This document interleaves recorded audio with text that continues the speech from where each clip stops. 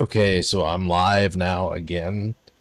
I just streamed for like 8 hours and 36 minutes. I think my shaman set is looking kind of sick right now. I mean, look at this. I'm putting illusions on things that you You found a wouldn't map where that normally is? be able to. I found a sort of glitch, and yeah, I think this just looks really weird and You know, cool there's right a now. person that like can only play well This if I like character, can't this get character geared up really quick. like Still not like incredible right gear. I now don't I'm have playing tier. very well and I'm not making any I mistakes will pretty quickly though. because like I don't really expect that Having I'm gonna win the fight. But like now that these, I'm and then getting I like might lower get health, I'm like now I'm another like one off of really wait and him. see. We're gonna get the cape. We're gonna get the cape because we're super lucky, I'm right? probably gonna make a mistake. Five, four, three, two, bomb incoming. AOE incoming.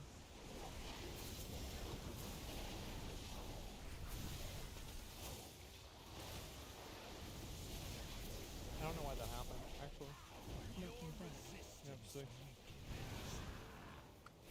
I'm always my own worst enemy whenever I play video games.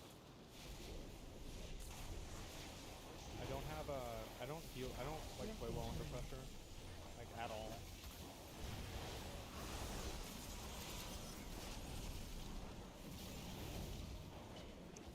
Yeah, there's just not much to say.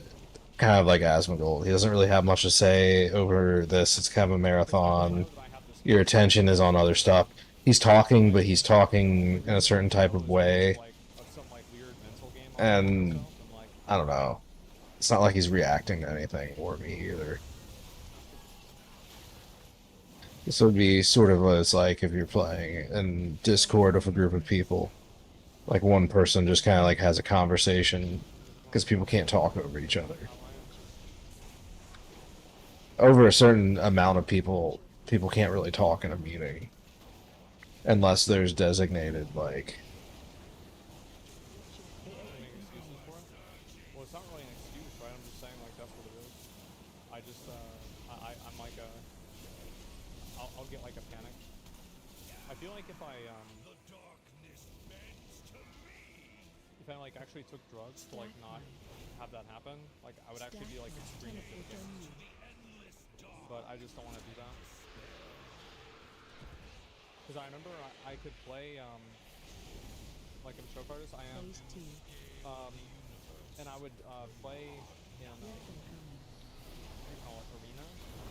And I remember like because I would play like really early in the morning because I wouldn't really be like as Watch your like step. stressed out then, and I would play so well. And then Bomb like later on incoming. in the day I would play like a fucking moron. And I remember I would just like I got to the point where I would only do arena in the mornings. Stack height.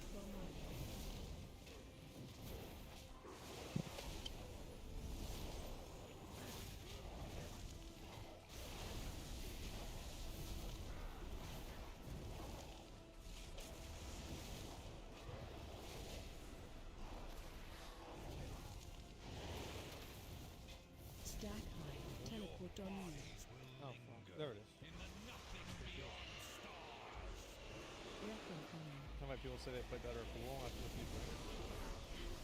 Um, I think for me, I just get anxious. Watch your Right? step. I'm a very anxious person, and that's why I try to never have like any degree of stress that We're would both passive, I think. like ruin my life. Like I basically know that I'm like not good at coping with it, so I just avoid it.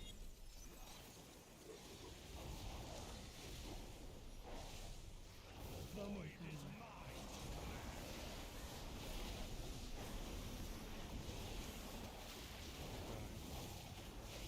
Damn, I'm getting a lot of these. Stack height. So we're Stack being anxious, height. ready to another class. Yeah. Teleport on you. Phase two. What the hell am I supposed to do again? Watch your step.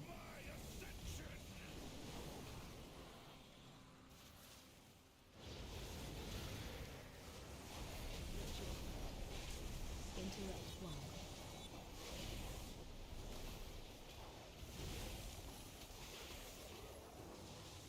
It's not easy being this good at the game, man. Damn, that's a lot of fucking boxes. Holy shit. Teleport on you. It's on the head can be defeated with the power of your mind. No, I'm past the point in my life where I try to like rewire my brain to like think a different way. If I'm having trouble with something now, I just instantly give up on it, to be honest with you. I just like, I don't want to, like, I just don't want to deal with it.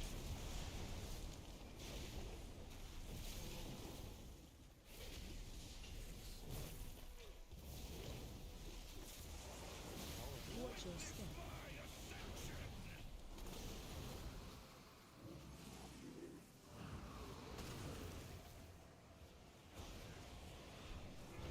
Interact 1. Watch your step. Is this, Interact 2.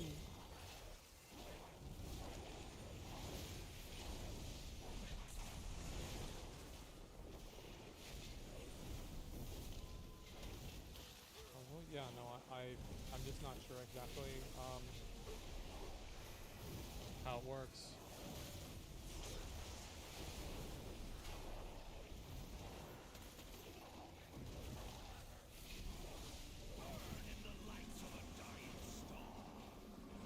Watch your step. So like,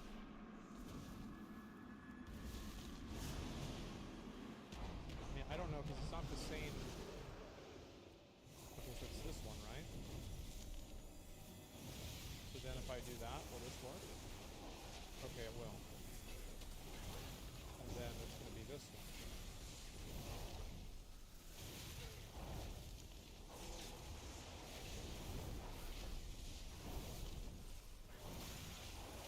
What is this?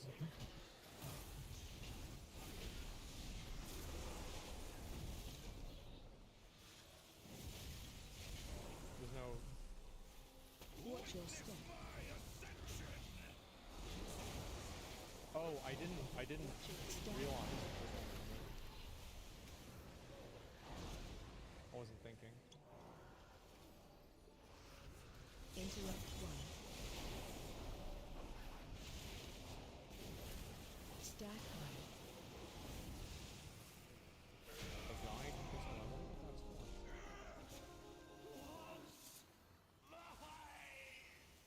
Easy. Yeah, a lot of this stuff is pretty easy.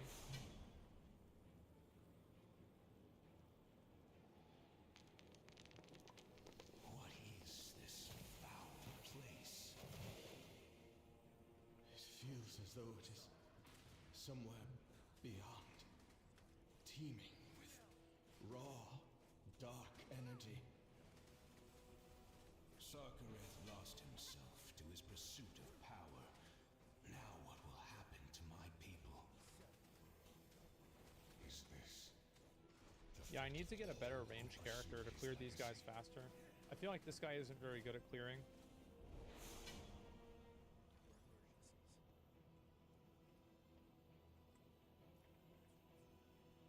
Jesus, another one.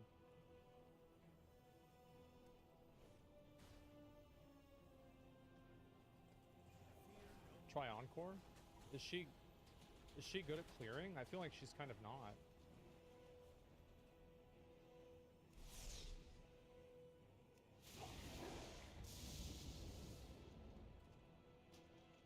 Encore's good. I actually have her.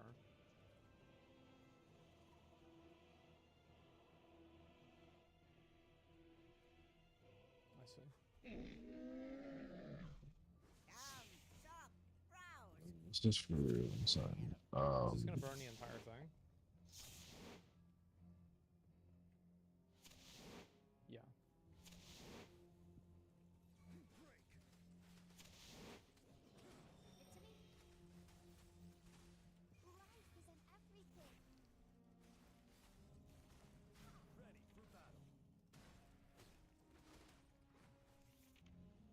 Okay. Fish oil. I tell everybody that Piss Sanity is my favorite internet website. I can't do this with 3 pieces.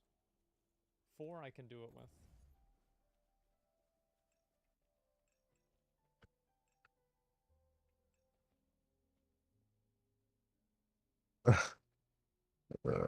So, What? brother.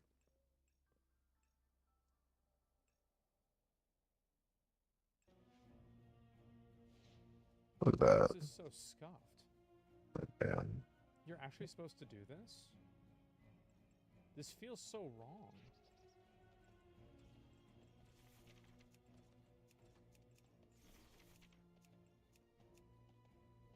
You'll see.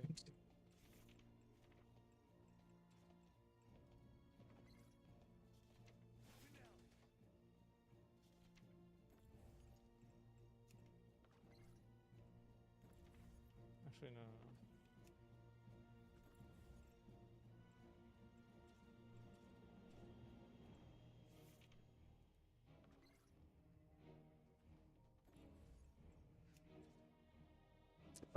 Let's do this.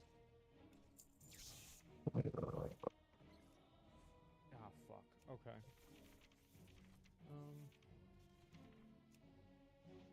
What am I doing wrong?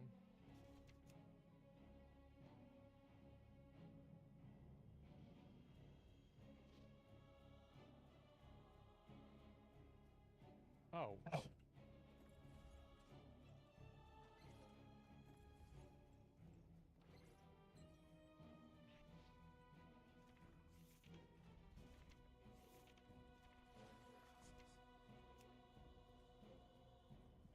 That was so dumb. That puzzle didn't feel good, you know? I had to put them in the places it wasn't supposed to be at. I like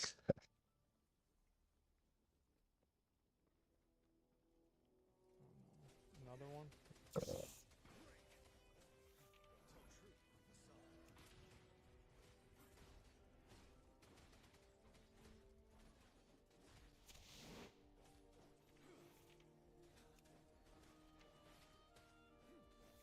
I wonder if it'll grab the guy from the top.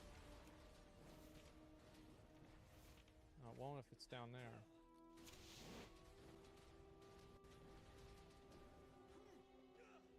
this transmog is fucking incredible. That's Going weird. outside blue isn't intuitive. Yeah, it's kind of obvious what to do. Like, in general, like, for me, like, I can think things out if I've already have, like, a preliminary, like, kind of foundation to think about things. So, you know, usually, like, I've already done these puzzles before, so it's easy to figure them out.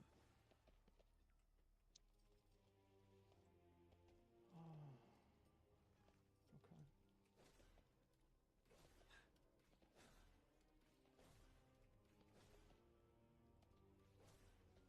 Where's the box? Extra supplies. How juice is beyond? Not as much as he should be. Chess piece. Hmm.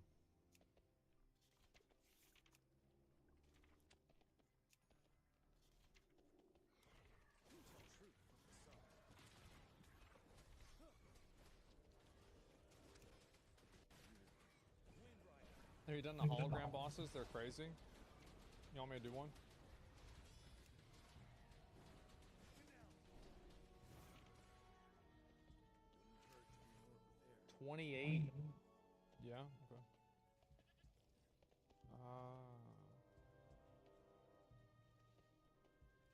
I think crownless is one of them, right?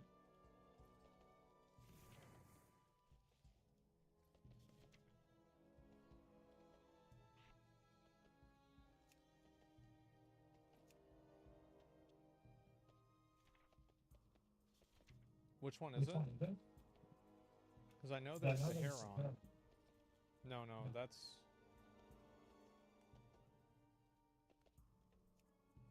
Tacit hologram. Okay, so it's a 2 swords.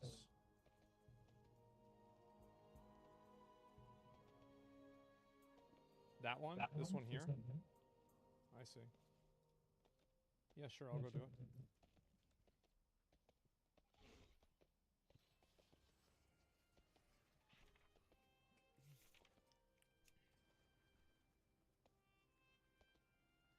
That's the monkey, yeah. And the boots with the fur.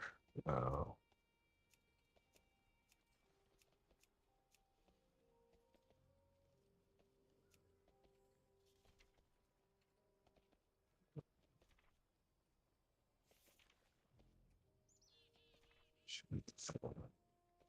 I'm gonna go get some coffee going and then I'm gonna get use on a this to different build up my character barn. probably. Oh, I'm gonna get my boy in.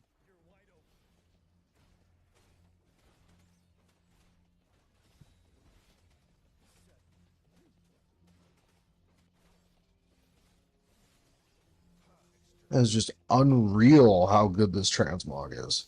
Wow. Many wares. Good fortune to our friends. Oh, I guess I'll get this while I'm here too.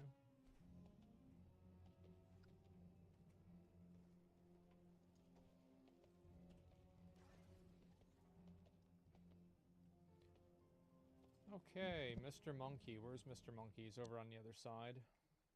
How you say? Fish oil? Not fish. Yeah, I mean, but like, The fish. this the labels are completely different. Lucky doos and rope. Well, some of you guys really think it's hard. Alright, Completely different. we'll see how it is. The size is it Or the different fish had a different to engine at a medical. Long time me day, I said they try turn me fool. Me no matter them, call me run me own thing. Check it out, say do we know some man a check. Where's the Rasta? Hold on your temper. oh, like a fish. Is,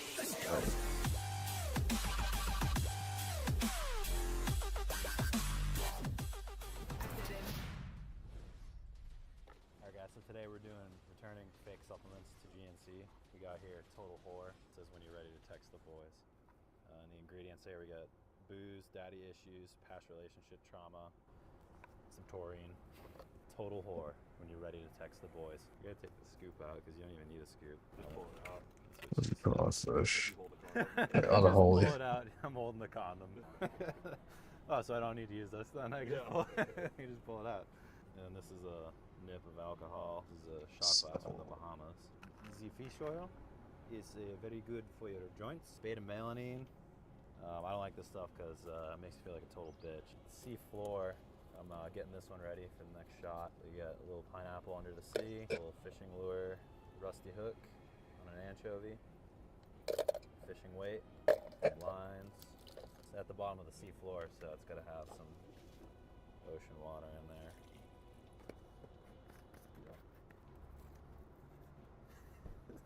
Dude, look at the pineapple. I got many lucky doos if you like.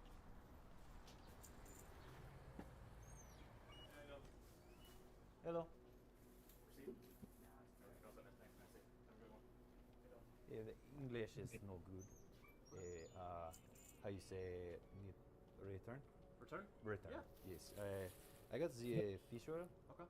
but it's no good. I burp it taste. My wife, I think I cheat on her. It's triple strength fish oil. I want to do some GNC. Which one? splash.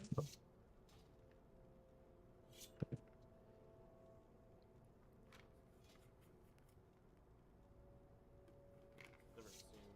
Did you put this on there? Did you put this label on there? Okay. Damn, that transmog just looks so good. Look at how good that looks. That is ridiculous.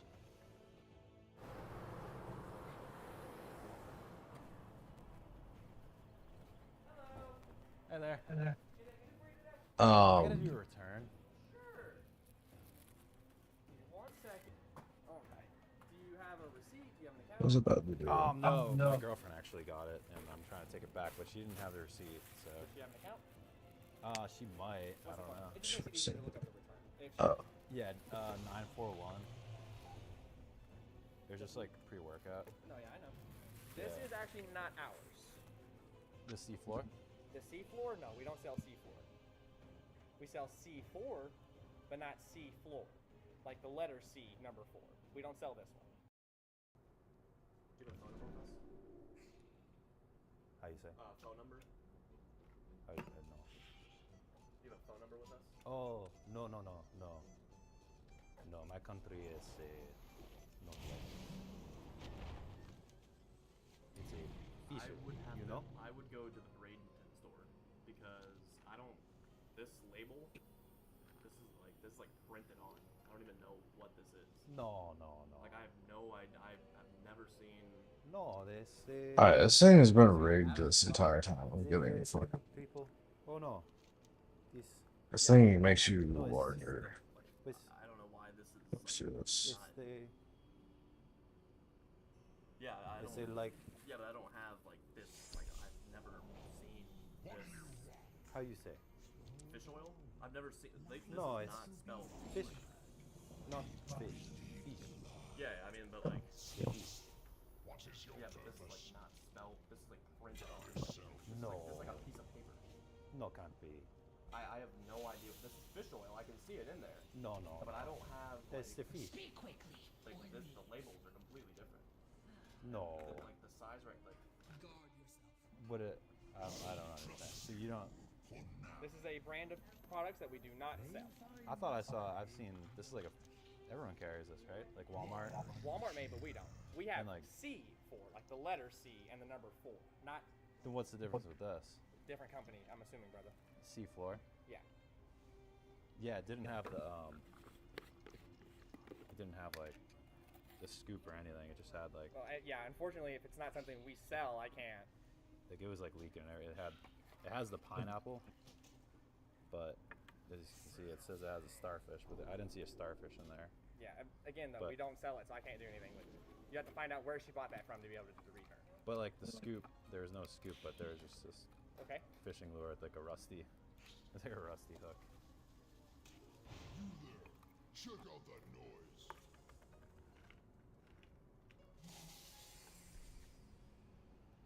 Completely different. It's what? This is the pill. Oh, And this see, is- no, I can't. Yeah, no, I can't. I would get like this is not like wherever you bought this from. I would have to go to that store. Yes, I because can't do the that. size is different. I cannot fit in my rectum. So you can't. It's not something we sell. Oh, you don't sell this? Yeah, that's what I was saying. We don't sell that at all. I thought you were saying That's pretty you sell sick. C4, but you No. don't sell C4. No, we sell C4, like the letter C with the number Those 4. shoulders We do alone. not sell that one. Oh. Yeah. You don't sell beta melanine? Not that brand. Oh. Well, this one's really popular. You gotta have this one. I don't even know. Redcon one. Nope, that's not even their real product. That is a makeshift product. What? Their product is called Total War, not Total Horde. Excuse my language. Totally. You just said it that right. I mean,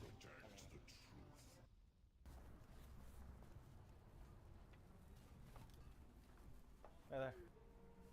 I need to do a return.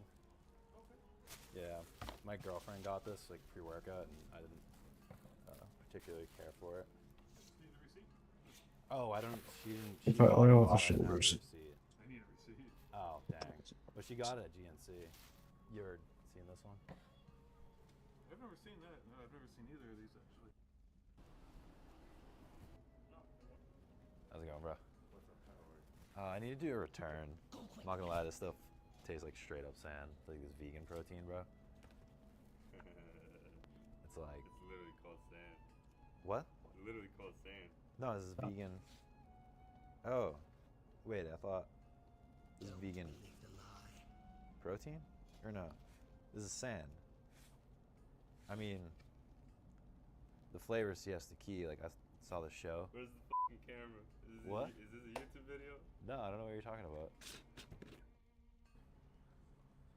Yeah, beta melanine. Yeah, I just- never seen either of these brands. I would take it. I just didn't like the way it made me feel. Yeah. I mean, she'd take that one and she'd go out all night and I wouldn't even see her. And I'd take that, I'd go to the gym, but I couldn't lift a lot of weight. You know, I just kind of felt like, you know, beta male. Yeah, I have to have a receipt though. Oh, I see. Okay. What if we did like an exchange? I can't do anything without a receipt unless it's GNC brand. Oh, unless it's GNC brand. Okay. I'll tell her. Yeah. I've never seen either one of those, so I'm not sure what's. You never seen one? Those came from. Yeah, it's like totally like this one. Like it wasn't even. Yeah. You know. What store is that? Bro, there's like, look it. There's like straight up. Get the fuck out of here, bro. There was like a kid's toy shovel. I know, like dude, I spent like $50 on this. I want to do a return. It smells like oysters. What store is that? It was at the one in Bradenton. Oh, okay. Yeah. You see, there's like, you know, a little bit of alcohol and shot glass. Yeah. Condom. I'm like, that's not my type of. I don't know what workout you would do with that. Yeah. Have you ever taken this one? No, I've never heard of it. You never heard of this one? Oh my god, yeah, this one's super popular. Yeah. All the girls take it and they go to the beach club. Yeah. I guess I'll just take the rest of the beta melanin and I'll stay in and Yeah. she can go to the beach club without me. Yeah. Alrighty. I cannot fit in the rectum. Yeah, but like I don't. we're doing Okay, really nice. Okay. I don't have an accent. Okay. Thank you. I printed this out. This is a fake funny. label. Okay, that's funny. Thank you, man. I'm like, what the hell is I'm this? Chris, by the way. I'm from America. A good accent. Though. Thank you. Oh Some my kid came god. in here. Nelk. They came in here. Nelk came in here. Dude, what? It was all of them. It was him, Jesse, and Bradley Martin came in too. In this GNC? And this GNC, they were doing some No. strength. They were asking for steroids. Yeah, it's a prank, bro. Dude, I fuck with that. I do YouTube too. Oh, you do? Yeah. What's your channel? So, I want to find out. We just came from the beach. We were filming, like, This some dude character some dude from gets- Pound Sand. I was like, bro, you want to dry scoop this? And he's like, all drunk. And he had Access big to face. those He actually put Yeah. it in his mouth. In his pieces face, and like, gear in his mouth. immediately, It was so funny. or if I have to get the achievement on each character. Yeah, you want some? Here, go red. Yeah, bro. 100% sand. Yeah, you want? Come on, dry scoop it, bro. No, it's sand. What's your Dude, this guy's the man. really good? Awesome, Try it out. man. 100% sand. 100%. Oh man, you guys want some? It's Siesta Key flavored. Not the beach, but like the show. Siesta Key. It's different. It tastes just like the show. Like, you know when you... Yeah, you want some protein? Yeah, bro. You want some? Yeah. Wait, Yeah, bro. Exactly, Muscle Beach. you're not, bro. Yeah. You're not. There you go. Wait, it's sand. Yeah, bro. No, it's vegan. It's vegan. 100% sand. No, bro, it's vegan, bro. It's healthy. Zero, bro. The funniest shit I've ever seen. That's fucked up. Supports healthy shorelines and muscle discovery. Go with Take that us a go. picture of the little Siesta Key cast. Yeah. That's beautiful, bro. That was good. Thanks, That was man. good, Nice meeting you, man. Bro, nothing but good vibes today. Absolutely. Straight up good vibes. I'm just trying to find the vendor. Like, one of the infinite vendors. Hang on.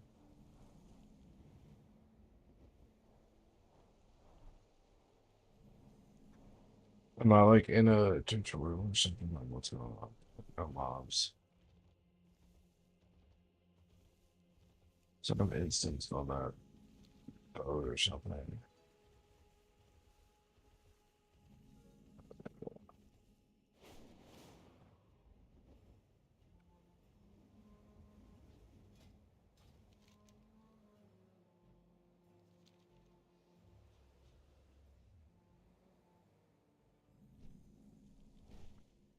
Okay, I suppose here's a good right place to. Excuse me? You're the most beautiful girl I've seen all day today. I appreciate Yeah. it. Here, so take that.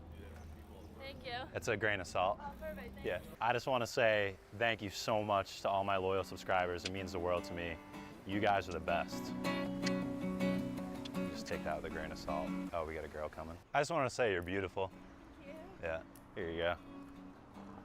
What is that? It's a grain of salt. Oh, thank you. Yeah, it's just, you know, because you're beautiful, but take it with a grain of salt. Oh. Excuse me? You're just stunning. Oh, thanks. Yeah, I just needed to say that. But you. here, Oh, it's, no, I'm okay. Thank you sure? It's just a grain of salt.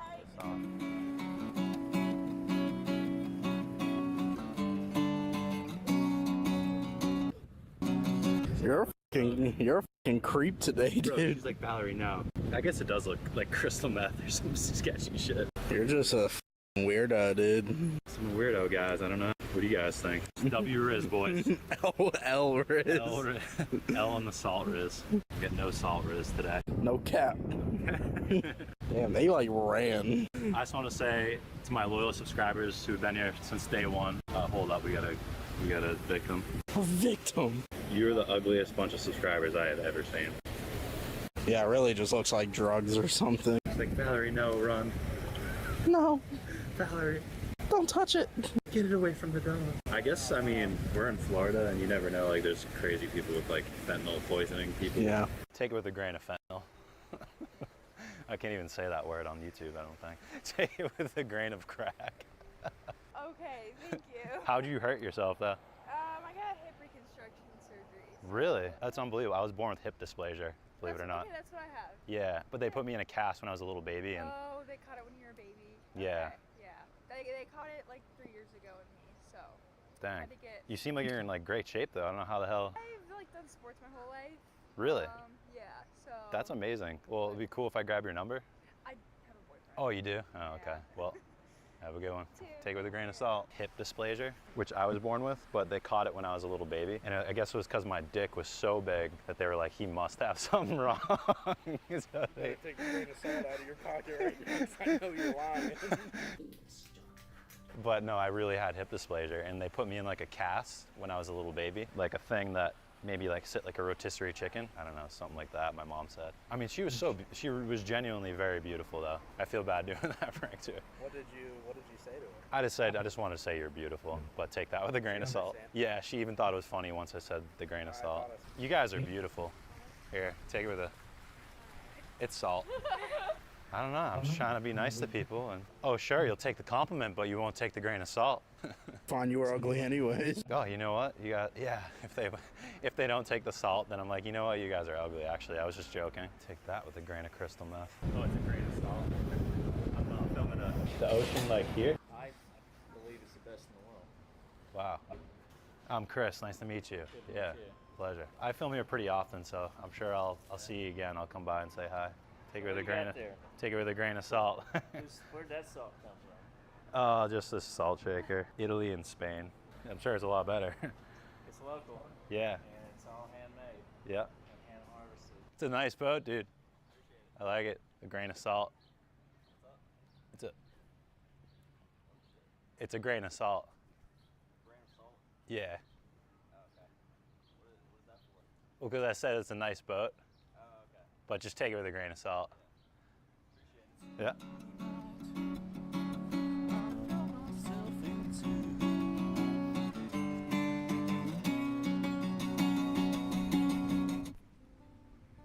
It's really good, dude. I was listening. Yeah, that's cool. Just trying to make some stuff up. I like it, yeah. You'd be the next Jimi Hendrix. Take that with a grain of salt. What? Oh yeah, thank you. Take it with a grain of salt. Oh, you do have a grain of salt. Sweet. Because the next Jimi Hendrix. Jimmy, yeah, I wish, man. Everybody on the ground, empty your pockets, anything helps. I'm gonna be a burglar and I'm panhandling. I'm not sure why it's funny, but it's definitely funny. There's something about it's funny to me. It's like Why it's fun. like burglars should be out robbing people. They shouldn't just be like asking. I'm not even asking nicely either. I'm like saying what you would say if you were like robbing someone. Like, give me all your money. God bless at the end. Makes it okay to do. Technically, I don't think it's illegal. Consensually robbing. It's not robbery if you ask nicely. This is my COVID mask. the one part where you can get like particles in. What beautiful eyes you have. Just here to steal your heart. Diamonds, watches, anything helps. Anything you got, hand it over. I have all your guys' money? No?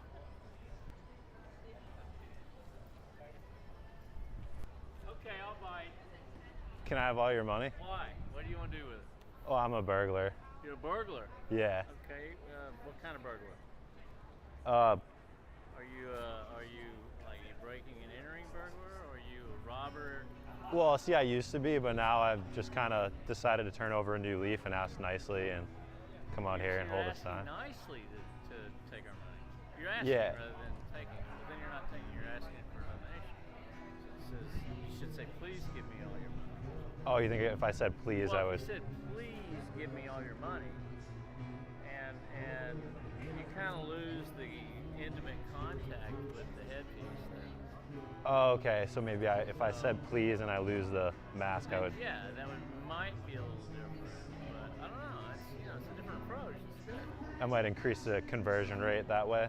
Well, since you're not armed, then it doesn't really have the the full effect of it. So it's either I should be armed and just go and take it from people, or I should say please and ask. It'd certainly make it more fun for us. That what's your major? Sociology. Engineering. Yeah, but then I decided to get into burglary because it was like easier. When AI come in, that's really going to be the only. So that they might take my job, like. AI might take your income. Yeah, because I haven't been making a whole lot of money doing this, so. No. It could just be AI is people are giving their money to AI instead of like real people like me. Harvest sea salt out of the ocean. I invented Coinstar back in 1993. You invented Coinstar? Oh my God. I used to use Coinstar all the time. I'd steal people's coins and I'd go there and I'd cash them in. God bless. Oh, thank you so much. I appreciate that. Yeah.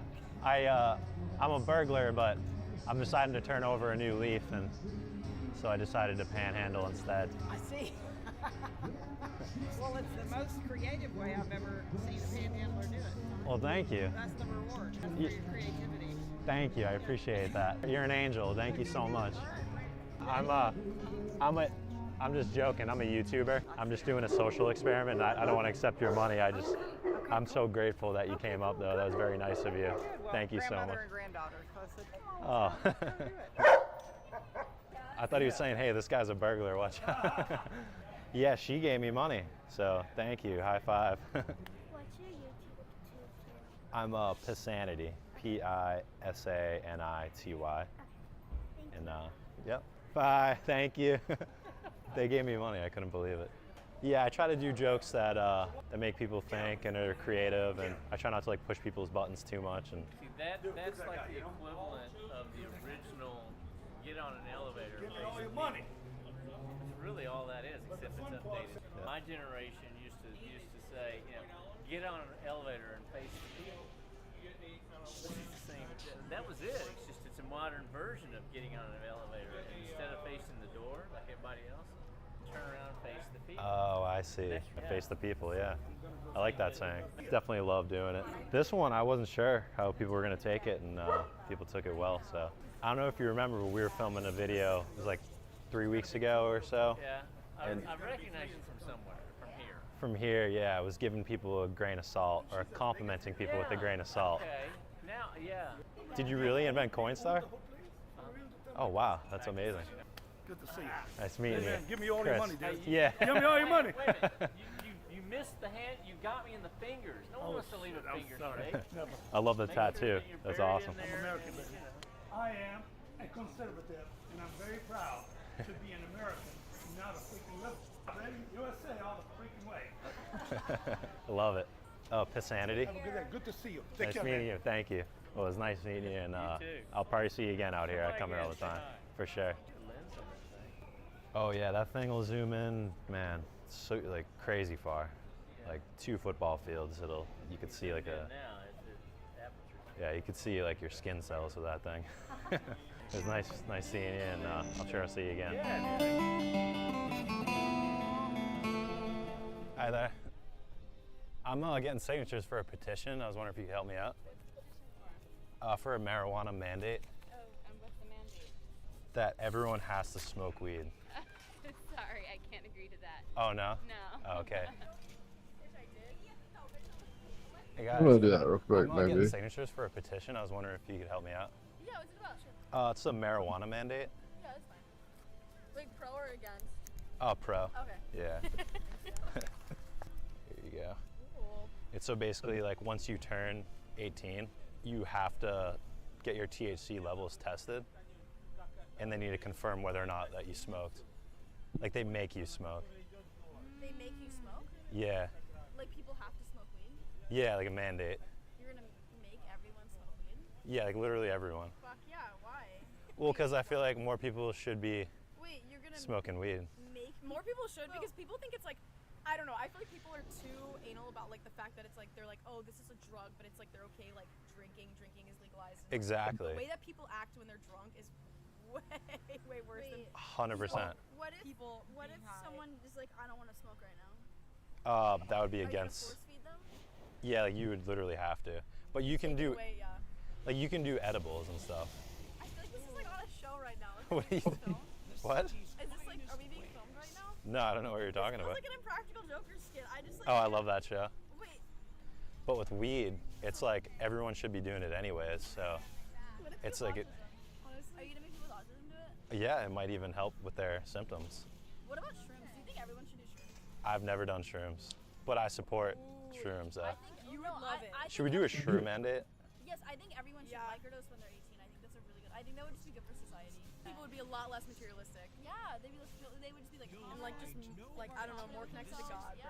Wait, was this your idea or was this something? Yeah. This is the original. Wait, so do you? What's like do you have like a step process for like getting this enacted or like? Once I get 100 signatures, I can bring it to the county. To the county. So this would be a county rule. Yeah. Well, it could go higher than that. It has to start at low level. How long have you been thinking about this as an idea? Probably a few months now. Oh, okay. Yeah. Oh, wait. I feel like you acted pretty quickly then. Yeah, and I was like, There you know were what? only why like not? 2 Here. items I need to I get want to rid see of. some changes made, and it makes your day just better. Yeah. Like it makes everything better. Yeah. But I hear people talk about like how it makes them lazy and stuff. Yeah, that but happened to both of us. it did. Yeah, pretty bad. Is that why you're just like hanging out at the park? That's And, what we're talking about. well, it is that's right. Saturday though. Yeah. I was gonna ask for your number, but I think I already have it. Yeah, I got your number. Okay, cool. Well, it was nice meeting you. I'm Chris, by the way. Yeah, nice to meet you. This is cool. Oh, Chris. What was your name? Sasha. Sasha. Do you have other people that are like on board with this that are like helping you with it? You were the first people I interviewed, actually. Did anyone like have like a really bad response, like a really negative one so far? Oh, there was a lady over there, but Do you yeah. like try to like get their vibe first before you approach, or do you just approach everyone? I don't know. I don't get their vibe. I just kind of approach and I try to be. That's good. It's like bold. It's just like let's just ask. If you knew someone that was like really stressed out, do you think it's like unethical to just like pop an edible in their food and then they're having a good time and you're like, hey, like this can help. That's you, what I you know did. What I mean, is that? I kind of wanted. I mean, to do that people do that with their dogs, I think. Right. So Like I on a think small. that's another, like my roommate was pretty depressed last year, and I wanted to put serotonin pills in his oats, and someone told me not to. But in hindsight, I actually think it would have been a good idea. And I don't stand by my decision to not do it. He's like addicted to oatmeal now. Yeah. Well, do you think crushing up serotonin pills and putting it in people's food is a good idea too? Serotonin mandate. I don't. Mandate, you guys. I'd have to look into the research about serotonin and how it. Yeah. I think if you just smoke weed, that's all. Maybe a little coffee. Dude, and like you know how some people, if they smoke weed, it can actually like trigger schizophrenia in them. But schizophrenia, I actually don't think is real. I think it's like connection with spirits. So it's like that's a good thing too. You know what I mean? Is that What how do you mean? I think You they think that's, actually are hearing the voices and they're real, and they're communicating them. You know? It could be. Yeah. So how much will people be mandated to smoke literally just once, or like? I think like they have to be above a certain like blood THC content level. Wait, that's so funny. You know how like when you would go into a store like during COVID and they scan like your temperature has to be like above or below a certain amount? Well, like they would test your THC. Oh. Yeah. Whoa, wait. So if you're not high, you could actually get fired from your job. What? Yeah. I Like, actually think we could have a much happier society, and like work-life balance would probably be better. Yes. Wow. I mean, yeah. Huh. Are there Yeah. other counties that are like trying to do this, or? I'm the only person I know of that. Yeah, that's phenomenal. I mean, I've seen someone in St. Pete trying to get signatures, but that was just to legalize weed. Yeah. But I want to go a step further and mandate weed. Yes. Like instead of it being just legal, I want it to be everyone smokes. I'm actually filming a prank video. I'm a YouTuber. Are you? And my buddy is filming back there. Genuinely though, it's not even a bad idea. Like, I know. It sounds like a real thing, doesn't it? Show me the hoe facts. Oh yeah, that's my other. Is that the YouTube the account or what? If you search this, you'll find my account. But no, I have a like prank channel. What would you do if someone actually did like come up to you and was like, "I'm gonna make everyone smoke weed"? Honestly, I'd probably not be on board with it. I mean, I'm for it being totally legal, but I'm not for the government making you do anything. But Yeah. I just think it's hilarious, though. Yeah. Yeah.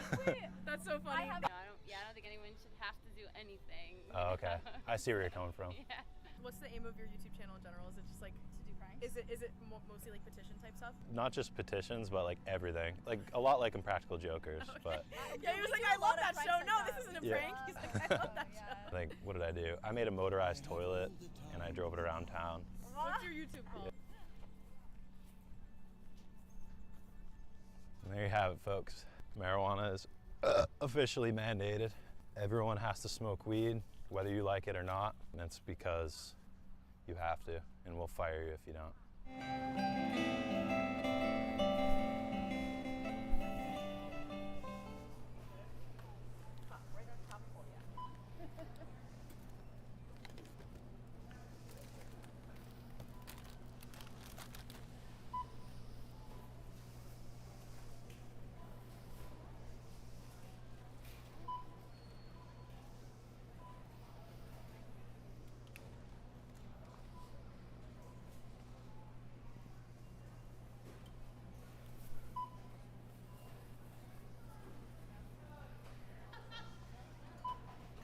Because the next Jimi Hendrix. Jimmy, yeah, I wish, man. He was an innovator. Oh, there we go. Oh, yeah.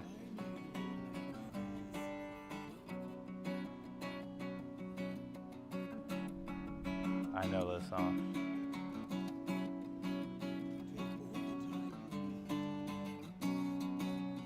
Hell yeah, bro. Ever you,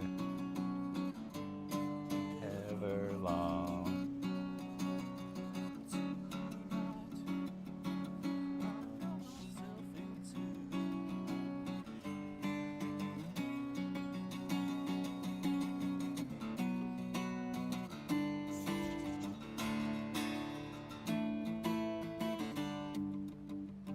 Wow.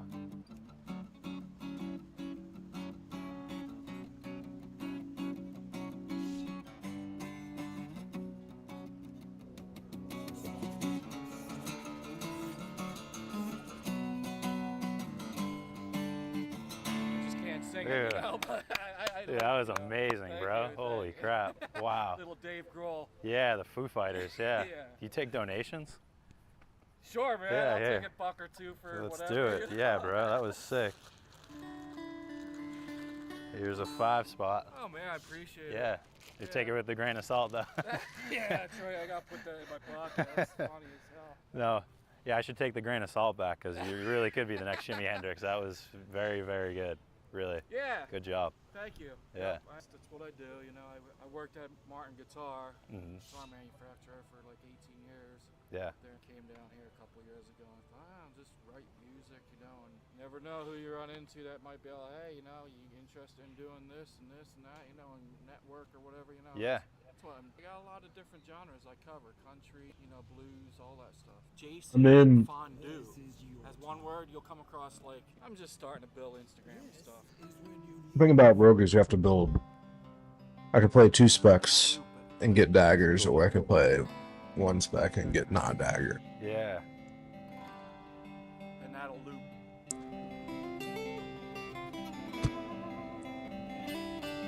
I think the for like I like the AOE. I really like this one. Yeah, dude, that's so sick.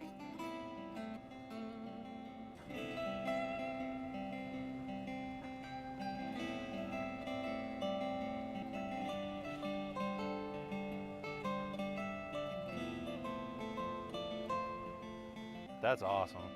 I do like jokes and comedy and stuff like that. So when I did the grain of salt thing, That's part part of your deal. Part of my gig, yeah. Take it with a grain of salt. Yeah. Just a little Like, social hey, you humor. put a smile on someone's face, you know. Yeah. It's worth it in life, you know. It was nice Grain meeting of you. salt, Yeah. man. Yeah, salt man. Yeah. Grain of salt, man. Have a good one. You too. It was nice meeting you. Yeah. Thanks, Jimi Hendrix. Dude, this water is so shallow.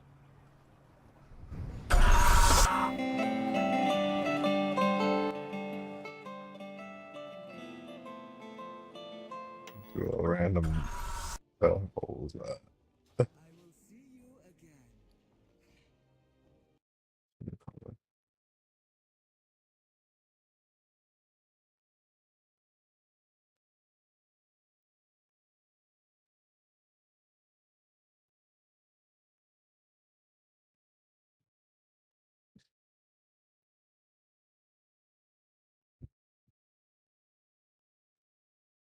So at this point, I think we can all agree that out of the many prominent figures who went all in on Trump, the one who debased himself the most I can still was do former New York daggers somewhere down the line.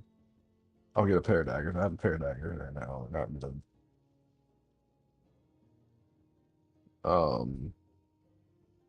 I know Outlaw pretty well. Although I'm not very good at executing it.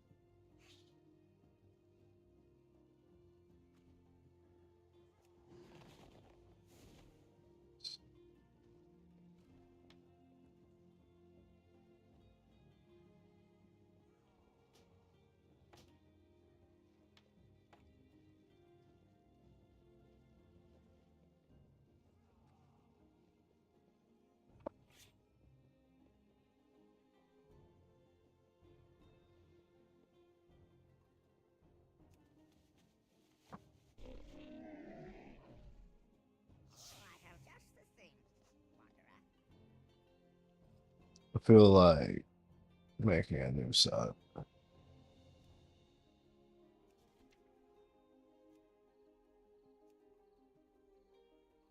Or wearing a new set at least.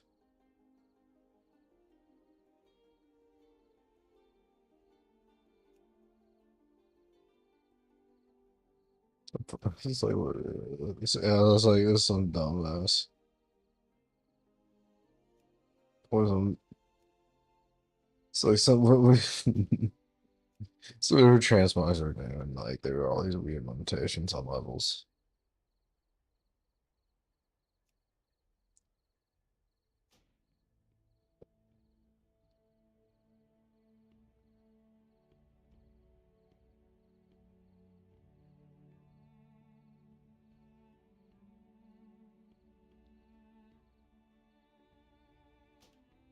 Five point four, 5.6.4.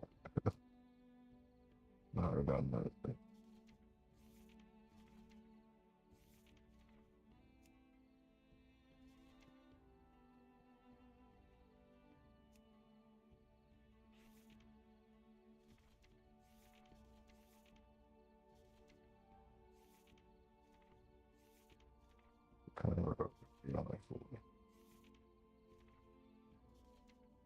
This is current content. This gear set. I feel like I should just do Alec here.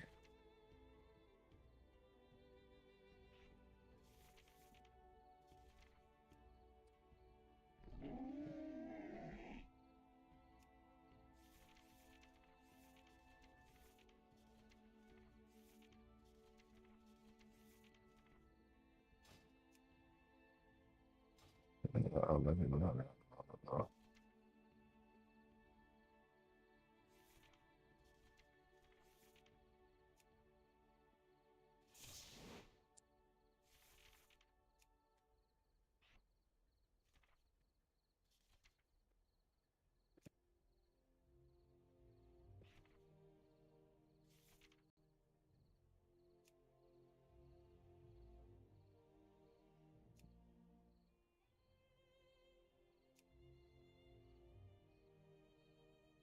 I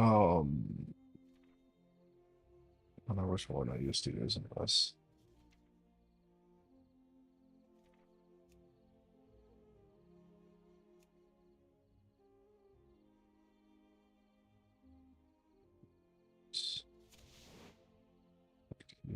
Maybe.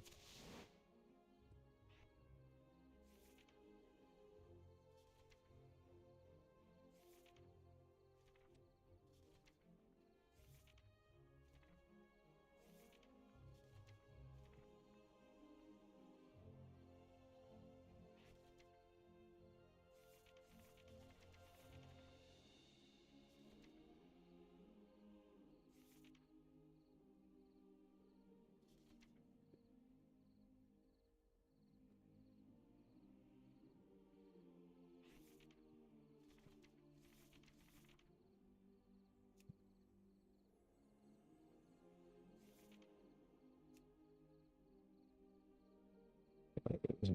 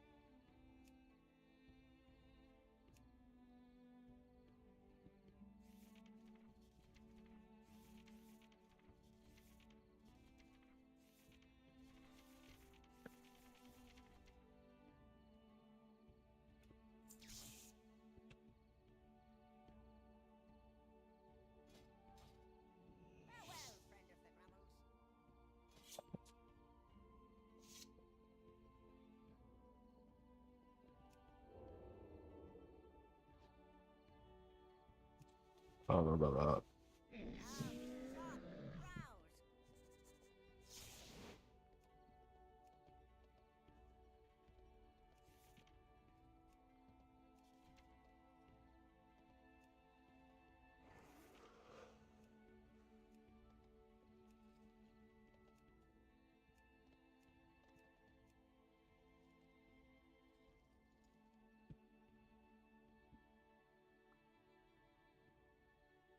Power tournament.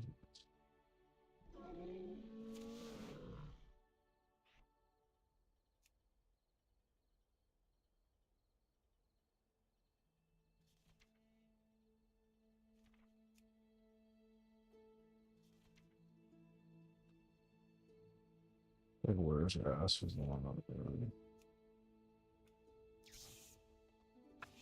May your feet find good trails.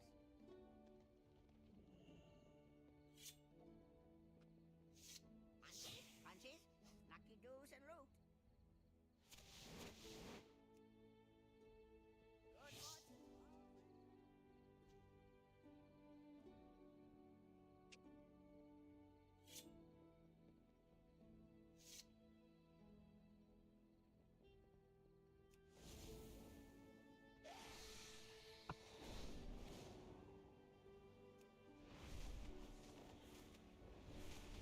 Okay.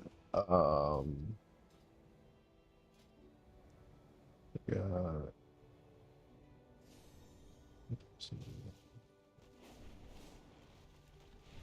There's something more.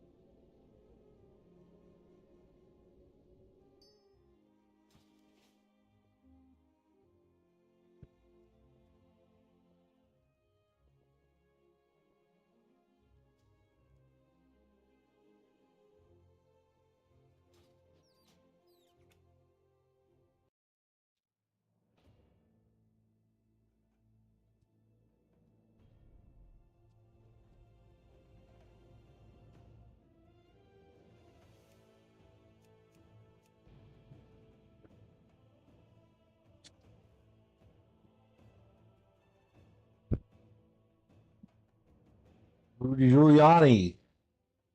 Look at the man himself. City Mayor Rudy Giuliani. The man was always a bit of a freak, but since taking on his role as Trump's legal counsel and hype man, he has seen his life, his public image, and his personal finances turn to absolute shit before our very eyes. At 80 years old, the man formerly known as America's mayor is bankrupt and owes money to dozens of people who successfully sued him. He's facing civil and criminal charges in multiple cases related to the 2020 election. And he's been caught on camera looking like an absolute schmuck, whether it's holding a press conference at a landscaping company because he got it mixed up with the Four Seasons Hotel, leaking black goo out of his skull, or appearing to try and have sex with Borat's daughter. Any one of these incidents would be so mortifying to the average person that they would crawl into a hole to live out the rest of their days, but not Rudy. No, he embraces it. He uses it as energy fuel. As we've discussed this week, one of Rudy's latest achievements in embarrassment came when, after weeks of successfully avoiding getting served with yet another indictment and publicly gloating about it, he was successfully served by the Arizona Attorney General's office at his own 80th birthday. Reportedly right after everyone sang happy birthday to him. Make a wish. They waited, they're like, all right, this is too pathetic. We have to wait until at least the song's over. I'm gonna wait till he makes a wish, because he's probably gonna wish that he never gets served, and then I'm gonna serve him, and it's gonna be so cool, and me and all the other process servers are gonna have a real hoot about it at the process servers bar that we all go to. Yeah. So it was once again the kind of thing that most people would consider to be the most deeply embarrassing moment of their lives. But for Rudy, it was just a Friday. And by Tuesday, he was back at it again, adding further disgrace to his legacy. Many of Rudy's most embarrassing moments have felt like something straight out of a movie, and in the case of Borat 2, it literally was. But this next debacle is specifically straight out of the movie The Naked Gun. So at one point, the character Frank Drebin is in court and is mic'd up so he can give testimony. Then he goes to take a piss with the microphone still on for the whole courtroom to hear. It's one of the best bits in the movie. On Tuesday, Rudy Giuliani appeared remotely via Zoom to his arraignment in Arizona court. And, well, just here you go. Okay, thank you very much. No, you're welcome. I'm sorry that that wasn't clear. Can you go ahead? Appreciate it.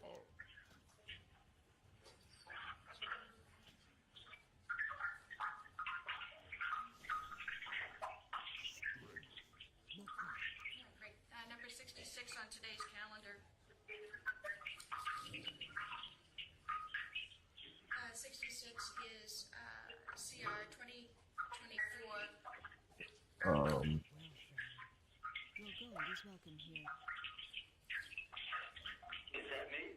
Yes, it's you, Mr. Giuliani. I'm just calling the case CR 2024 006. Okay, yeah, that sure sounds like piss. And very specifically, old man piss. Dribbler. It's a weak stream, possibly due to an enlarged prostate. Could be. This, of course, seems almost too good to be true. And it seems like something that could have very easily been edited into the video. But here's the Daily Beast. For those inside the courtroom, the question of whether Giuliani was pulling a Frank Drebin left many of them holding back the urge to laugh. We were all trying to hold our composure in the courtroom while trying to figure out what it was. Reporter Cameron Arkand noted. Now that tweet from that reporter appears to have been deleted. So, who knows? Maybe it was out of respect. Maybe it was out of fear. Maybe he was correcting a mistake. I would have thought that Rudy would have done this on purpose to keep up the, really drive home that he is just a doddering old fool. He can't even appear at his arraignment correctly. The Uncle Junior defense? Yeah, like I'm clearly too old and stupid to have committed any crime knowingly. That would make sense if it was at all consistent, because he is still out there pretending to have his shit together. Yeah, well, so yeah, I mean, it's not like this would be especially unbelievable, though. I mean, Vivek Ramaswamy accidentally pissed with his mic on during a Twitter Spaces talk like 3 months ago. And Rudy previously let out a loud fart during a hearing where he disputed the 2020 election results. The answer. Point of order. The answer that I gave you is they didn't bother to interview a single witness, just like you. And that's 100% real. You see the woman next to him go like, "Damn, Rudy, damn." Yeah. Well, like when you get that old, they just kind of fall out. Yeah. The farts slip out. The pee's a little harder. Yeah, the pee comes out a lot slower, and the gas comes out a lot faster. Yeah, no one's gonna question whether or not he was frying chicken off screen. It was not that. No. So we choose to believe that Rudy Giuliani did, in fact, take a piss on Mike during a court appearance, because it is absolutely in line with every other thing that we know about him. And at this rate, since his gaffes appear to be accelerating with age, we look forward to Rudy's next gaffe, which is due any moment now. Yeah, possibly while we're filming, he does another one. Yeah, if this one didn't stick, he's like, oh, everyone thought I was goofing.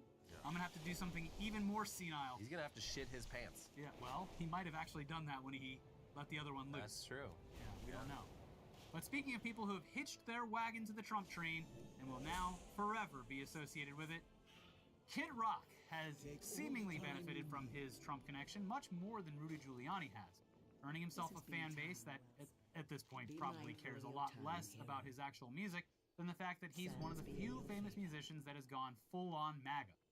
This week, Rolling Stone published a long interview between writer David Peisner and Kid Rock, real name Bob Ritchie, and it is a lot. It's long. It's a lot in that sense, but it's also a lot just in terms of the portrait you get of this man. Yes. The intimate look at his life, where it's in the category of stories we've all seen many times, where it's like, wow, he's really got it all. And then you take a closer look, and you're like, wow, actually this person seems fucking miserable. Seems very depressed when you They peel seem to back be just a couple layers. in a prison of their own design in a lot of ways. Yeah, so the whole thing is worth a read, and links are always down below in the description. But let's just go over some excerpts, because they're going to give you a great idea of the real Kid Rock. Yeah, some real just insight. So first, here's a description of just Kid Rock's house, which I guess is just in the middle of fucking nowhere. Yeah. Modeled to look like the White House, the extravagant, airy mansion is decorated with taxidermied hunting trophies and neon beer signs. The bathroom hand towels are monogrammed with an R, and a mirror near the sink has a naked woman in a Liberty headband painted on it in pink. Images of Kid Rock's platinum records adorn the garage doors. Ritchie's entire sprawling 214-acre compound, which includes a saloon, a studio, and a cavernous hangar with a pickleball court, a basketball hoop, and the original General Lee from the Dukes of Hazzard in it, feels like what a 13-year-old boy might sketch if you asked him to design his dream home. I gotta say, at least he lives up to the persona that he's built for himself. Yeah, this is... Because he wasn't white trash. He was born to a very They go over that a lot in this article. His dad literally owned a dealership. Yeah, He's the original, my dad owns a dealership. He was from... I mean, and we know people, like, from Detroit, and it's like the city of Detroit and the suburbs of Detroit. Last time. Very different scenes. Yes, it's just funny that he... 8 hours to 6:30 is inaccurate, too. Despite being somewhat wealthy from Michigan, and has decided, even in his private life, to fully live it. So, I mean, yeah, you know... At one point in the interview, he puts on a Bud Light hat. Yep. And the interviewer is just like, what's that about? And he's like, oh, fuck. Don't tell anyone. I feel did like this on accident. Because he's come out so in support of Budweiser in recent months, since I pretty much, it was like New Year's or something like that, he was on something where he's like, everyone stand down. Yeah. We've done enough. And now he's wearing the hat. Ceasefire now. And this isn't like the first, there's been little hints that maybe he's like digging a little deeper. Like there has to be either he got like a phone call from someone at Anheuser-Busch, or like a surreptitious endorsement deal or something. I think he's the real deal. So he actually does care that much. You know, he's not going to let one little misunderstanding get in the way of a lifelong love affair with Anheuser-Busch and its delicious products. The funniest part of this would be like if he really gave it the college try to get into like Coors Light or Miller and was just like, I can't do it. I don't care who endorses it. I mean, I think he did, because in this house he's serving Miller Lights. Oh. Well, so the bulk of the article is a profile of Kid Rock's origins in the suburbs of Detroit, his political shift over the years, and commentary from various people who have known him throughout his career. But it really, really goes off the rails towards the end. By this time, I've long since quit drinking, but Ritchie has exchanged his white wine for Jim Beam and Diet Coke. He proceeds to drain at least 3 or 4 of them in pretty quick succession. He's sitting in a dark leather chair, shouting at me about something or other, when he reaches behind the seat, pulls out a black handgun, and waves it around to make some sort of point. And I got a fucking goddamn gun right here if I need it, he shouts. I got them everywhere. Something you definitely want to see and hear from an individual who's not only been just drinking throughout the night, but then is pounding fucking Jim Beam. Yeah. It continues, this was the tenor of the next hour or so. We start talking about American history, and he rightfully brings up slavery and the genocide of Native Americans as stains on that history. I ask him if he worries that in the modern day, he might be on the wrong side of history. No, it was the Republicans that freed the fucking slaves. Yes, but the Republicans were the Progressive Party back then. I know where you're going with this, and I'll tell you why I don't, Richie says. Because Trick Trick, the hardest hitting N-word in Detroit, was like, dog, you had that shit right. We need Trump. I'll call him right fucking now. He dials his phone, but Christian Mathis, the pioneering underground Detroit rapper who goes by Trick Trick, doesn't pick up. Richie turns back to me. I'm telling you, these dogs are calling me like, yo, N-word, you had that one right. And that's with the hard R. Yeah, and that is, I can say it. He gave me the pass. So yikes. And yeah, it reads as though he said that with a hard R. Not that the alternative would be much better, but there you go. At this point, it does seem like in the interview, Kid Rock is pretty wasted. At one point in the evening, the MAGA veil falls for a moment, and he seems to lament becoming such a reviled figure among so many music fans. No one's ever gonna say, fuck Prince, he tells me. As soon as he goes, and here Richie breaks into song, I never meant to cause you any sorrow. You're like, ah! Yeah, but Prince wasn't out talking shit about everyone spouting political opinion. I don't care. Purple Rain is probably the greatest Prince song ever written. Prince is known for Purple Rain. I'm known for shooting up Bud Light cans. But do you want that? You don't want that to be on your epitaph. I don't care. Yeah, but you do. No, I don't. You don't understand. I really don't give a fuck. As he's probably crying, at least on the inside. What have I done? Is this my legacy? I don't care. And he is of the somewhat of the correct age to where he was probably extremely heavily inspired by Prince. Yeah, I mean they talked to like so many people who knew him like back in the day, and they're like, yeah, like he was into like all these different genres of music, and like that's part of like, I mean, regardless of the quality you perceive in his like that first album of his that got big, like there are a ton of musical influences there that like were crossing over in ways that like hadn't really been seen in the mainstream yet. So yeah, I mean it does sound like he really does admire Prince. Yeah. It does feel some sadness that that'll never be him. Yeah, well. But it's not just that. I mean, Prince was also, I would say, thousands of times more talented. Well, yeah, obviously, but like, even at his level of fame, going a different direction, I'm not drinking. A legacy that he probably would have been at least a little more proud of, because it doesn't sound, based on this interview, it doesn't sound like he's proud of his legacy, despite like whatever that. he's currently Yeah, saying they or also, going along I mean, with. like, so a lot of the Thumbnail. is sort of like Poorly tracing his drawn like, bomb. political path. And it's just like, yeah, he's always been like, yeah, I'm a Republican, but like he's like over the years many times he's just like, yeah, I'm not down with like the anti-gay stuff and like anti-abortion stuff. Like he I seems to even be need like that. I don't pretty know what moderate I'm up to a point, and getting then that Donald for. Trump comes along and he just leans hard into like all this culture war shit. Garbage. Yeah, it's to me he feels like he loves America, but he loves a certain type of That's America pretty that he's cool, made up in man. his mind that is literally I'm sorry. monster trucks and kicking other countries' asses. Yeah.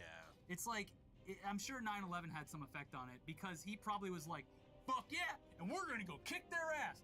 And like, and he just seems like that style of very patriotic person. Yeah. So, yeah.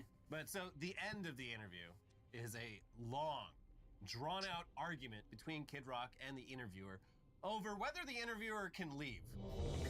Okay. So Kid Rock keeps insisting that he spend the night, and he's refusing to drive him out to his car, which is like a half-mile out in the middle of nowhere because his compound is massive. You won't make it, Richie snarls. Just watch this one YouTube video, and then I'll take you up there. After some fidgeting with the remote, he loads a video of himself performing Born Free at a 2011 charity event onto the flat screen in the lounge. The audience at the show includes Jimmy Carter, Bill Clinton, George H.W. Bush, and George W. Bush. Don't you miss being that guy? I ask him. No, I can do that any day of the week. Not anymore, because you couldn't be in a room with, I don't give a frog's fat fuck. Look around, I got a butler named Uncle Tom. Do I look like I give a fuck? What? He does. That's crazy. It is wild that he like has this and he's like, you know, that is to him, deep down in the drunk mode, maybe the pinnacle of his life.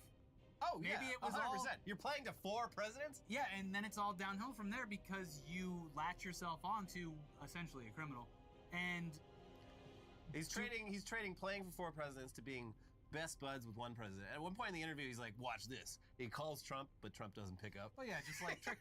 No one's answering his calls. Because I'm sure when Kid Rock's calling, you're just like, "Fuck, do I have time for this shit?" How many Diet Cokes and whiskeys Jim has he Beams had so far? Yeah, it's. I feel like he's getting these little flashes of like self-awareness or whatever, because he has these moments where he's like, yeah, like I don't like that they're banning abortions. I don't like the anti-gay stuff. Like he seems to have some. That should be it's in there somewhere. Yeah. But he's committed to a very specific bit. Well, this interviewer for Rolling Stone, he should understand that when another man asks you to watch a YouTube video, that is him sharing his. He's being friends with you. He's sharing a part of his culture with you. When the video ends, I stand up to go, but he wants to watch another one, and then another one after that. This goes on for more than half an hour. Me telling him I need to leave, him insisting on watching just one more video. All while goading me into arguments about Gaza, Trump, whatever. He pulls an acoustic guitar off the wall and plays along with shaky fan footage of himself performing Maggie May. I start to wonder if I'll ever get home. Finally, I pick up my backpack. Okay, I'm out. Richie shakes his head. You just stay over. I can't. I really have to go. All right, this is the last one we'll watch. This is every drunk high party I went to in my 20s. One more. No. We don't want the night to end. When the night ends, that's when reality slips in. Can't be alone with my thoughts. Yeah, it's woo. This one is the final. That's what my dad used to say. The final. I've got to go. You can't get anywhere without me. I've got legs. I can make it up the hill. I'm leaving. I start walking towards the door. Sit down. No. One more and that's it. You said that 10 fucking minutes ago. Final. You haven't even asked me about my jewelry. No, but you see, he let him. Look, he showed him YouTube videos, which is a sign of trust and camaraderie among men. Specifically a white man like Kid Rock. I'm sure he showed off one of our videos where we're making fun of him. And then he like lets him in a little bit and he goes, you know, we're friends now. The final. That's what my dad used to say to me. He's like letting him into a part of his life. He's like, look, I'm damaged. I got daddy issues. Just, you know, let me do what my dad did and say final, and then you stay. And we all have a good time. You know what he's acting like? Yeah. He's acting like a drug dealer. Kind of. When you go to their house, you're like, okay, so how much? All right. No, sit down. Well, come on, we'll just watch a little bit of this. You know, thank goodness that they legalized weed because I did have to live through those years.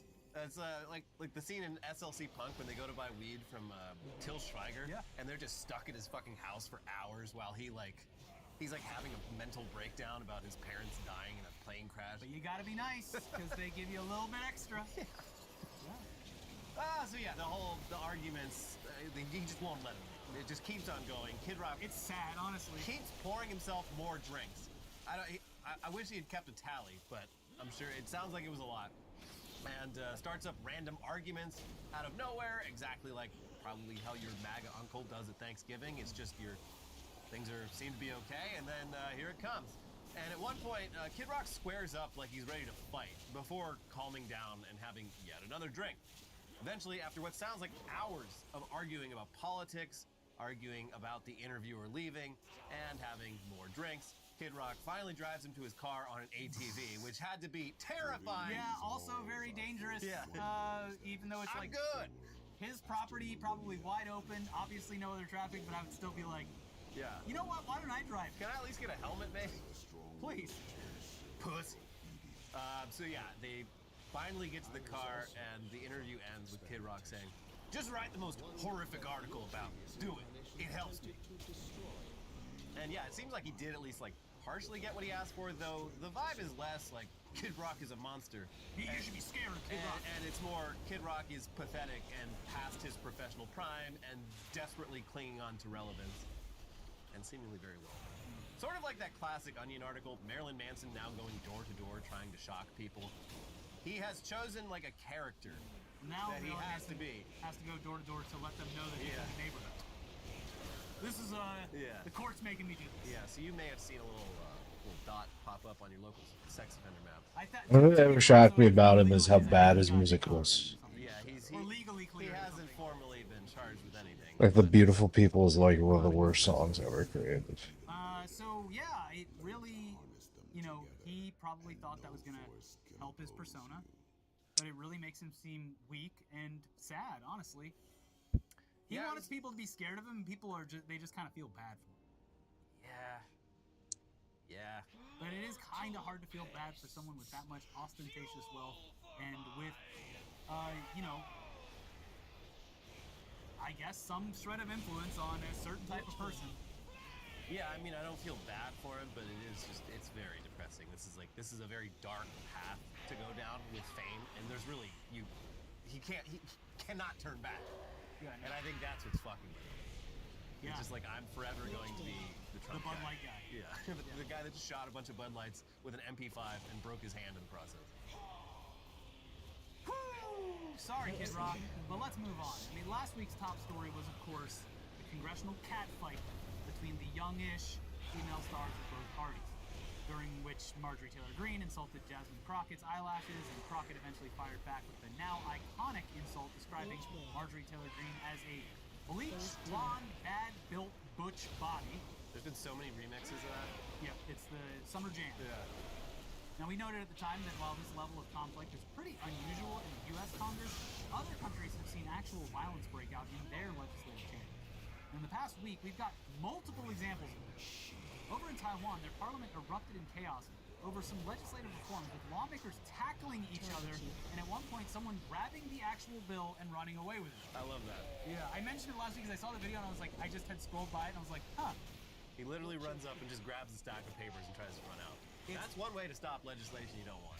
Yeah, and over in Romania, a parliament meeting got so heated that two lawmakers got in a fight, during which one of them tried to bite the other's face. Damn. Woo. Meanwhile, too much tweaka. Yeah, well, that'll do it. Turns you into a monster. So bad, makes you into a vampire. Meanwhile, a few foreign heads of state decided to also help put our shit into perspective, with Argentina's Javier Milei declaring, "I'm the king and I will destroy you," at a rock concert / book release party. This is so weird. He got on the mic, he was singing, he's rocking leather.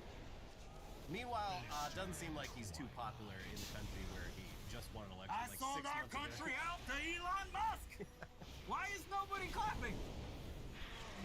So, India's Narendra Modi publicly declared his belief that he was literally sent by God. So there's also that too. I'm not sure which God though.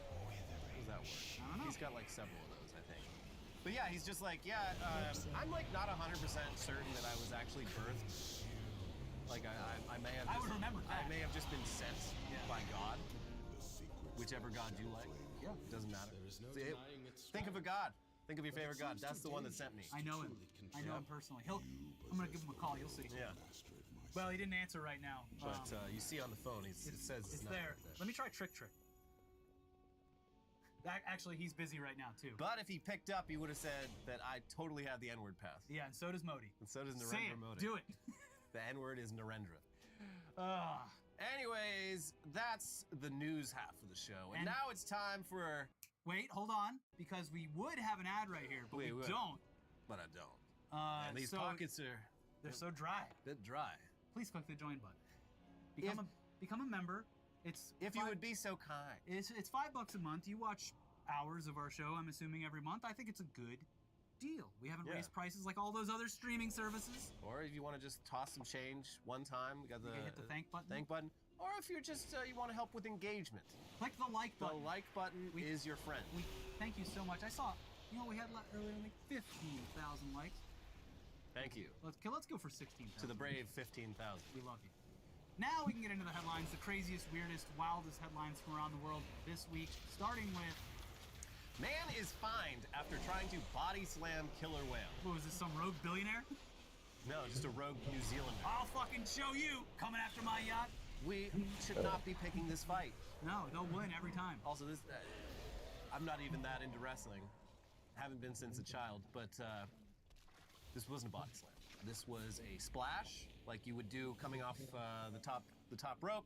A body slam is when you pick someone up and slam them on the ground. What this man did was jump off of a boat onto some orcas that were nearby that were probably, you know, what a magical moment. Some orcas swim up to your boat in the sea and they don't look mad. They're just like, hey, what's up?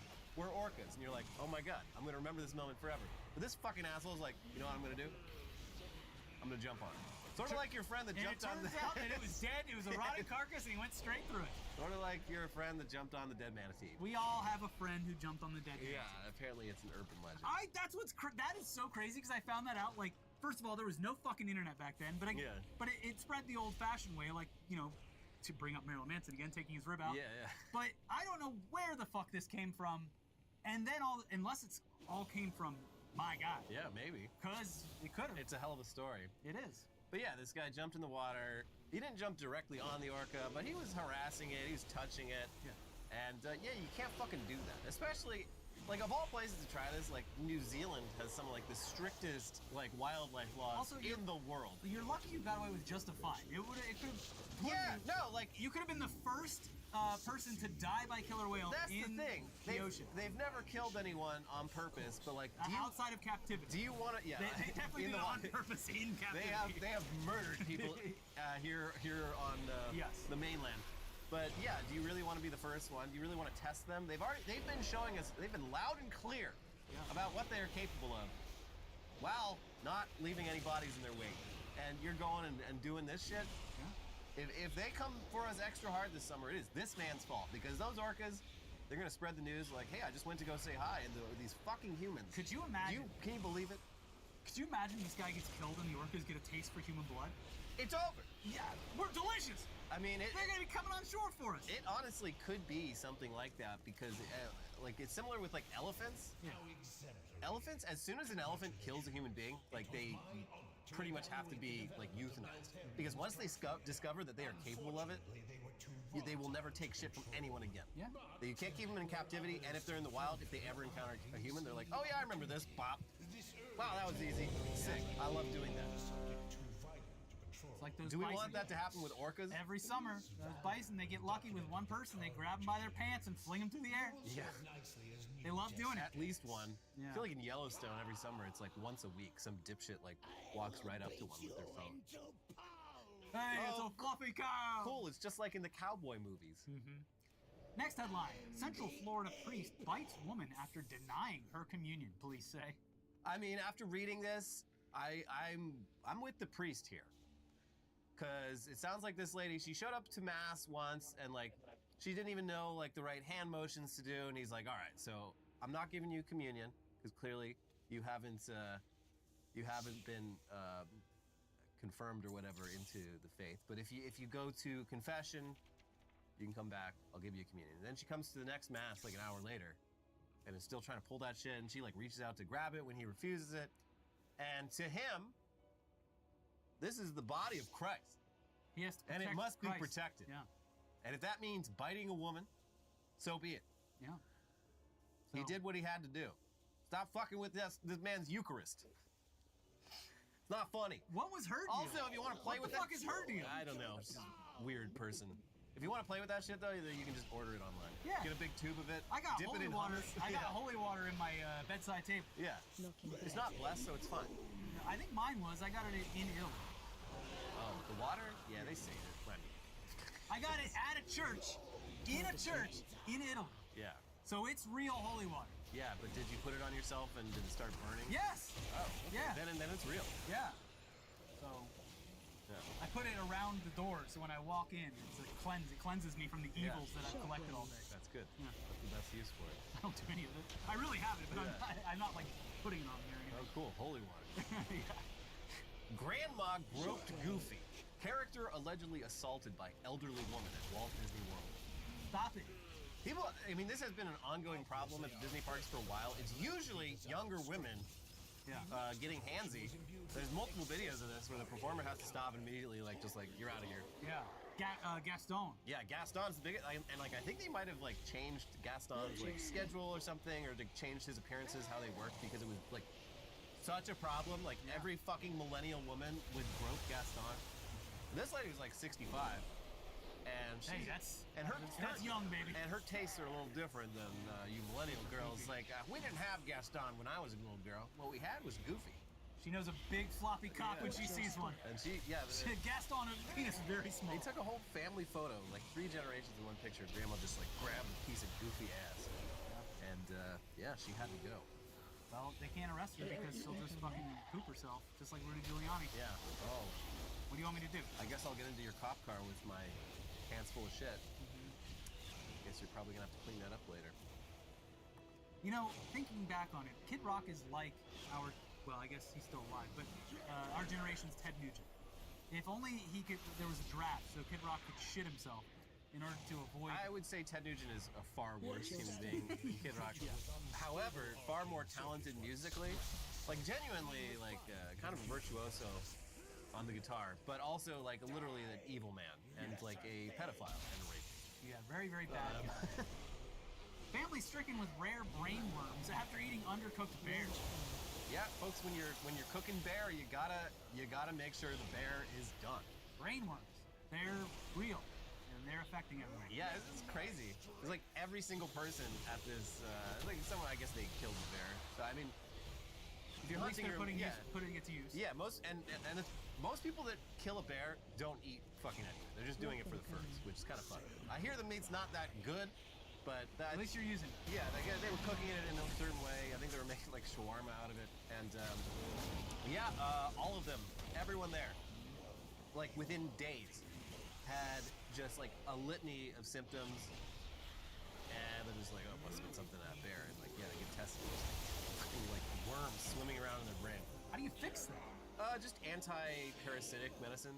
Probably the like ivermectin. Yeah. Sick. I think that would be a great evolution in our country's history, is that everyone who took ivermectin to cure COVID are the exact type of people who are actually going to get brain worms. Yeah. We thought they had brain worms. Just let them theoretically. Take it. Let them just take the ivermectin. Now they need it. Yeah. Well, the brain worms are now used to it because they've been having it for so long for no reason that they've built up an immunity, and they can only infect the minds of ultra-conservatives. Drug-resistant brain worms. Yeah. Terrifying. Postal worker caught racing Mustang in USPS van, hitting 105 miles per hour in a 60-mile-per-hour zone. I wouldn't have guessed that a postal van can even go that fast. This is kind of impressive. Yeah. Aside from being extremely dangerous and pointless, the fact that this postal... and in the past when postal workers went postal, that meant people were dead. People were shot up. In this case, the postal worker saw a Mustang driving really fast and was like, you know what? Fuck it. Let's go. I live my life a quarter mile at a time. I think this is pretty funny. It was obviously very dangerous. It was a young woman too. You don't expect someone driving this recklessly to be anything other than a man. The Mustang offended her honor. Yeah. But I will say, if you ever feel like racing a Mustang, don't. Yeah. Because you will be an accessory to murder. Because that Mustang is going to lose control and take a bunch of people out. Well, everyone that drives one, they're not used to a rear-wheel drive V8 car. So usually, thankfully, once they're on the straightaway, it's not a big deal. When you really want to steer clear of Mustangs is when they're pulling out of parking lots. Yeah, but that's when they gun it every time. Right. But they gun it while the fucking front wheels are turned. And just immediately, like the physics does the rest. Yep. You're fucked. From the second you hit the gas, you're fucked. And it's always a delight to see. It's why Mustangs have been banned from like every Cars and Coffee club in the country. You guys gotta stop. Yeah. They're not gonna let us come to this Denny's anymore. Ambulance collides with moose while responding to another moose collision. We need an ambulance for the broken down ambulance for the moose incident. Can you guess which country this was? Canada? That's right. Those moose are big? No, they're terrifying. I've never seen one in real life. At least, I might have seen one in like a zoo. I don't know, maybe. But yeah, even in videos, like most animals, you see videos of them and it's hard to like really get a sense of like the scale. But like every video I've seen of a moose, I'm like, this is a like mythical creature. Like humans killed off every like crazy large animal before we had a chance to see them, but somehow moose are still out there standing like 15 feet tall. Because they own them. Yeah. Get out. And they're all lanky and shit, and like they regularly fucking kill people. Yeah. They're fucking huge. Because they know they can. Yeah. So yeah, it's like there was a moose incident on the highway up in northern Ontario, and ambulance coming to treat the people of that accident. I don't know if it was the same moose or another moose, but they also hit a moose. It's even scarier if it's the same moose. Moose can survive 2 car accidents. Yeah. Yeah. Well. Canada Sorry, problem. Canada. You wouldn't understand. It's a Canada thing. Pittsburgh police candidates allowed to retake their psychological evaluation after dozens failed.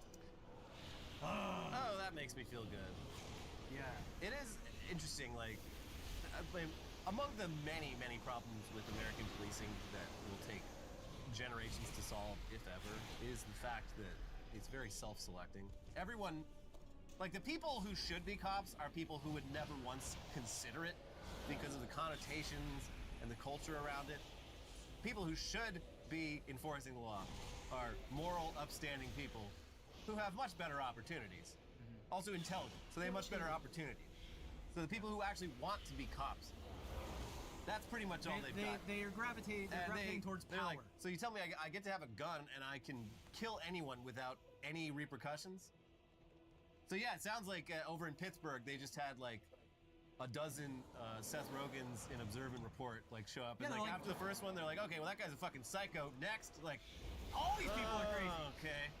And then the department's like, all right, where's our new squad of officers? And like, no, they're all fucking insane. They all have this like crazy, fucked up idea that they're like in a war zone. In a war zone. Yeah. You can't let these people be cops. I'm like, okay, well, just remove that part. Can we just like make the test a little easier? Let them retake it again. Maybe we'll coach them through it this time. Yeah.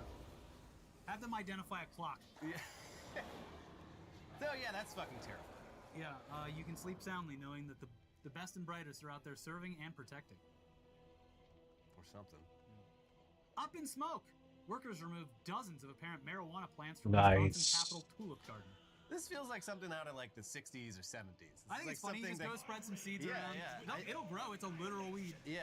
It won't be very useful. No, but it'll grow and look weed like a... that's just grown from scattered seeds. Like you're gonna have to grind up that entire plant to get like enough THC to get high. The flower looks like it. Not the flower, but the leaves. Yeah. It does look cooler. Oh. The weed you smoke is Ow. a bunch of fucking nuggets. Where's the cool leaves?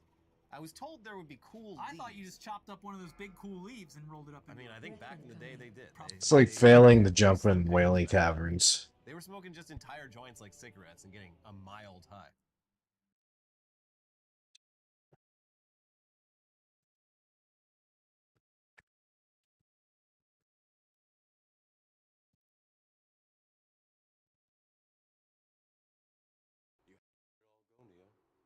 Fear, doubt, and disbelief. Free your mind.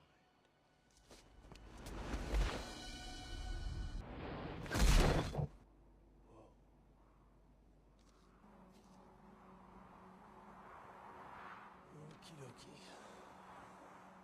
Right. No problem. Free my mind. Free my mind. No problem. Right.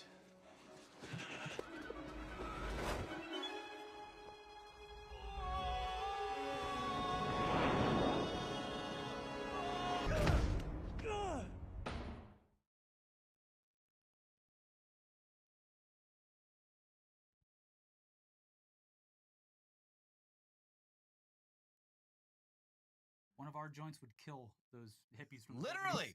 Literally! That's why I stopped smoking weed for so many years. I'm having a bad trip, man. Yeah, just taking this shit. Oh, I'm tripping off acid.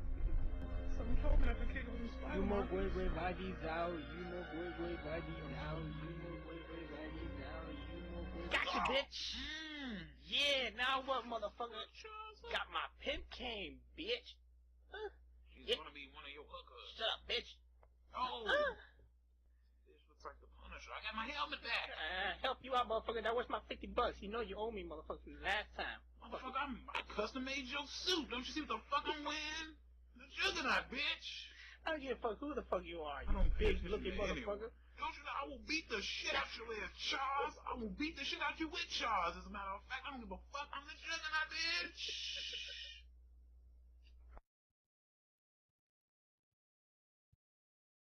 taking like the tiniest, like I'd get past a joint and just be like, okay, I'm just gonna go. And even then, like I'd be high for like hours. I'm like, this is fucking Let me out of This is here. ridiculous. Yeah. Well, it's cost effective. You just need a little bit. But even then, like I'm saying, like even taking the tiniest puff, it's too much. Yeah. That's why I got into edibles. I can take like they're perfectly measured. I'm literally taking like medicinal doses of weed that are like Give me my 5 milligrams so I can go to sleep. Literally, like 5 mils at the end of the day is good enough for me. Your average weed smoker wouldn't even be able to fucking feel that. Yep. Fuck the LAPD shirt maker's entire shop sold out after cops threatened him. Yeah, they were trying to like say that that LAPD is trademarked and that they're gonna come after him for using that. No. The cool logo. I would have guessed that the LA Lakers would have gone after him because the logo is like very clearly like the fucking Lakers logo. But yeah, the guy posted about it online and just like everyone's like, oh hey, cool shirt. I'm gonna go buy some of that. So great job, LAPD, doing the classic Streisand effect. It's like, and the same thing is like the Dodgers probably aren't going to go after whoever it is that's making the LA cab. Yeah. Those are cool. I see those all over the place. I mean, that's the Dodgers logo in particular. Like every clothing store in the city has like essentially trademark infringed Dodger merch. Like every brewery has like the Dodgers, except they just change the word to whatever the brewery is. Yep. Maybe add like change the baseball out for something else. Smartly so far, the Dodgers have been like, this is going to be way more of a headache if we cause a fucking fuss. Yeah, who cares? Yeah. Plus, we got that Fanatics running our merch, and we got $35 parking. And yeah, we got this Fanatics merch that costs 10 cents to make. We're earning insane profits on all of it. Who cares? Yeah, it dissolves in the washer and dryer within. They one don't wash. make the money off the parking. That is the McCourt family, former owners of the team. And final headline, some somber news. Kabosu, side-eyeing Shiba Inu, who inspired the Doge meme, dies at 18. Is this good for the coin? Is this good for the coin? It is sad that the legacy. Kabosu, Speaking of legacies. Yeah, the legacy is now super tied to that shitty cryptocurrency. Kabosu, who was a girl, I'm just learning this. But the owner of Kabosu never, ever never made a fucking cent off of her dog. Had I'm assuming just numerous opportunities to do so, in the same way that like fucking Grumpy Cat and all those early internet animals did, and she refused. And so I'm sure she probably didn't really like the Dogecoin thing at all either. Wait, this is worth $1 trillion? Yeah, but yeah, I've been following the Twitter account for this dog for years. It's been in bad shape for a while. I'm pretty sure it was blind and deaf and crippled. The owner was just sort of carrying it around. Are there any more influencer animals out there? Was it kind of just that you had to be on the ground floor kind of thing? Yeah, I think at this point, I follow a lot of specific dogs on Instagram, but none of them are like at that level. Like they're all famous in their own right, but only among people who would follow that kind of content. Whereas in the past, like those online animals, everyone knew Grumpy Cat. Like Lil Bub's dead too, right? Yeah, that was early on. Well, so this might be one of the last of that era. Yeah. Now they're all on the other side of the Rainbow Bridge doing memes together. I'm sorry I didn't get to meet you at the Mashable House, which I'm sure that would I'm sure they extended the offer, but the owner probably said no, too far. Yeah. Oh well. Rest in peace. R.I.P. Yeah, real sad. Maybe justice will have its due, and there will be a statue in Japan. Yeah, they love putting up dog statues. Yeah, because they're good boys or girls. Yes. That's right. Anyways, that's it for this week's episode of Weekly Weird News. We had so much more for you to watch this week, but first, if you forgot to click the like button, do it now. Come on. Comment your favorite influencer animals that are still alive down in the comments below. And click the join button, hit the thank button. Just do whatever you want, but engage with the content in some way. And if you missed it, we got Ticketmaster potentially getting broken up. Ticketmaster and Live Nation. Yeah, and Google's AI being fucking garbage. Oh my god, because it's gotten so big online, people are posting some of the most insane results. Like the craziest results from Google are still being crowdsourced. Yep. So just on Twitter right now, it's amazing. But so we have that episode where we go over some of those, and we also have Scarlett Johansson being very justifiably upset at GPT chat. Yeah, GPT GPT 4.0. Yeah. Check out those videos, and we will see you next week. Bye-bye. Bye.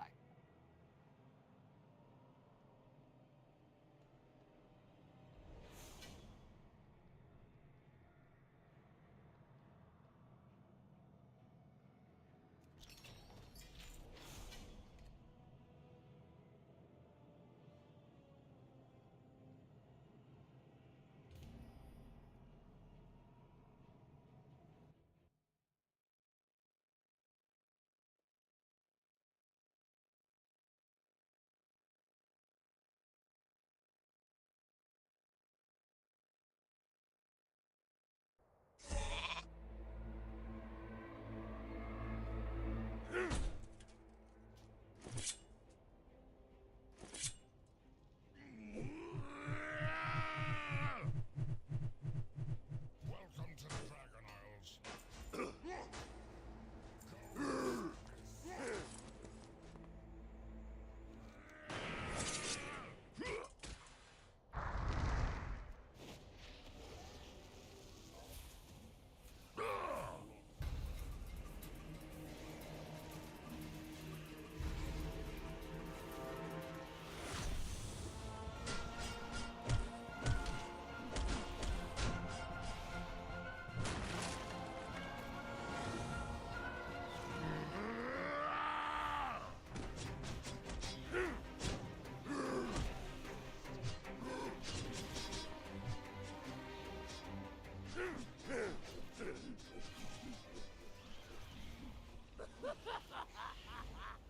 Not bad.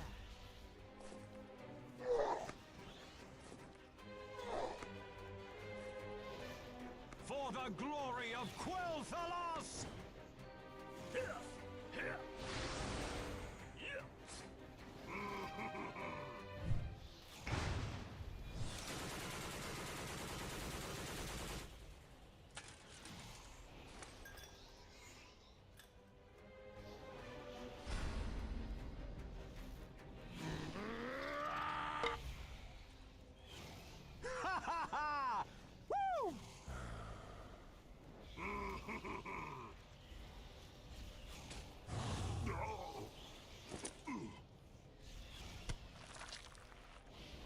Woo!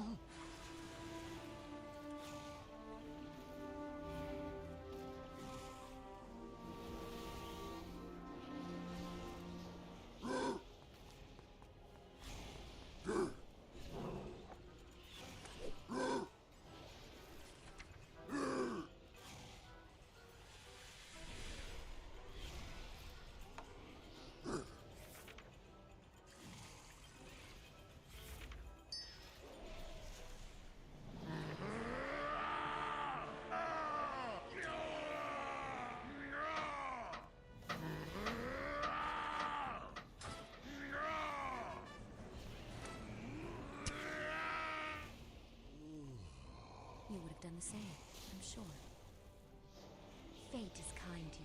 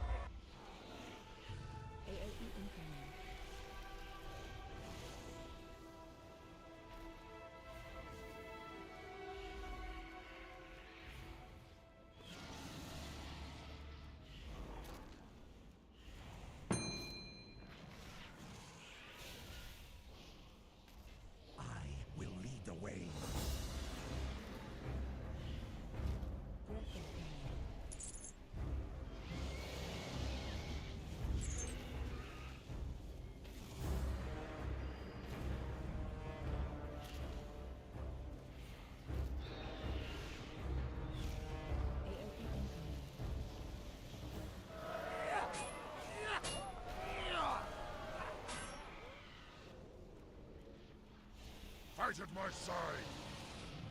Wait.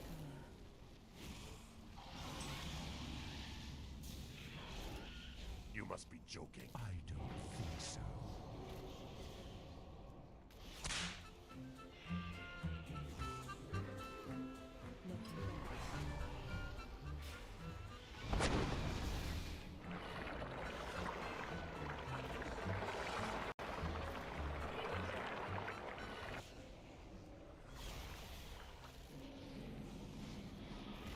AOE incoming.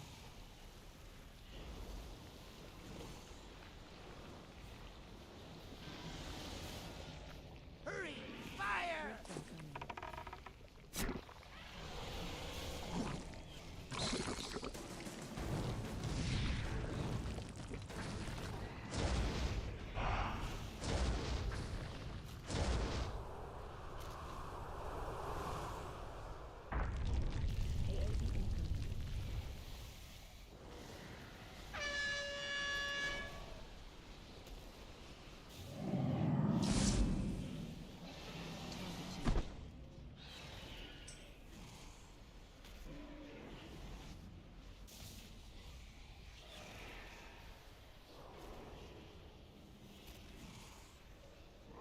Breath incoming.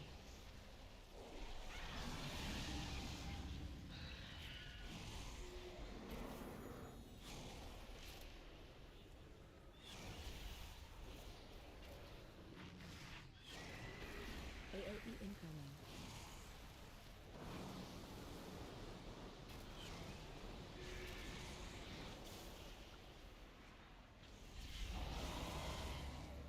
Breath incoming.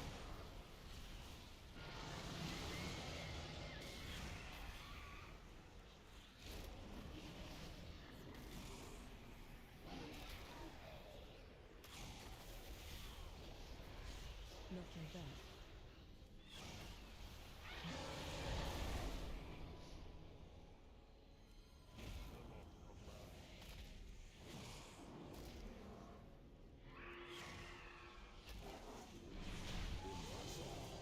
Unfortunately, we cannot relish this victory.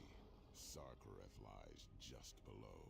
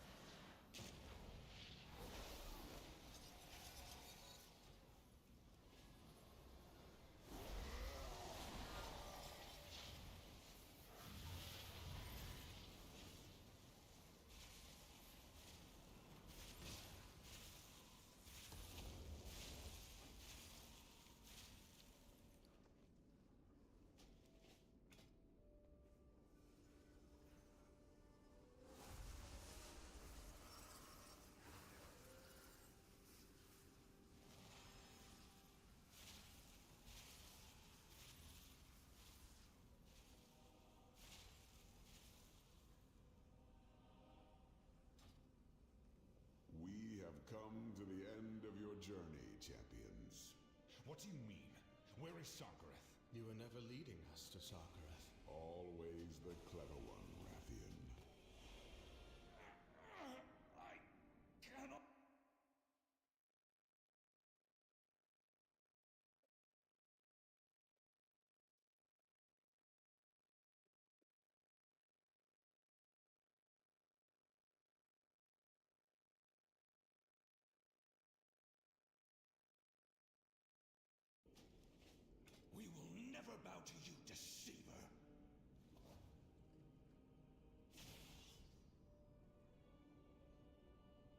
This is outdated.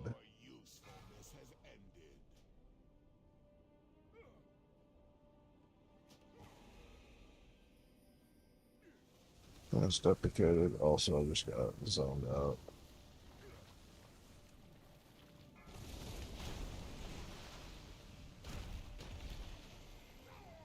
Should break this.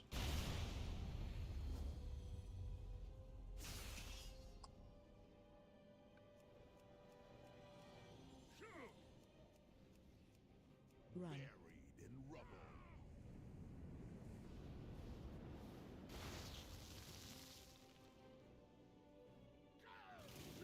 A fruitless attempt.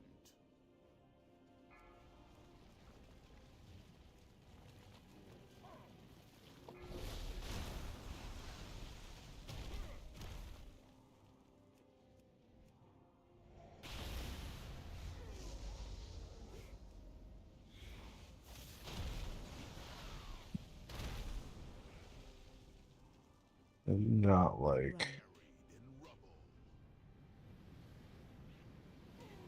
Uh-oh.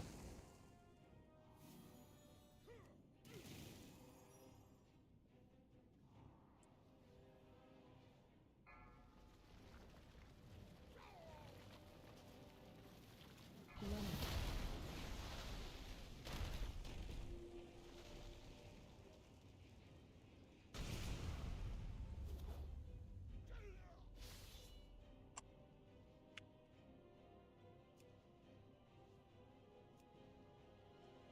Buried in rubble.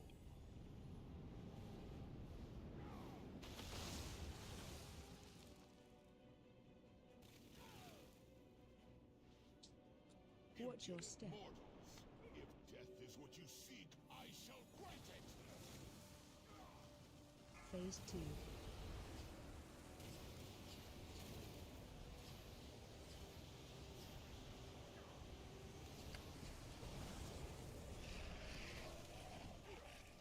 Trolled. Let's do that micro.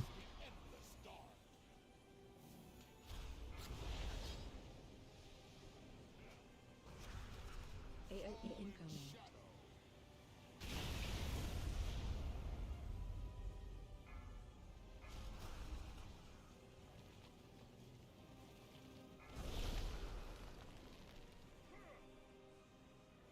Lower that cursor.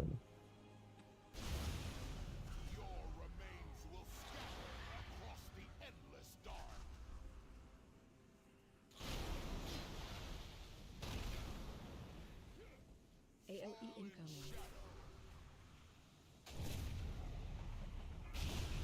Cursor.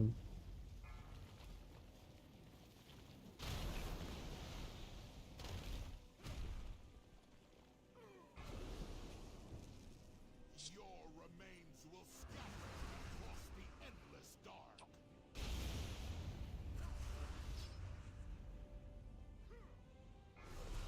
AOE incoming. Oh, it's casts.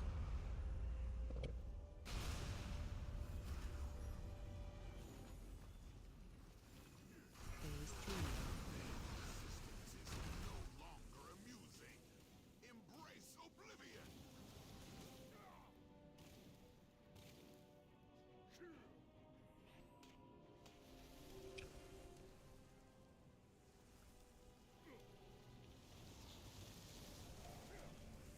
The hungering abyss opens.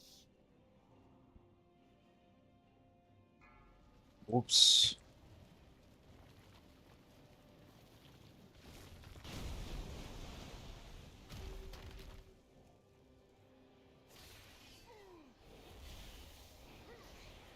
Find shelter.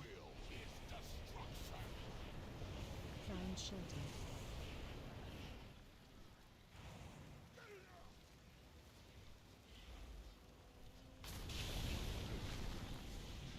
Hungering abyss opens.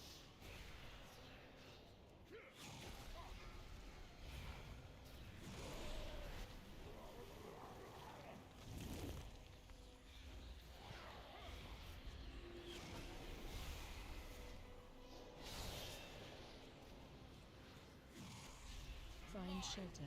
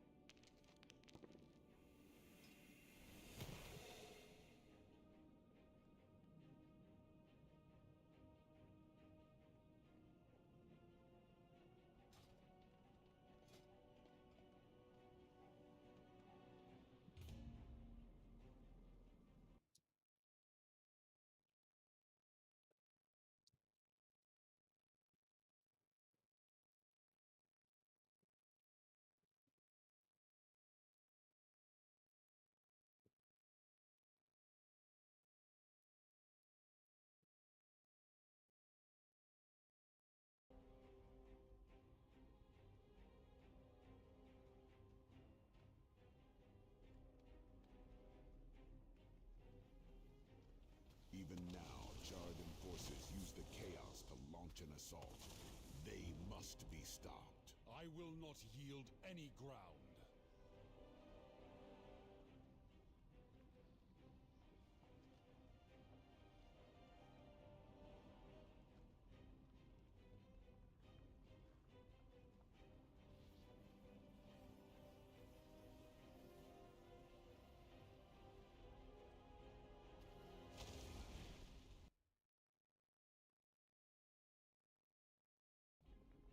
I don't think that would work.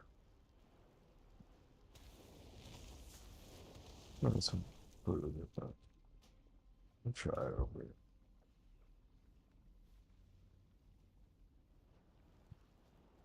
I can just still run. It's probably closer to the biggest.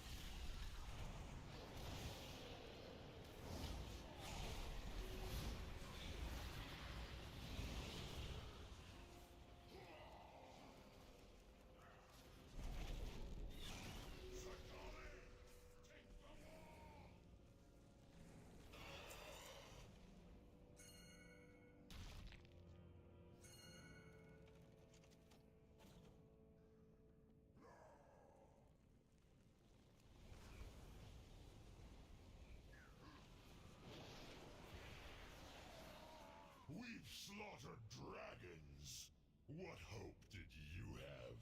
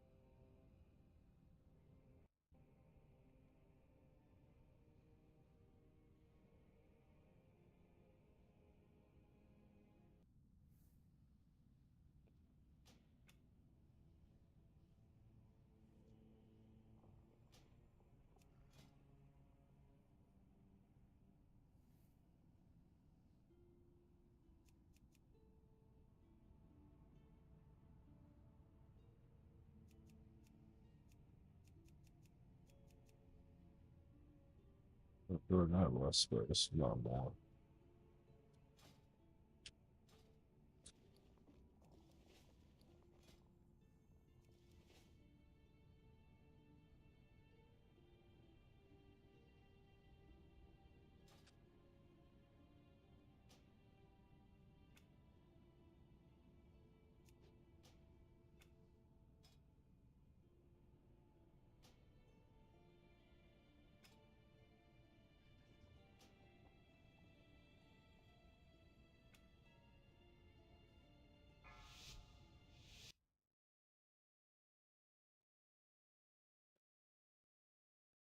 Three, two,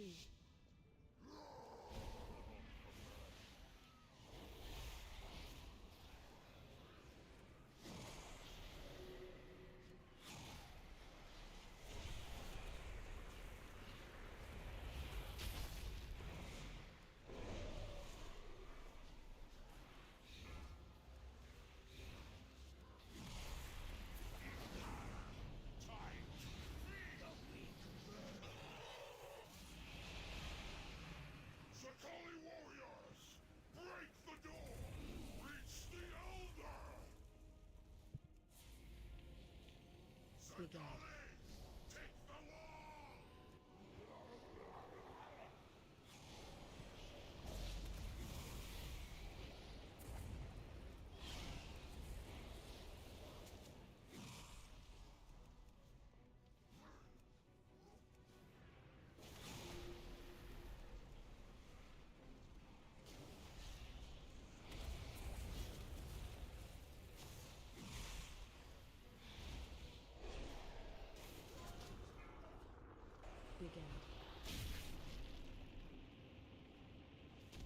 My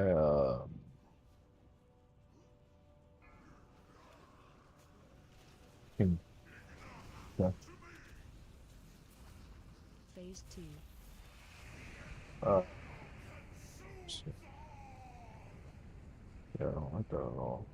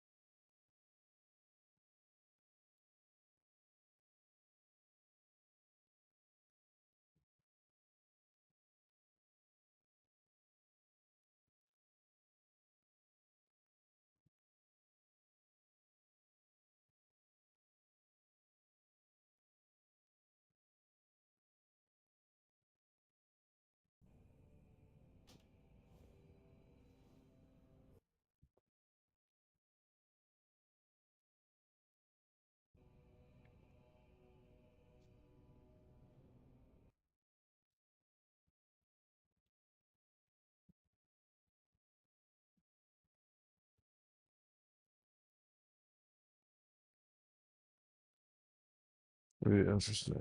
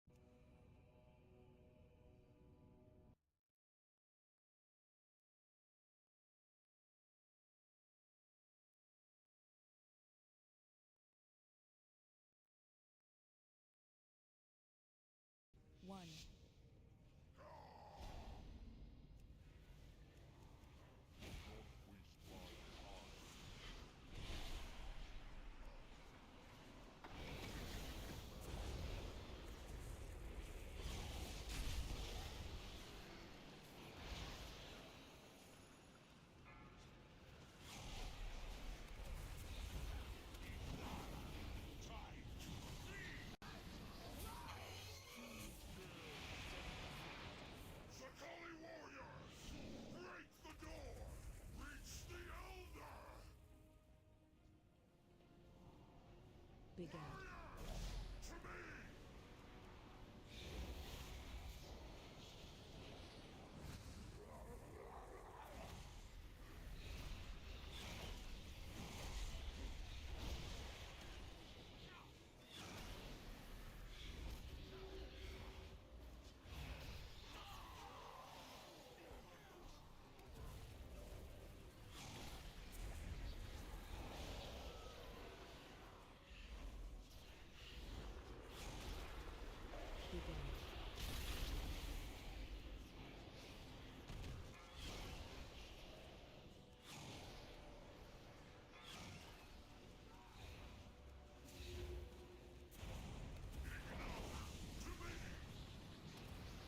Phase 2.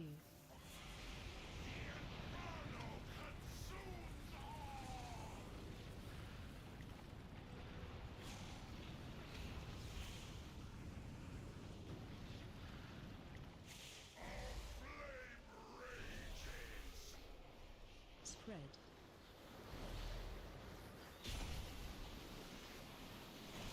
Absent.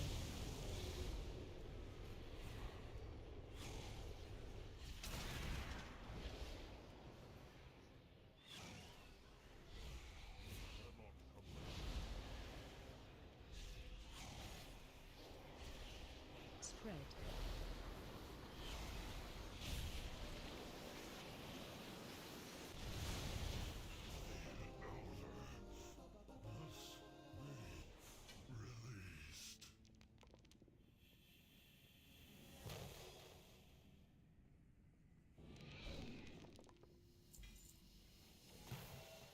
Their ranks are broken. We have won. A fine victory, my son. I expected nothing less. Yet, the crucible is not yet secure. There is one last obstacle that stands in your path. Name it, and I will see it removed.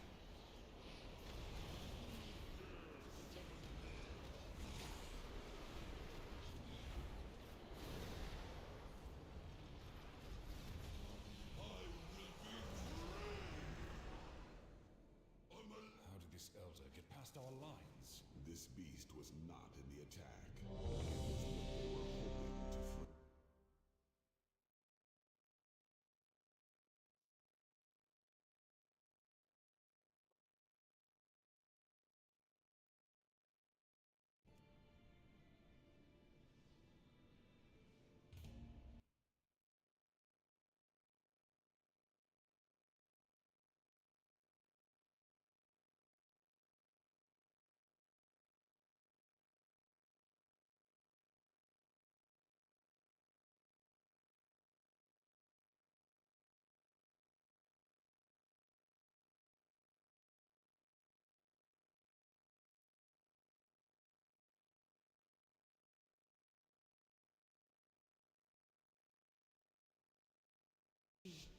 free. All who serve the aspects shall burn!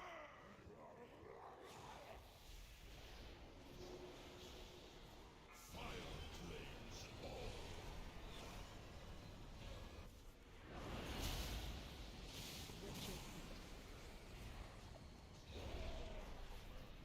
Absent.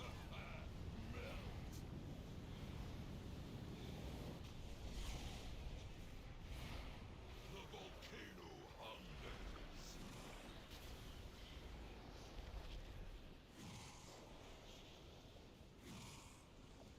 Absent. The volcano hungers.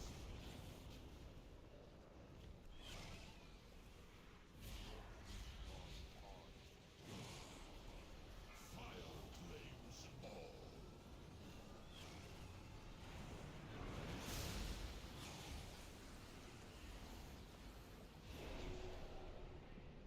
Absent.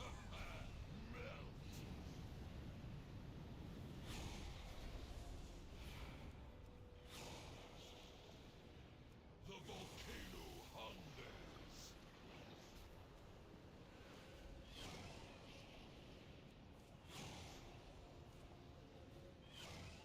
Target you. Claims all.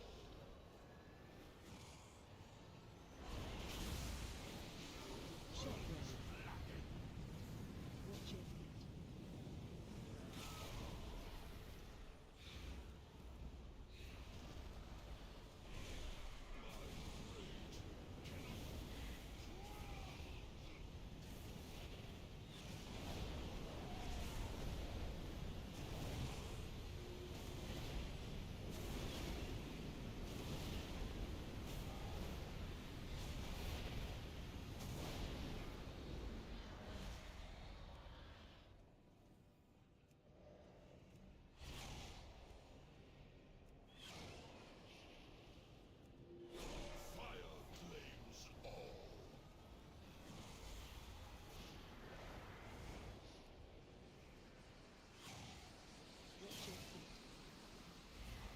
Help so.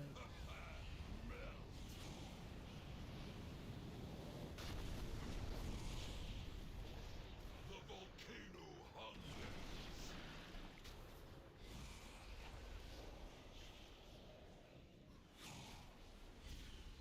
Help so.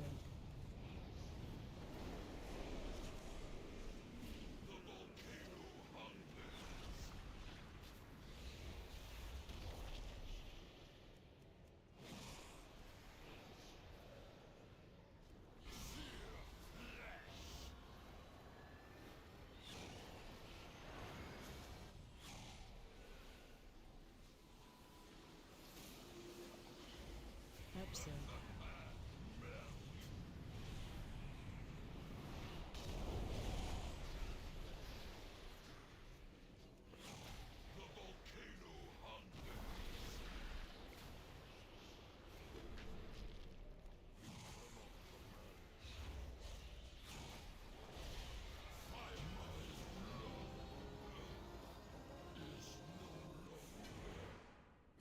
Well done. The conduit will remain dormant, though we need to restore it soon. Perhaps there are fresh Jarden outside that you can harvest. You expect me to... I will not. I expected more of you, Sibelian. No matter. Perhaps Rathian will have the resolve you lack.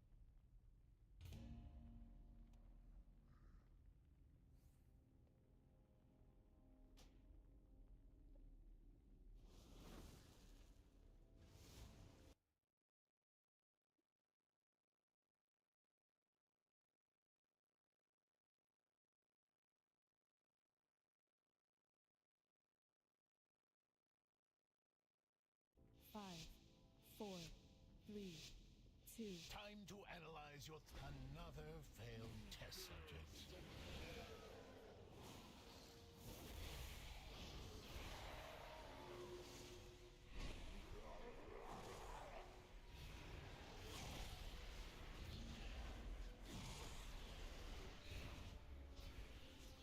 Watch your step.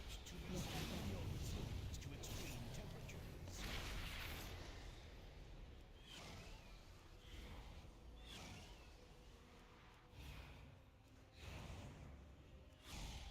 Glance. Your assistance is required.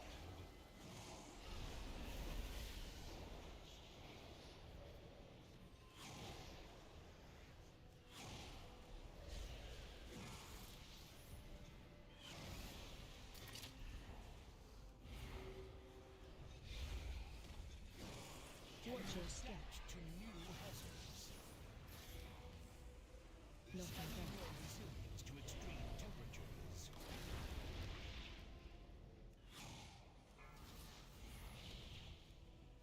Watch your step. should prove terminal.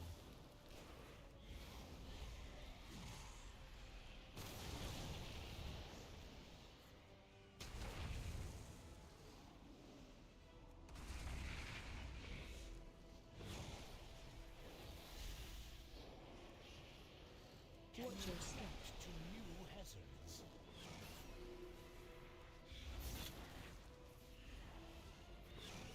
Not Study bad. your resilience to extreme temperatures.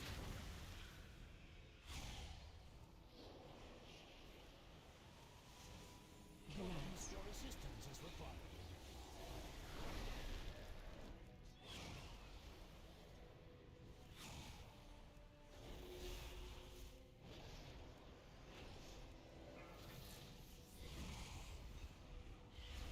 Watch your step. To new hazards.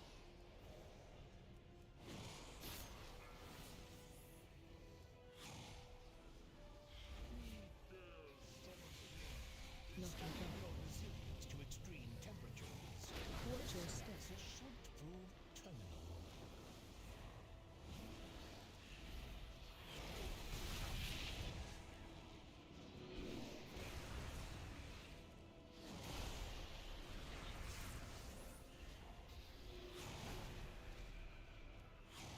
Watch your step. To new hazards.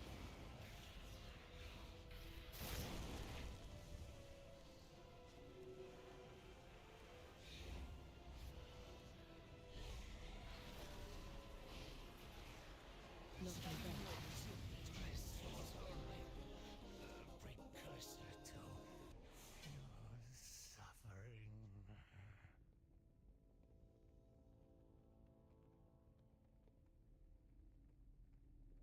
Word.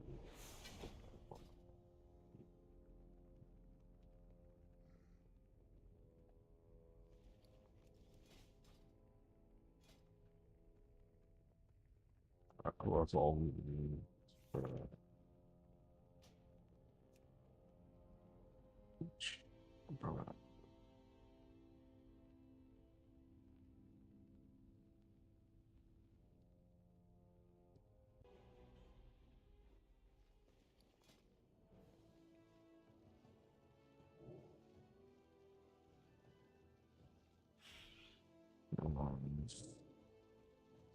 I have all the time in the Isles. I will see you again.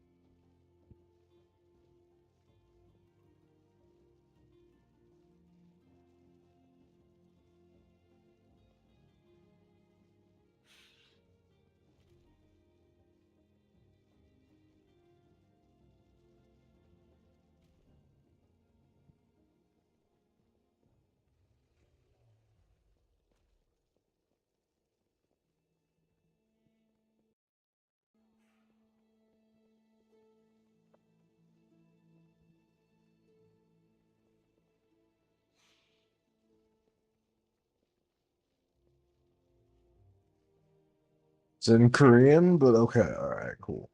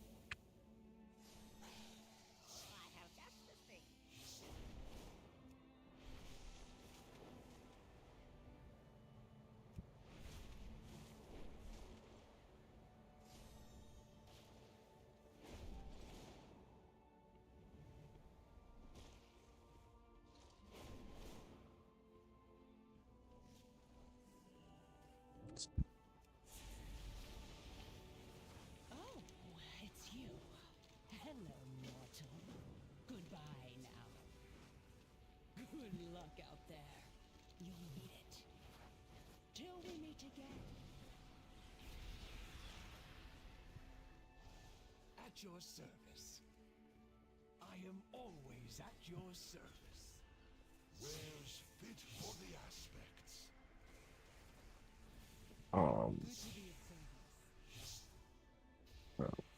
Best goods in the Isles.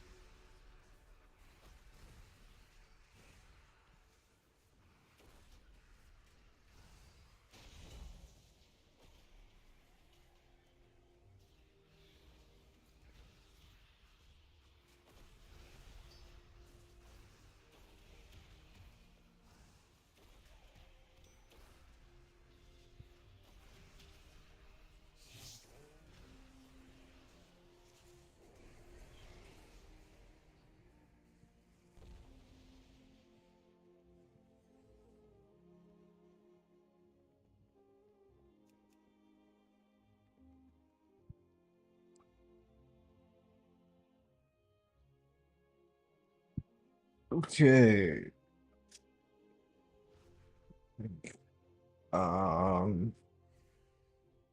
Let's go check out.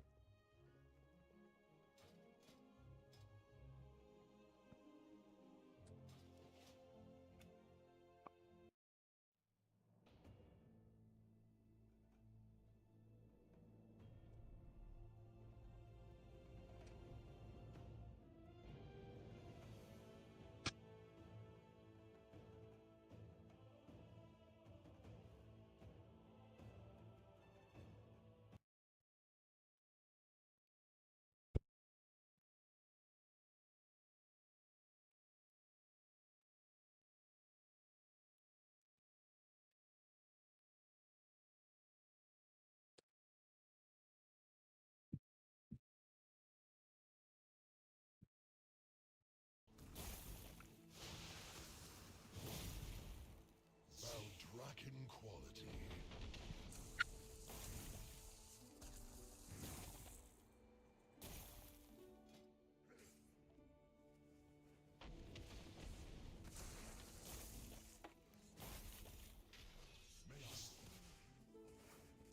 Wow, I like how it just tells me about the interact key every single time I log in. City's finest wares.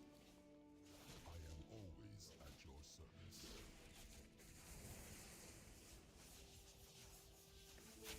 My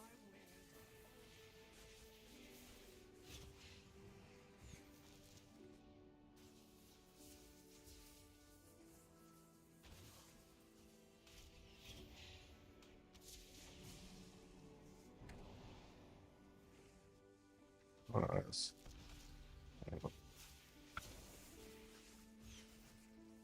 I thought here is a kind of cool.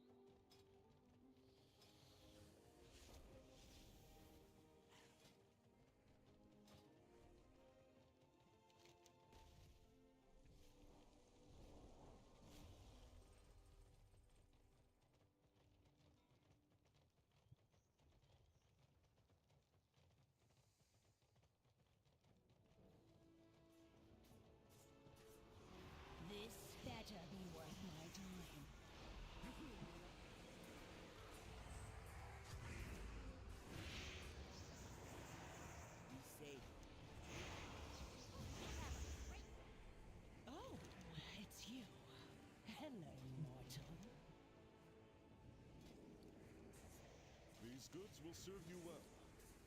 Goodbye now.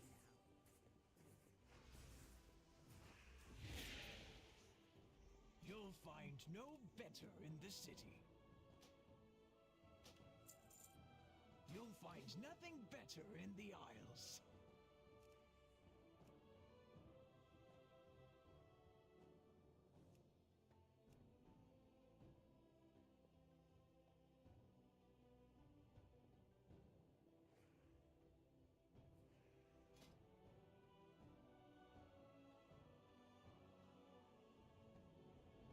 Return to me soon.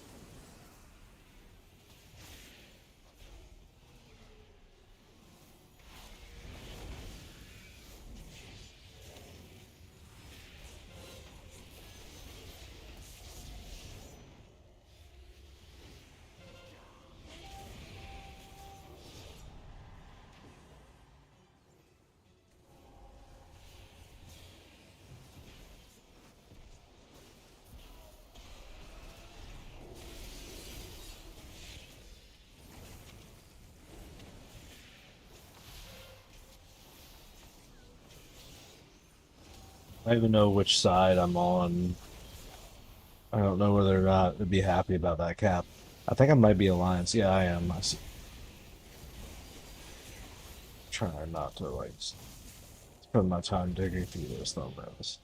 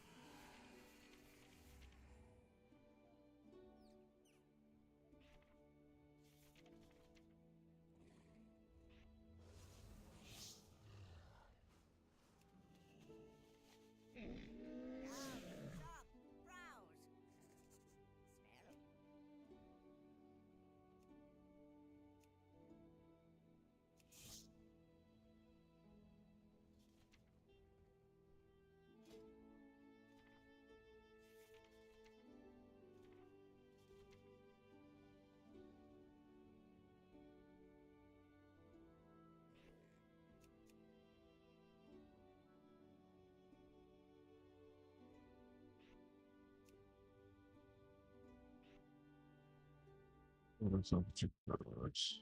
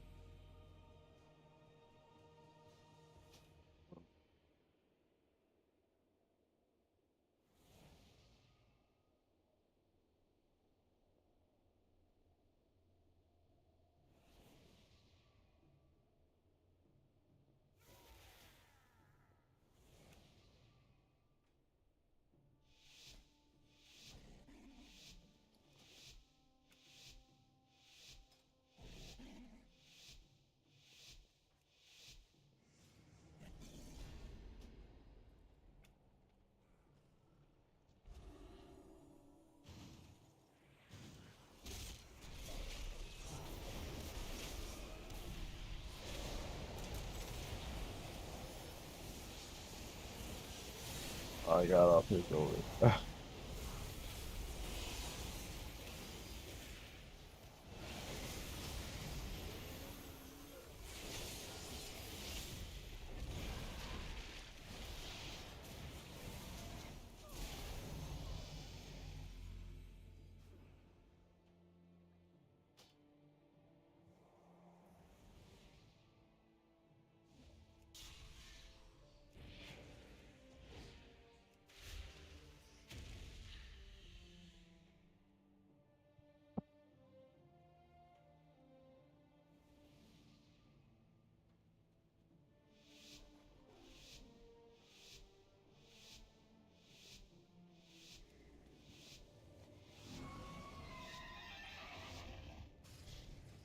We're getting destroyed.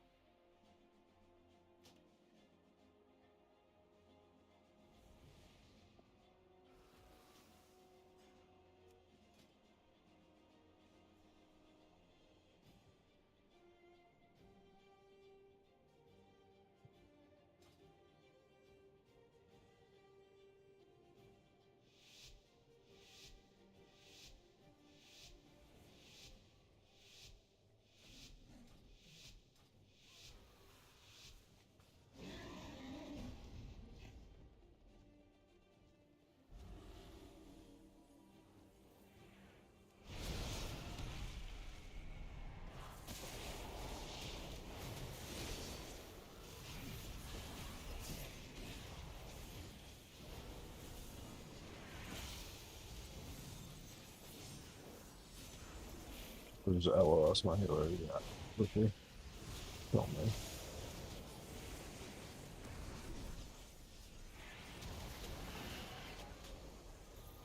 Oh, it's got 1-6.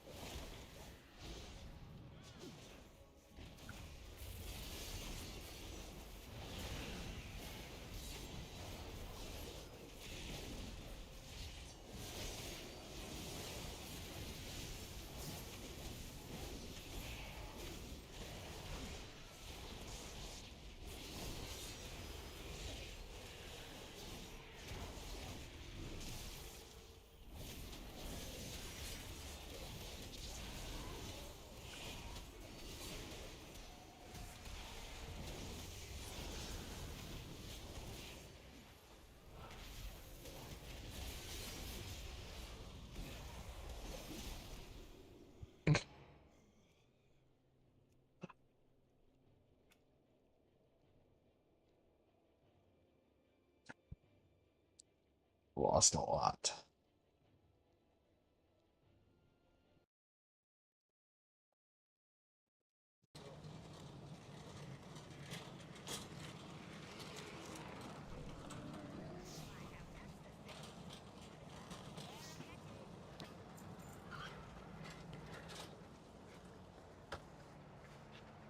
Oh, that's okay.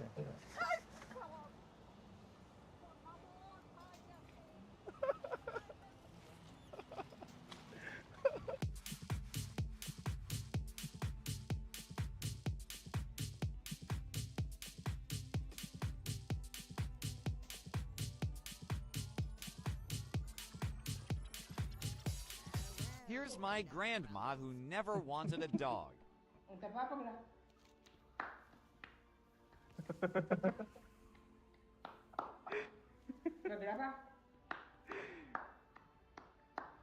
ਲੈ ਵੀ cocoa ਪਹਿਲੀ ਚੀਜ਼ ਸਿੱਖੀ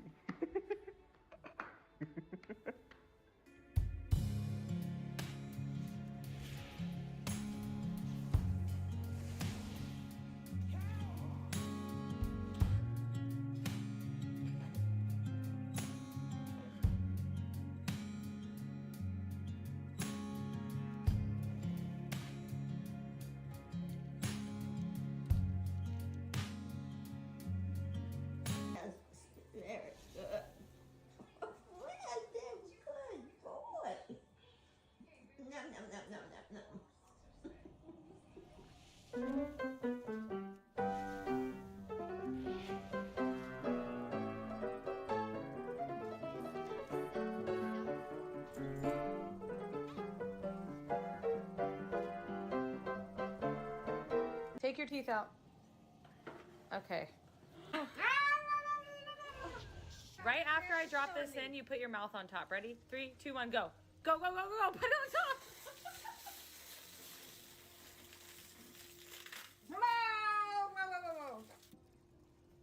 Hi, Mom. Hi, Mom. Hi, Mom. Hi, Mom. Everything is negotiable.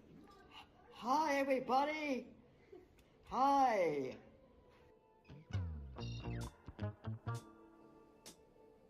Until our next transaction.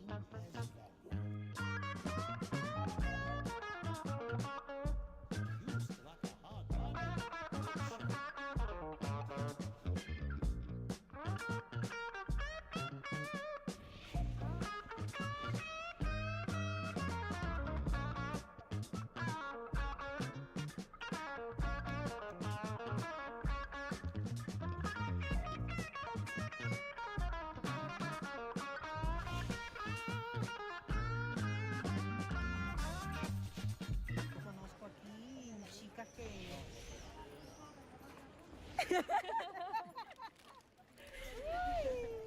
Muchas gracias.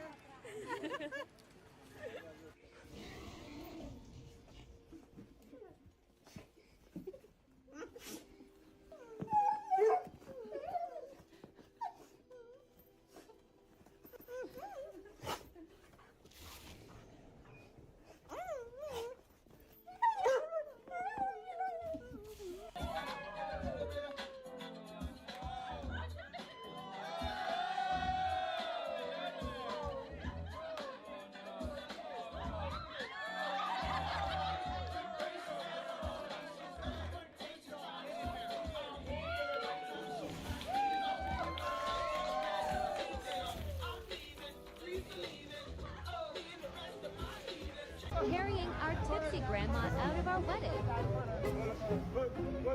Dad, wait, we need a photo.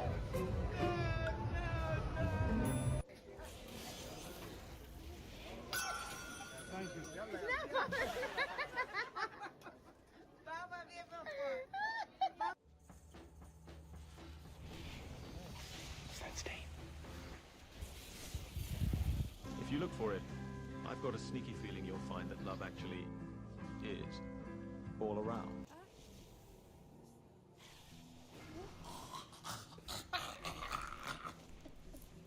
You trying to kill me? No, that's what you do. You don't like it? I'm gonna puke.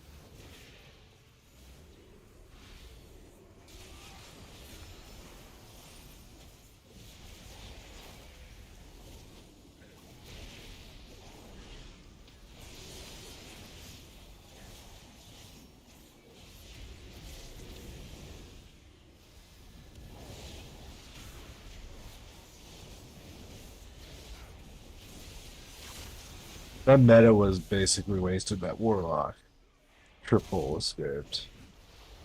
It worked pretty well.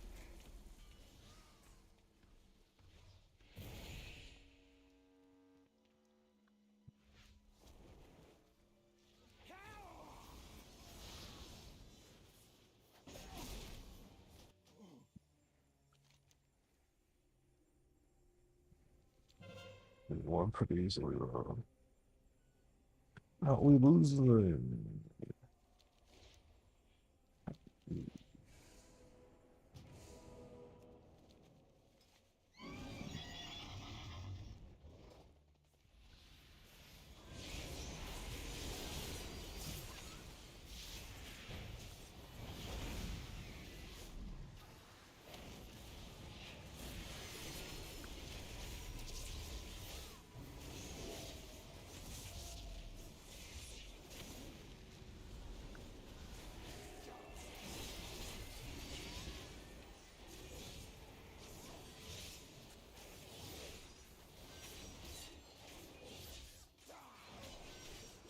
That's what they said in chat, at least. I don't even know if that's true. I thought we were winning. They just met this one node. Like one time. This mode makes it easy, like, it's better playing this particular map like this. The multi-cap on the flag. Like it resetting, I think that's a good mechanic you could introduce. That really works.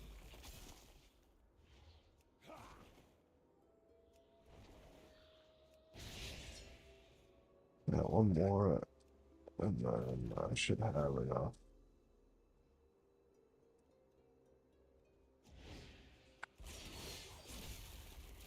Let me move some characters out here.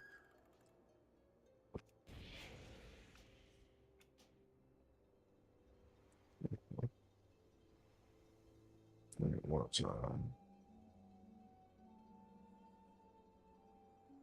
it's enough. It's up. May not be up for much longer. I'll go do the other one too. I think that one's always up.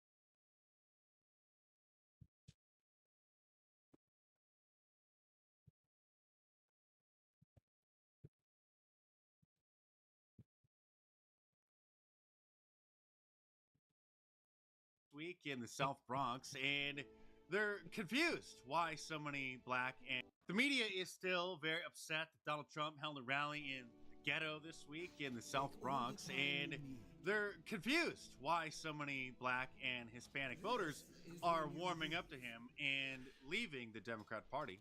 It's too much crime. Everything is going downhill. The economy is going bad. The food is expensive. It's like affordable housing is not for everybody. It's just horrible. I want food to go cheaper. The gas, I want gas cheaper. When I came and he was the president, the gas was a lot cheaper than it is right now. Now we're becoming the Bronx second-class citizens. We have this influx of migrants are coming in. Criminal invaders.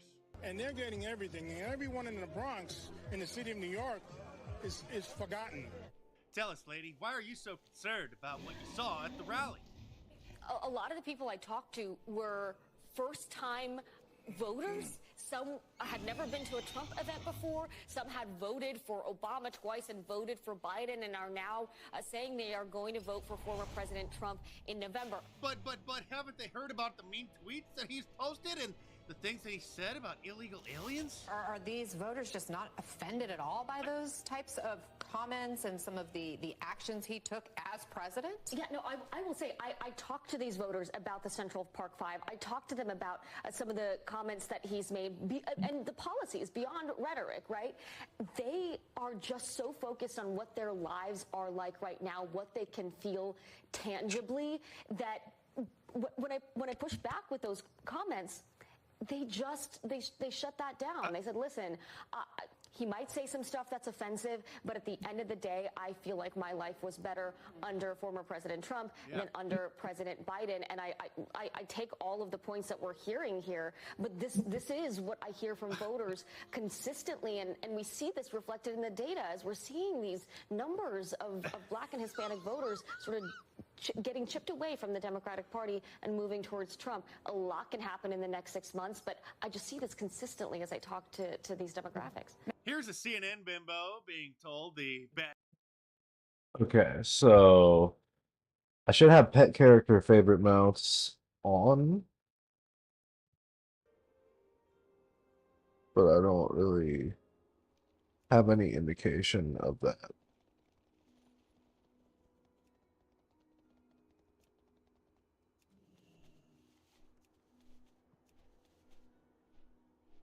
All right. All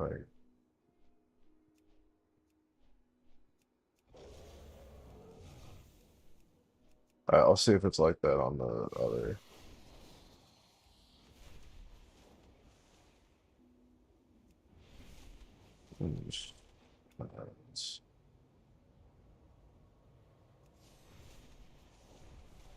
Character.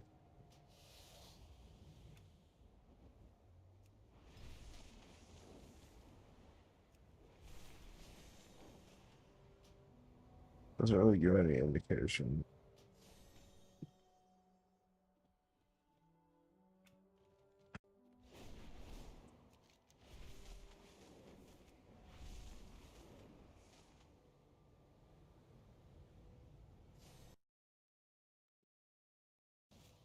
Bad news by the network's resident statistician, who is the only person on the entire network who doesn't lie with every breath.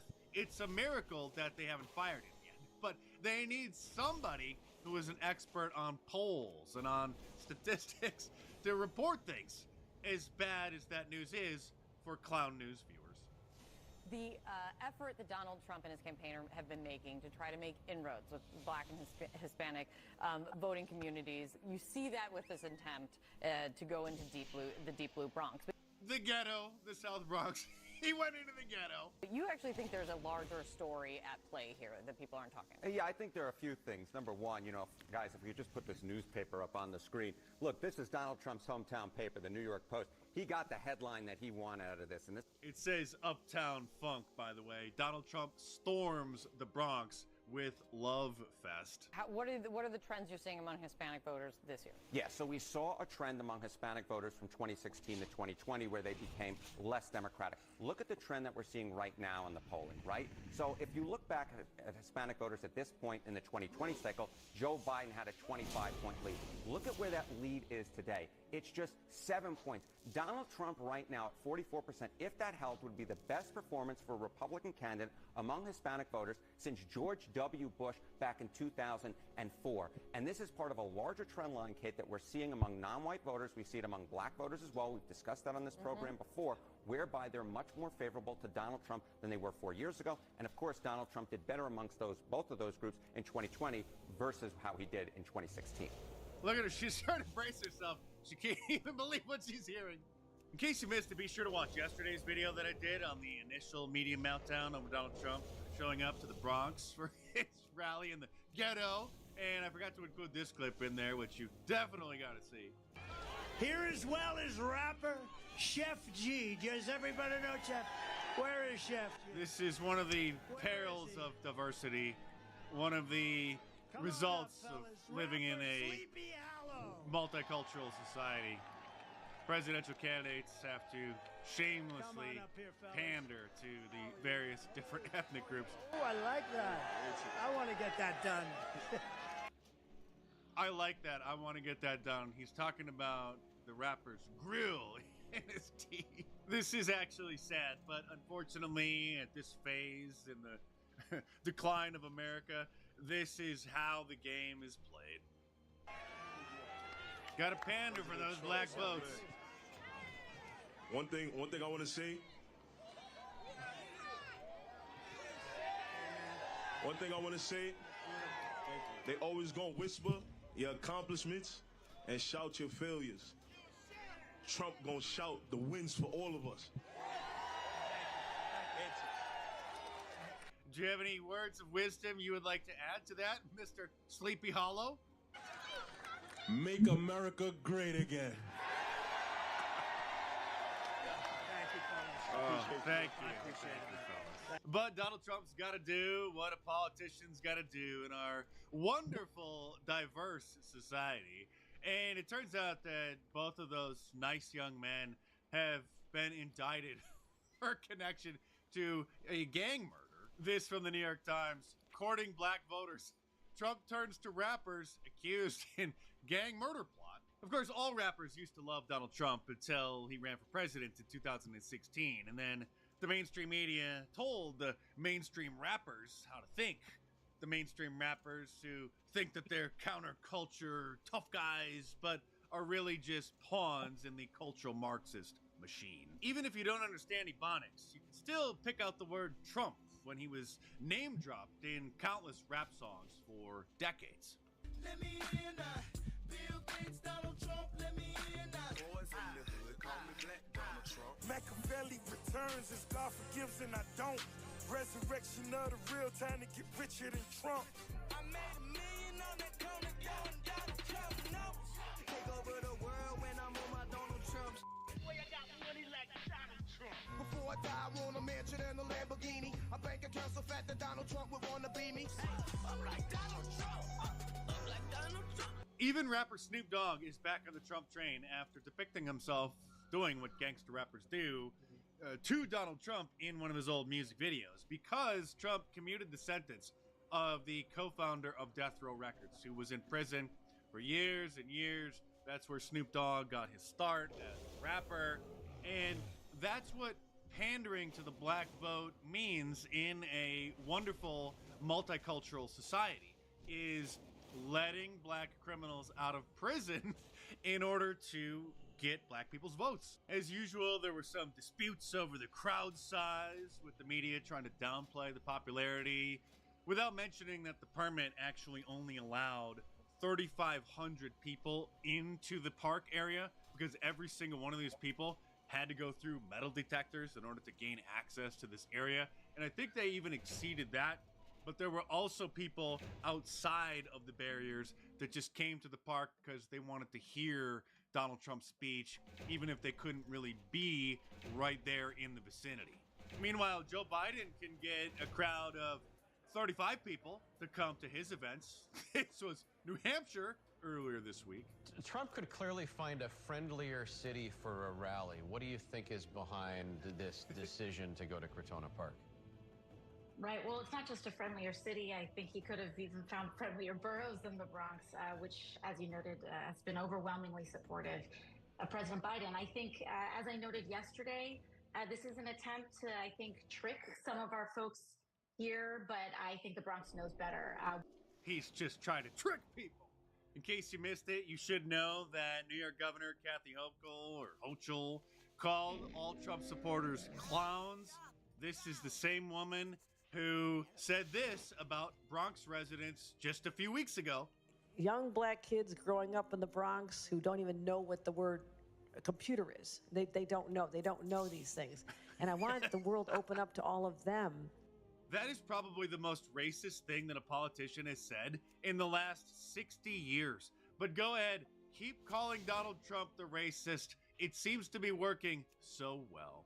But to be losing by this margin, that is unsustainable at this point for an incumbent. For Joe Biden, according to the polls, they're getting nervous. And this Memorial Day weekend, you can get free shipping on any of my t-shirts at markdice.com by using the promo code BACKFIRE at the checkout. So order your sorry, no vacancy, deport them all shirt, your wanted for president shirt, which I did see numerous people wearing one from the footage that I saw of the Bronx rally, a Trump 2024 shirt, conspiracy theorist rights shirt, the classic F Joe Biden shirt, or any of my awesome designs, all available in a t-shirt, long sleeve, and a hoodie, and most of them in a whole bunch of different colors as well. So head on over to markdice.com or click the link in the description below. Enter the promo code BACKFIRE at the checkout to get free shipping this weekend in the U.S. and check them out.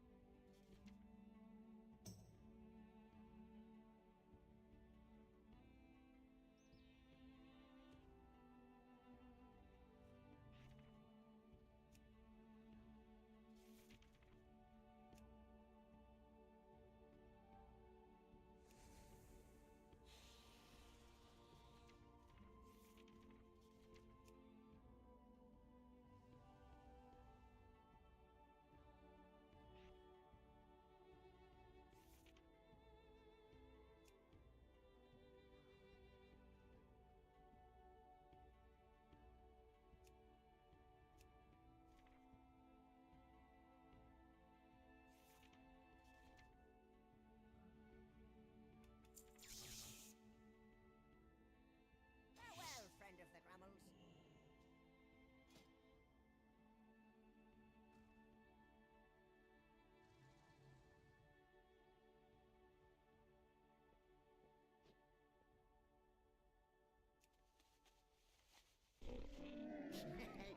Many deals for a friend of the Grummles, like you.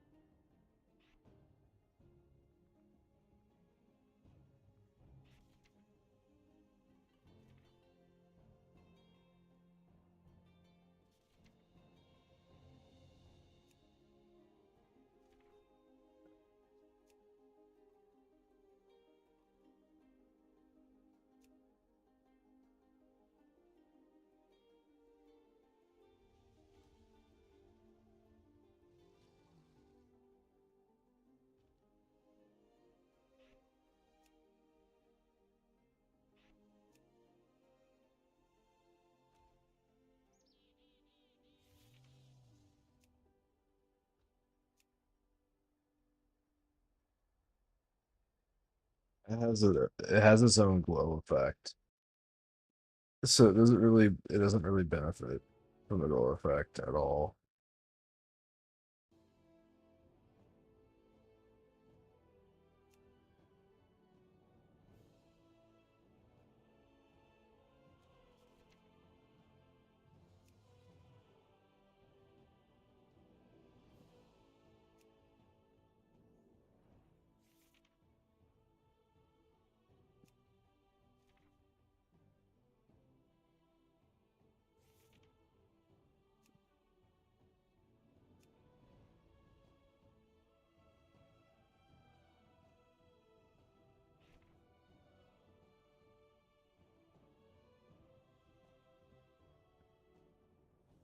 But my spell effects could be better. I like tune down a bit. I could get a better graphics card. I think it's not showing full effects. You can like set spell density manually.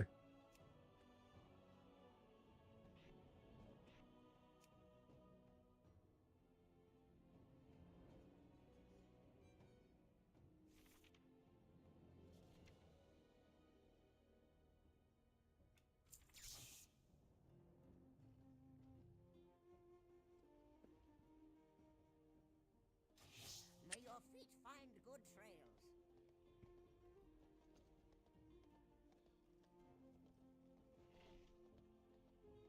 I need to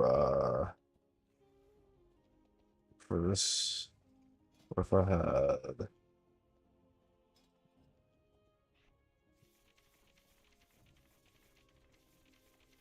well, there's these, which would probably be the best. They're kind of difficult to get. Doesn't show. Wish that worked.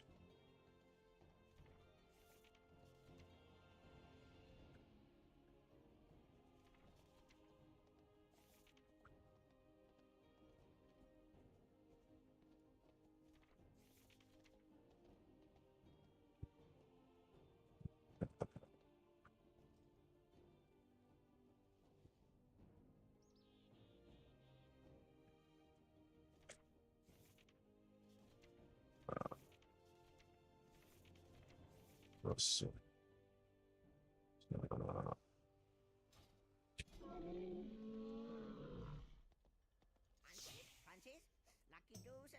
So what else am I doing?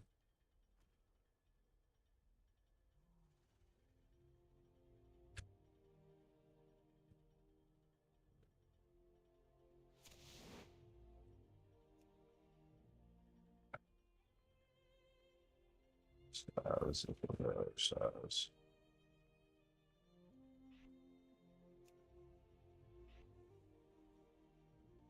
Alright.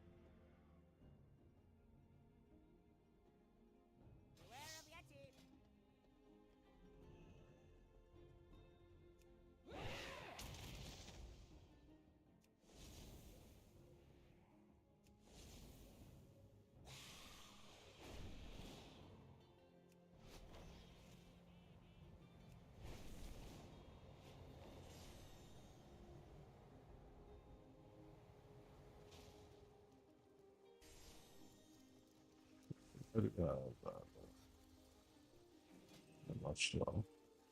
Have I got a deal for you? So does the per character add-on is not working. At your service. Return to me soon. Sure makes sense.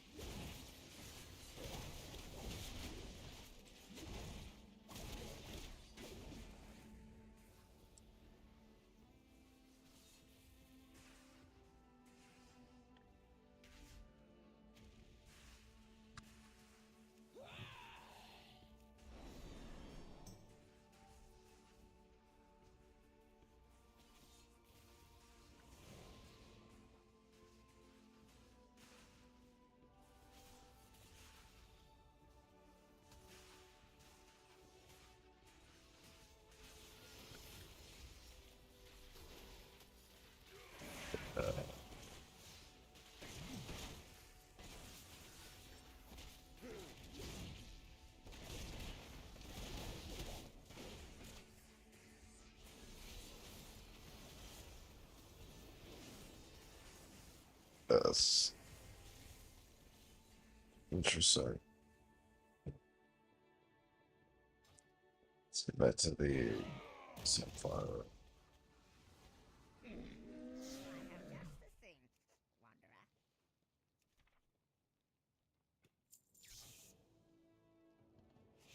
May your feet find good trails.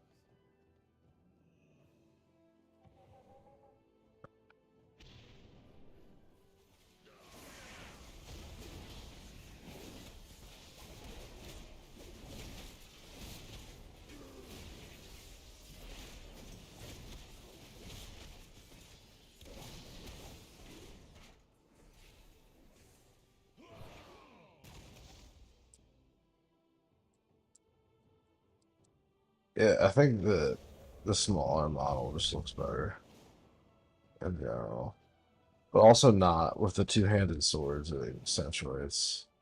But also sometimes it does. Let me try out. The appearance area is like one step down the favela.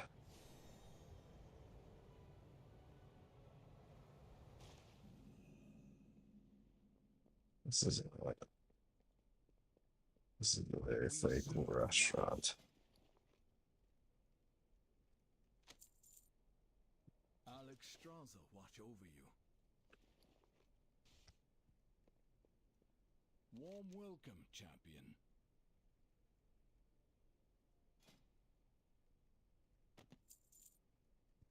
Protect the flame. This is the seat of their power. Protect the innocent. Protect those in need. Serve well. Honor all dragons. I should have to pay. Peace in your journey. It is good to see you, hero. Defend the order. What? Welcome to the city of dragons. Fair skies and strong winds. The aspects have returned. Aspects watch over you.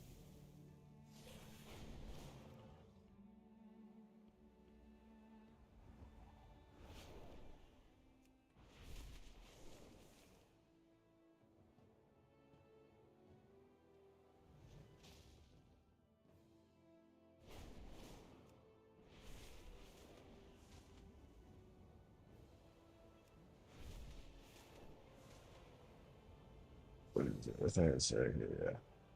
Let's see what it's. Alright. Yikes. Yikes.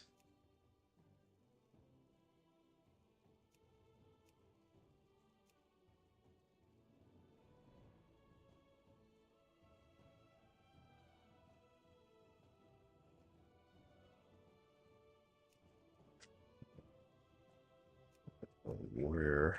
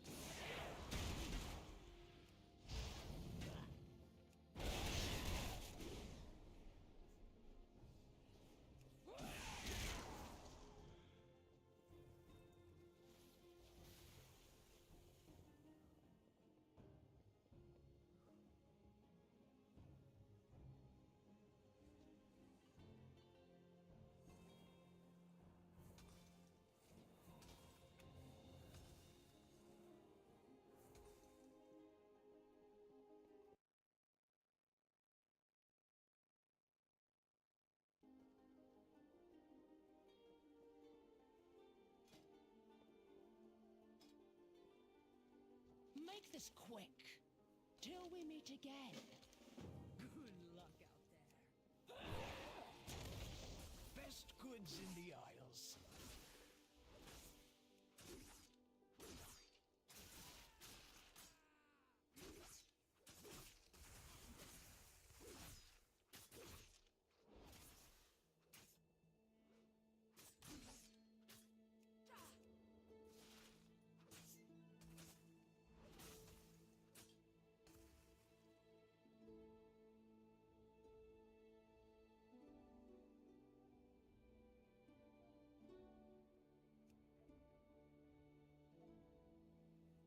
It's only really one piece of 103, but I think you can go all the way to 528 if you upgrade it. Maybe.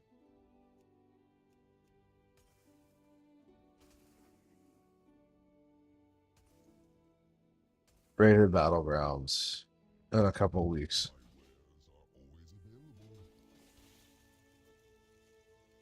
It's just gonna snowball.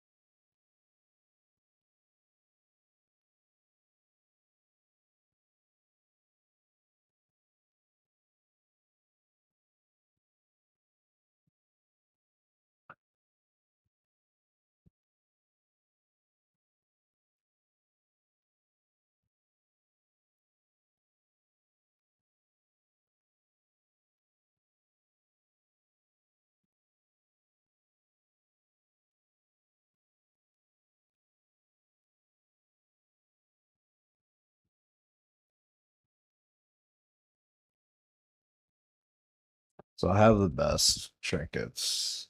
They're not that like this can't be upgraded all the way to 528, but this could be. These things are gonna have to become more common for me to probably upgrade everything. But, yeah.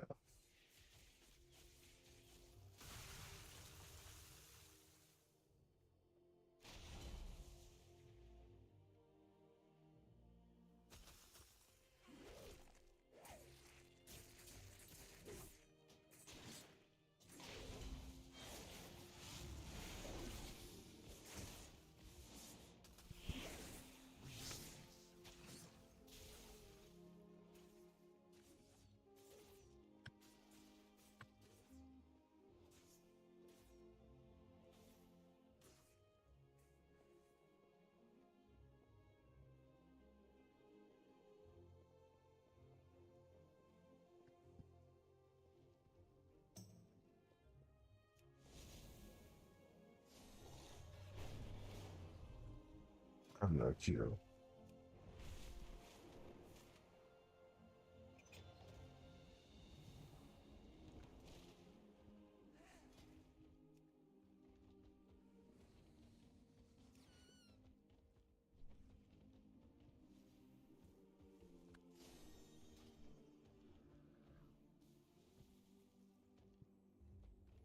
I'm gonna do M plus on this. I might do that like later. Just not right now.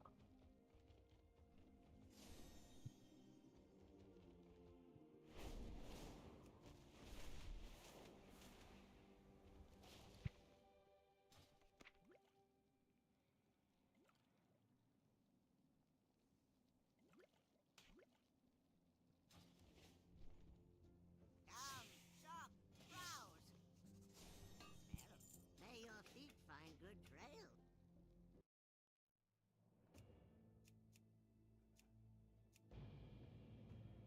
Oh, man.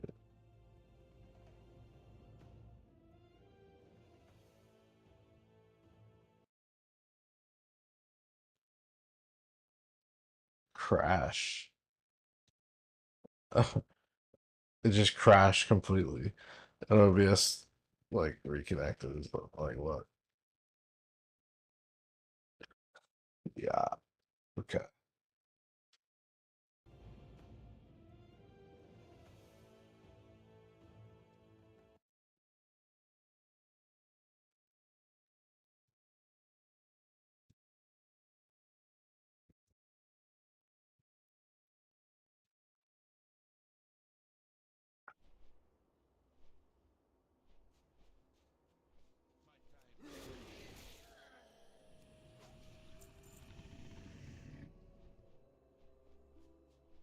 It's the one that's not the one. There's two of them.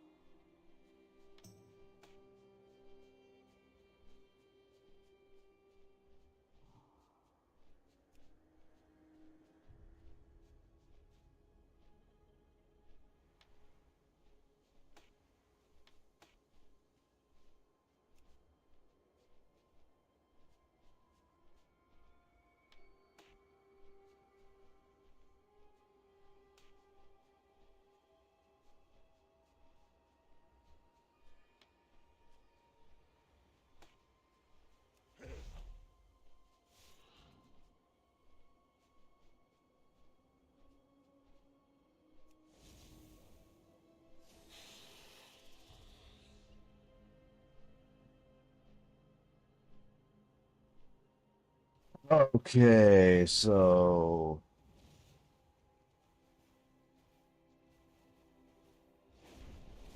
spawn time. This is a very rare. It's very annoying. Yeah. It's intentionally obscure and difficult to obtain, which is okay because it looks really good.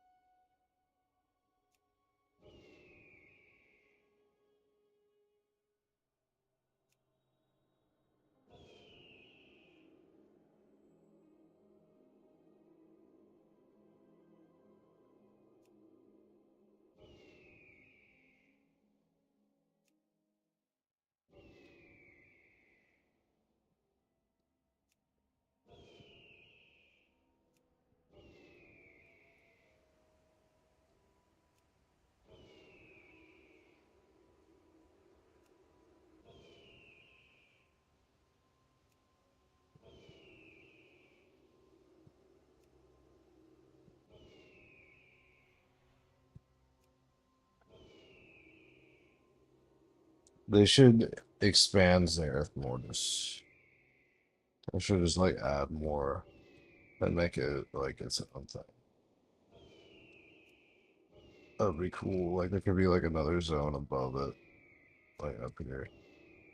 A dragon ride around.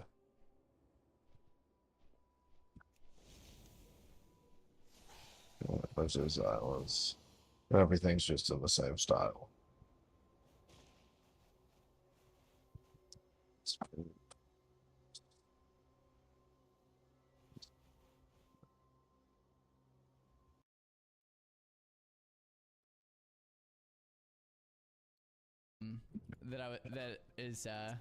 That pertains to that. Here, watch this.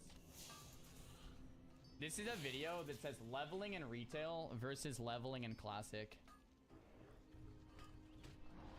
This is retail.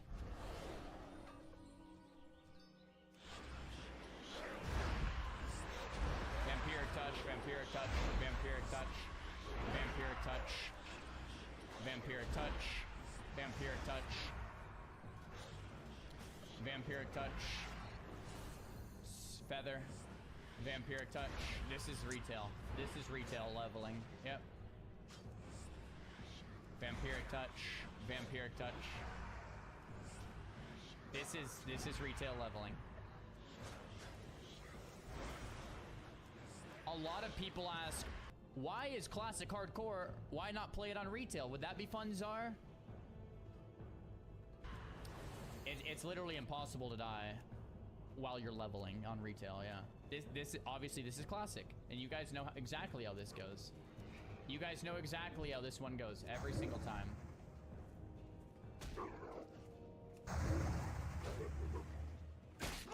Two mobs, both level 10. You're gonna die. You're gonna die.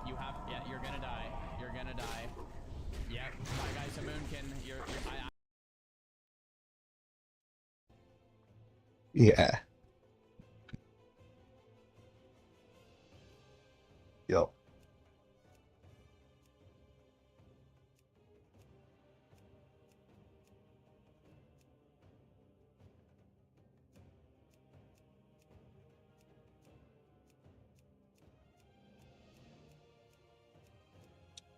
I guess play around.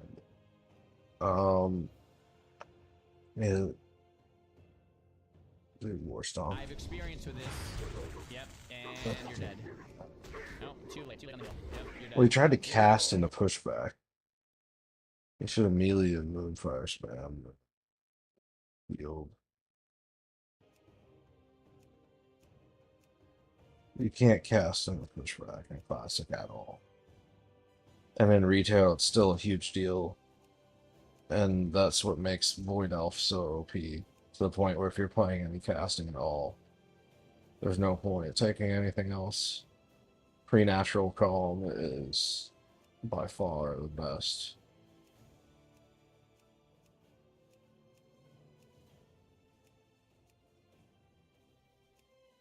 Especially for like healers that want to PvP.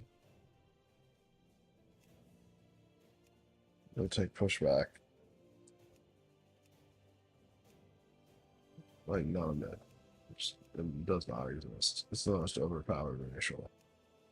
It's Void Elf. It's Blood Elves 2.0.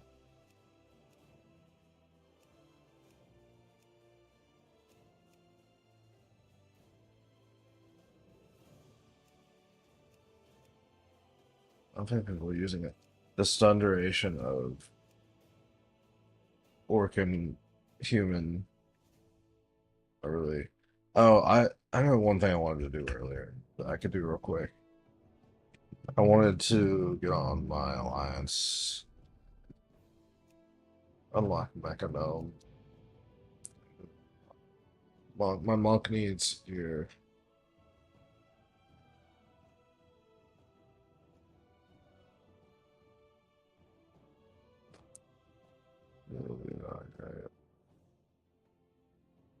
I'm the worst geared character.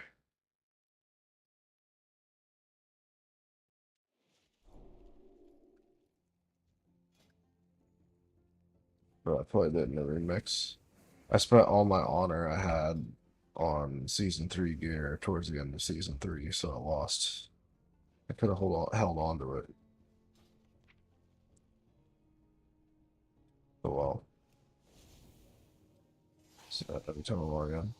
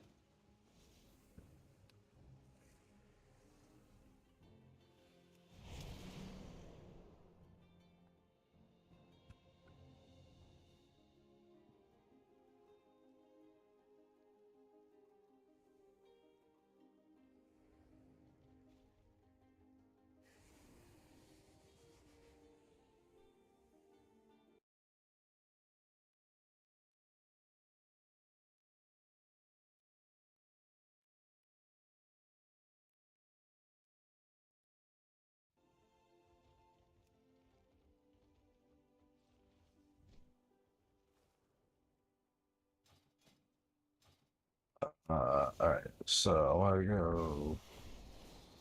It can be completed by anybody, I think, now. Which I want to know, figure out.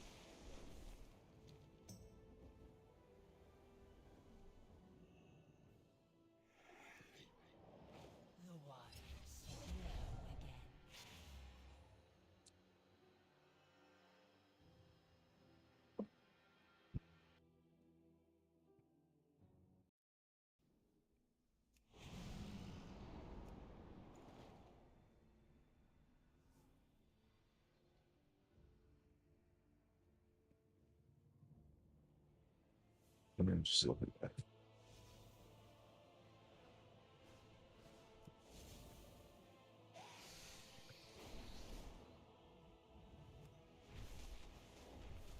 I need a wind shredder.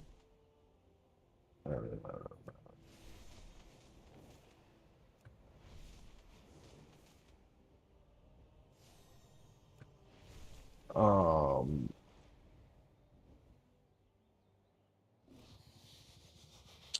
where's it?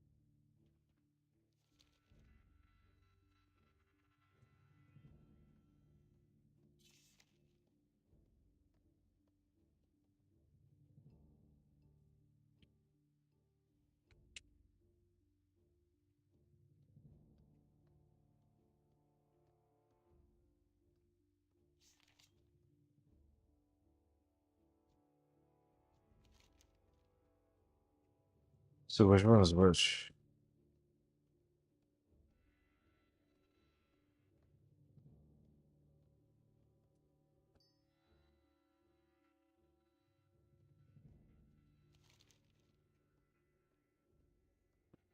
Constant steel smart.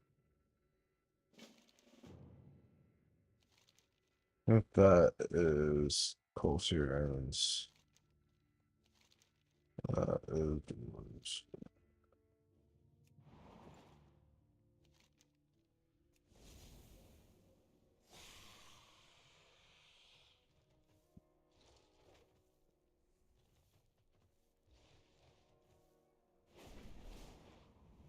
it'd be cool to make this also like this whole account wide. It's gonna do it on any character if I did log out. It's like a larger quest log. Big improvement.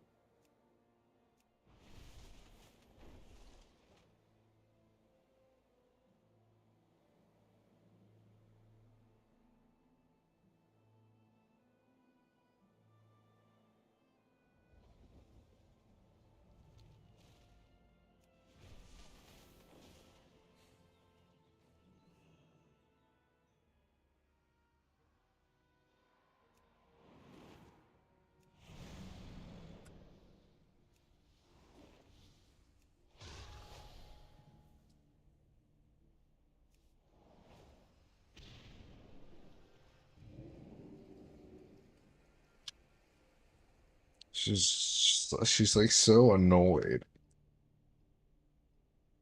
Like that look.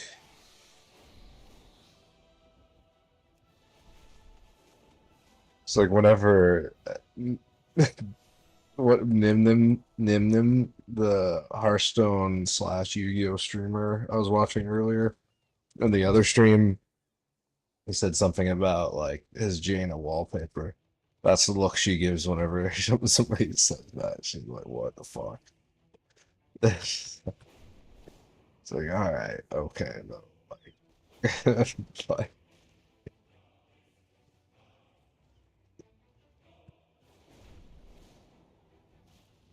Yeah. We said that though. Hero, your timing couldn't be better. Dude's wild. You can count on me. The Tide Sages are trying to heal him at Proudmoore Keep. Meet me there.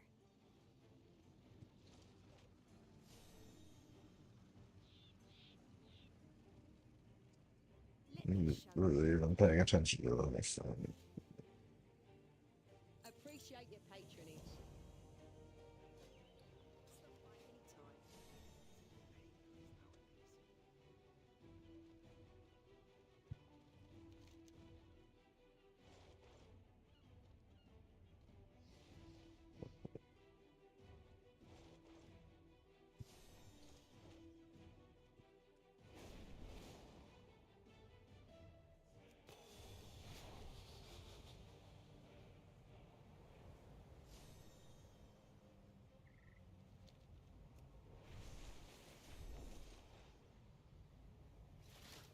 New orders?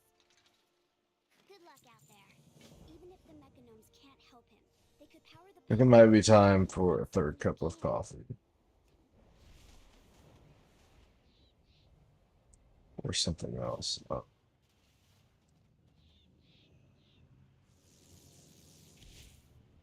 Or making tons of money, I'd probably have more stuff to choose from, for first of all. And like, or I'd do like a DoorDash or something. You know, I wouldn't do that. Just do a pickup order. There's nothing that's stopping me. I'd probably go into a store I don't really want to.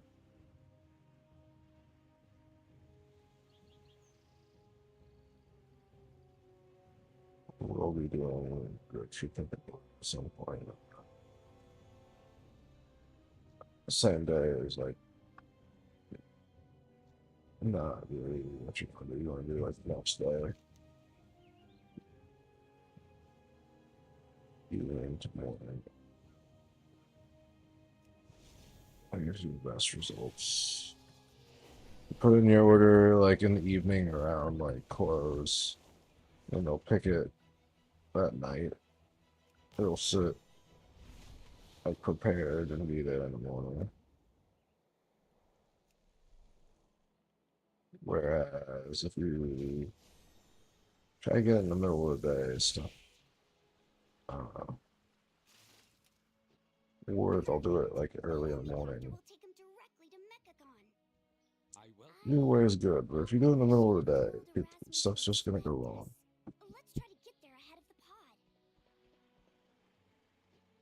You either want the night crew or the morning crew.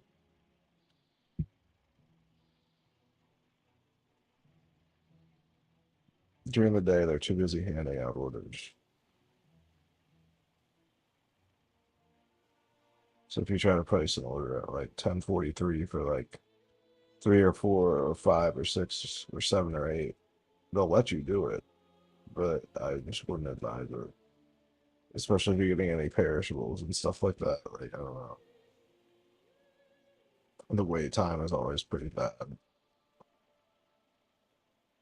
Picking it up. Food Lion be doing these storage lockers, which is the way of the future. That's the way it should be. You just go on the app and then like, and they should like do them so that they're inside outside, like the wall adjoining the outside of the establishment should just be a line of lockers, like really high quality refrigerated lockers. And then you just don't even have to walk in the store. You just walk up, grab your stuff, and leave.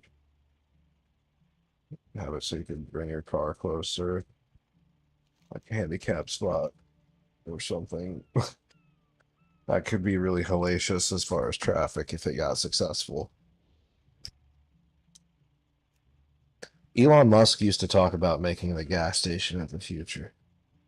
And I like that more than the car of the future because like gas stations are lowbrow, you know. They're like nobody wants to be at a gas station ever. It's kind of how I feel about it. And if you like gas stations, there's something wrong with you. You're like, you gotta be a child. It's like a Disneyfied, like, I don't know. We could Disneyfy the gas station experience rather than it being this weird dystopian thing. Have you considered an upgrade? Let us speak to Lauren. She will inform us of the materials she requires.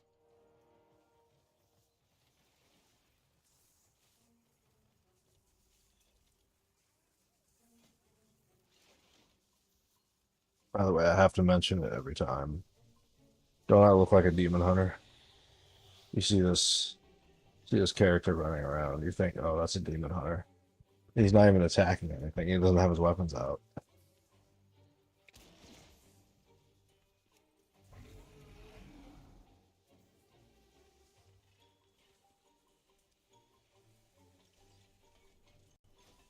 Oh, no, there's nothing.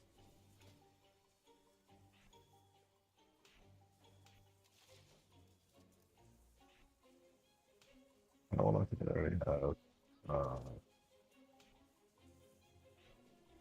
I mean, they should already be there. Like, yeah, for the most part. This one wouldn't be.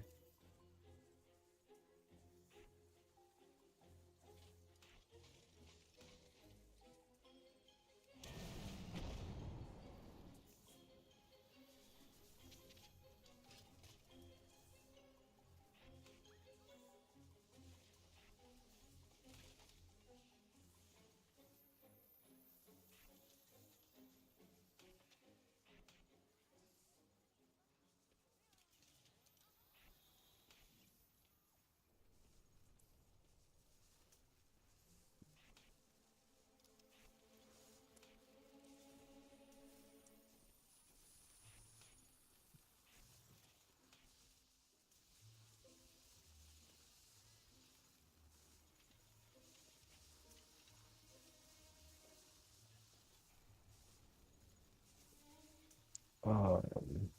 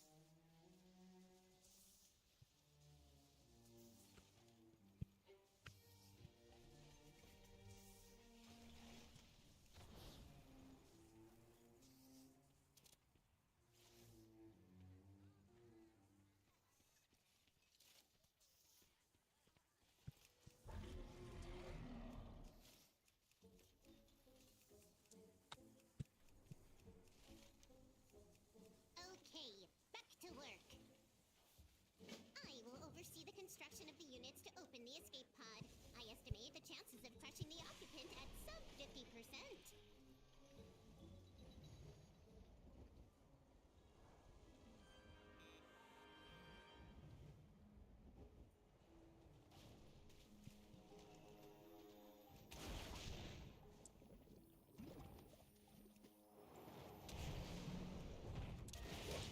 Shouldn't take more than a few minutes. Oh. These things are pretty quick.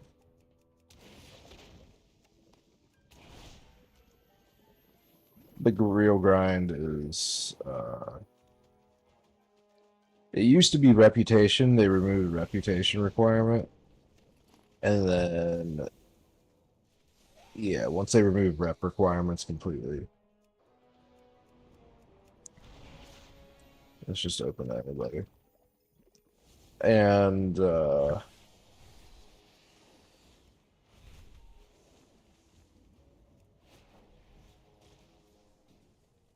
quest line's not too long. The heritage armor is more if you're spare parts, the last thing I want. Takes up so much space. All the mechanism stuff. I'm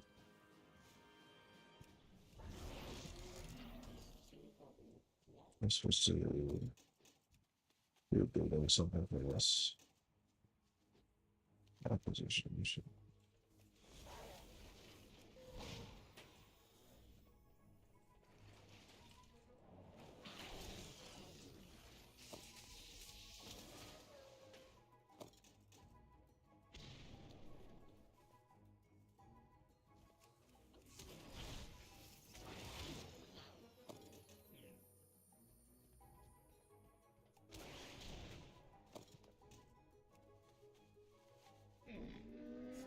I have many, many wares.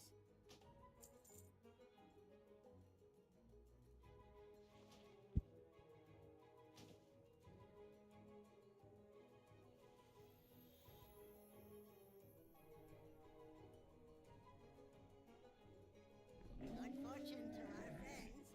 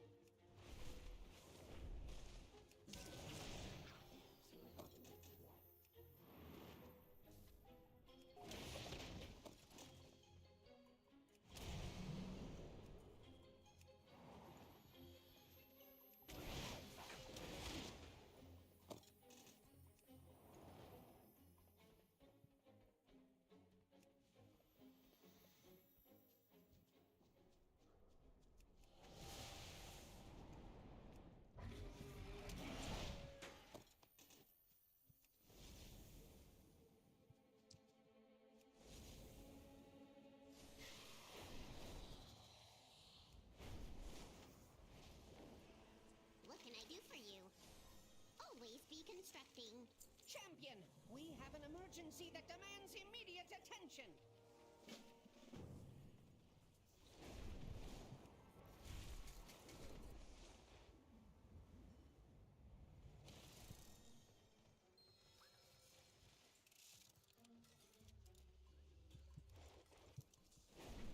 My humbug may not be pretty, but you got it where it counts.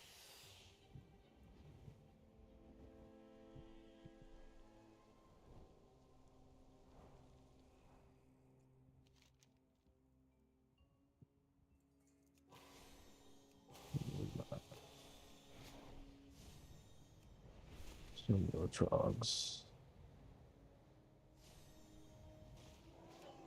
Yeah. Probably on the other side. We've acquired the pod. Back to Rustbolt.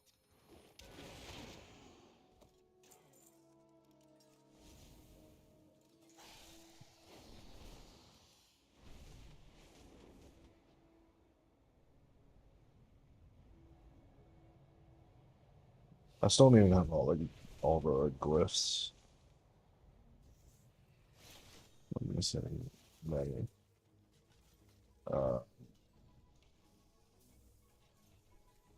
Task completed. Please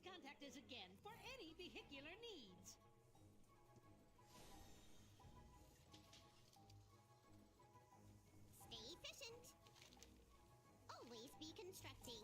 Construction proceeds as scheduled. Yes. We will address the occupant's biomechanical integrity.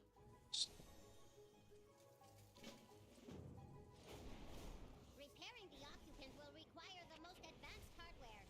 I will await your return.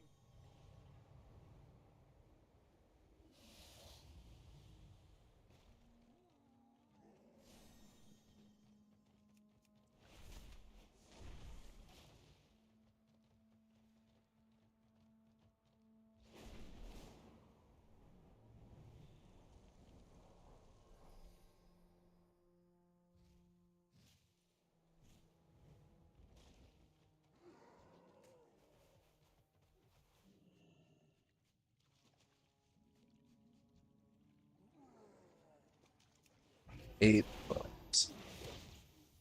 You need to play WoW.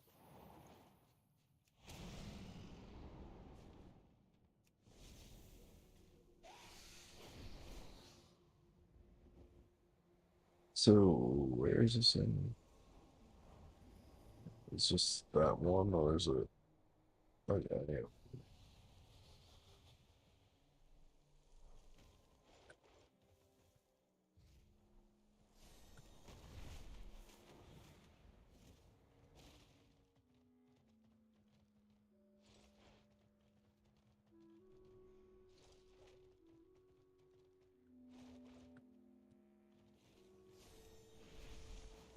Respawn.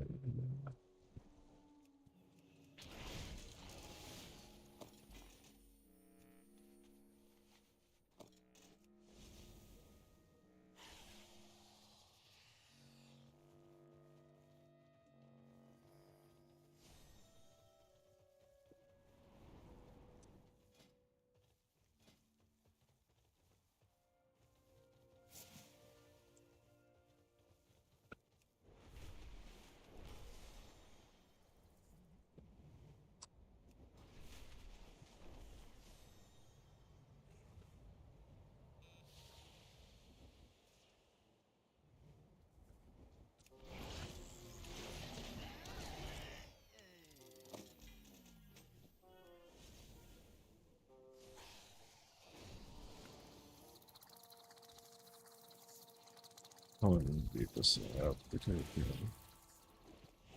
working after if I don't. I'm getting actually really hungry. When I stay up like this, I do get really hungry, you know. Like around the time when you've been up. I don't know. I played a lot of soccer. I took out a football, like an American football, and tennis racket, 2 tennis balls, 2 soccer balls. And then I was just kicking all of that around and slamming shots on the tennis, like just power shots on a soccer field. For like a solid hour or so, it felt like 45 minutes, 30 minutes. I don't know. It was a sizable length of time. It was very fun. And then I did all this by hand. All night. We've been doing this. And we've made so much progress in this game, doing all these different activities. Sometimes it's faster than others, but it's always fun. Now, trying to gear up for the next 3-8, like from 4:50, we're at 4 hours 50 minutes. It's like another 3 hours to 8 hours. I'll go to the evening.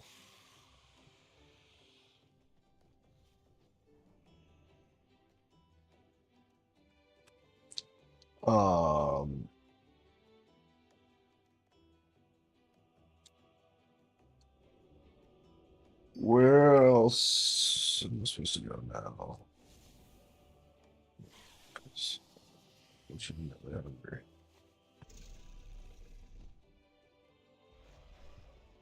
go make more beef. I really could just make more beef hibachi. Dude, perfectly fine. I thought I'd go get some Chick-fil-A. Oh, wait.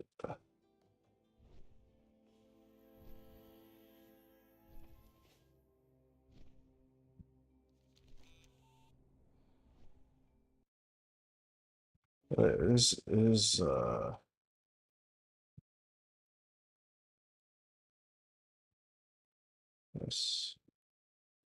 Sunday? I was saying that on purpose because I know it's Sunday. It feels unreal that it is Sunday because it went by so fast, but okay. State your intent. Exiting Congress. These components require modification. In the meantime, Erasmus has requested your assistance.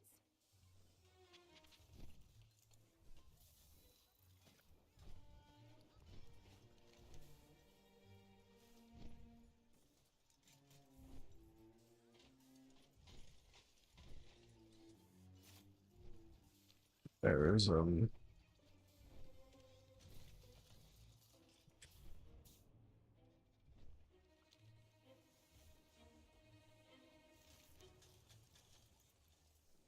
The data you acquire should prove invaluable to my calculations. You have acquired my attention. I acknowledge you.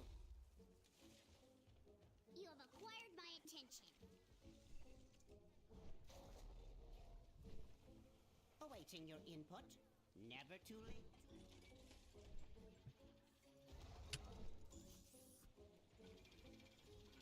Awaiting your input. No upgrade is My, you're a tall one. I'm sorry. Did you say something?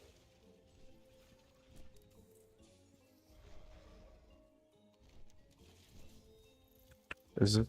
This isn't just the intro to Mechanon. This is specifically Rhymes. Your assistance is appreciated. Please share this data with Christie for analysis. Interested in a new project?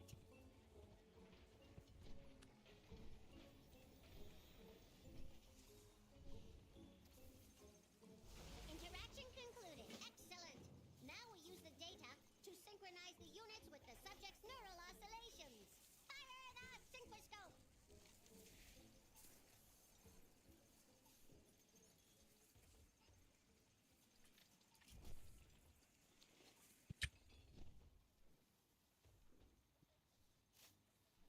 Amazing gamma amplitude in this sequence. With a few adjustments, we can enhance his logical reasoning tenfold. We like him just the way he is, though. Too much logic, and he could lose his heart. A seemingly frivolous priority, given the opportunity to achieve perfection. But if you insist, I will retain his prior functionality, flaws and all.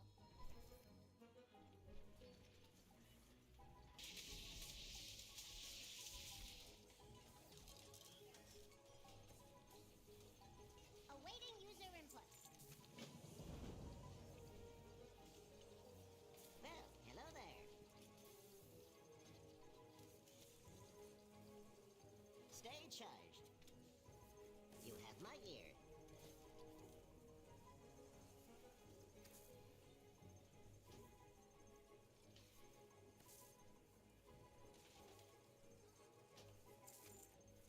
Until next time.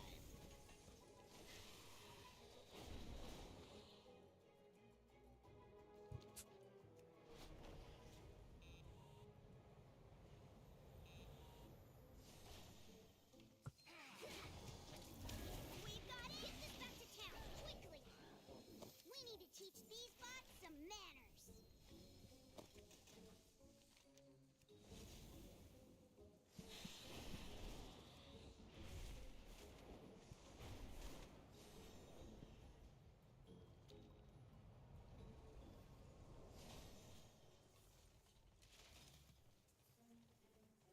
Proceed with your inquiry.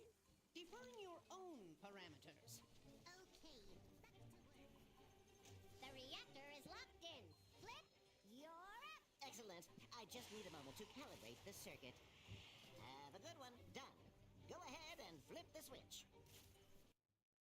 Football is often called the beautiful game, and one of the reasons for that is the skills. Pro footballers can do some pretty insane tricks, but in this video I'm going to be learning football tricks that are too difficult even for the best footballers in the world to do. Well, I try my best, yeah? And by the end of the video I will have hopefully landed one of the hardest tricks of all time. Right, so first things first, I'm going to take a look at some pro footballers doing their best tricks and see what we've got to compete with. Right, first up, obviously Ronaldinho, the pioneer of freestyle football skills. What a bloke.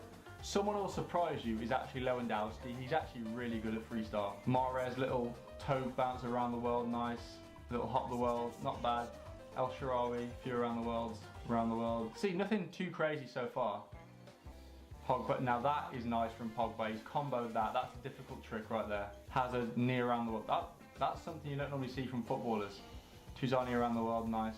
Now, I don't know if it's just me, but when I watch Ronaldo do any sort of football tricks, he seems a bit jittery and like, just not as smooth as someone like Ronaldinho. Obviously, he's still really good, but it's just interesting. Now, Messi is an interesting one when it comes to skills. Obviously, his ball control is just like insane, next level. If you watch him here, just doing a few tricks, the control on the knees, on the head, on the shoulders, like he's got it all. But you never see him doing around the world or any tricks like that. Here's one, around the world, hop the world combo.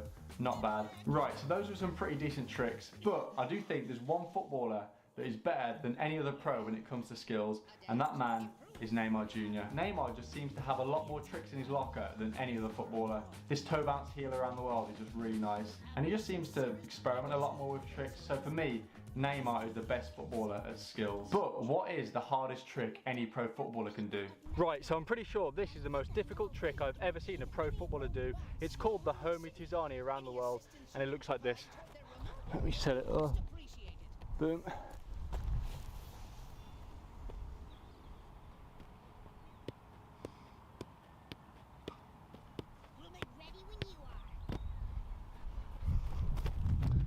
So yeah, not that impressive, right? So this is the hardest skill I've ever seen a pro footballer do.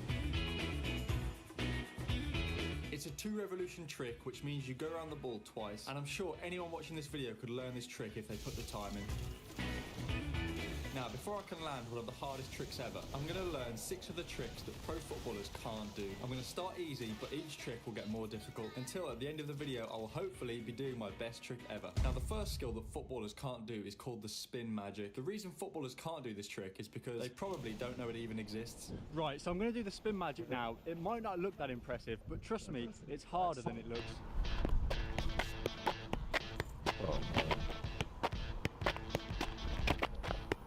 So for the spin magic, I'm basically just letting the ball bounce off my toe and then kicking it up with my other foot and making the ball spin. It's all about timing.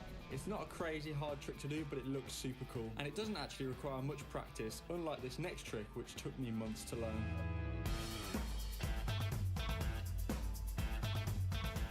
Heel juggles are something I've never seen a pro baller do. I've only ever seen footballers do 1 or 2 kicks with the heels.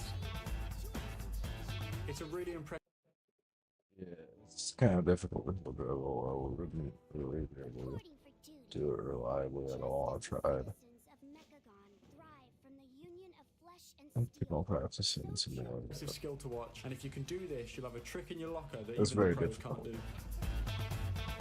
Like everything he's doing is incredible. So the next trick that no pro footballers do, and something you can learn if you want to separate yourself from the pack, is doing combos.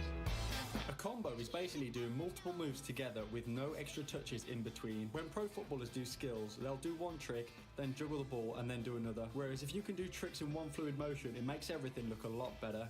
Here's an example. A pro footballer might do this where he's taking touches in between each trick. But a freestyler will put them all together with no extra touches, which is more difficult to do, but it will take your skills to the next level. Next up, we've got a trick called the Sven around the world.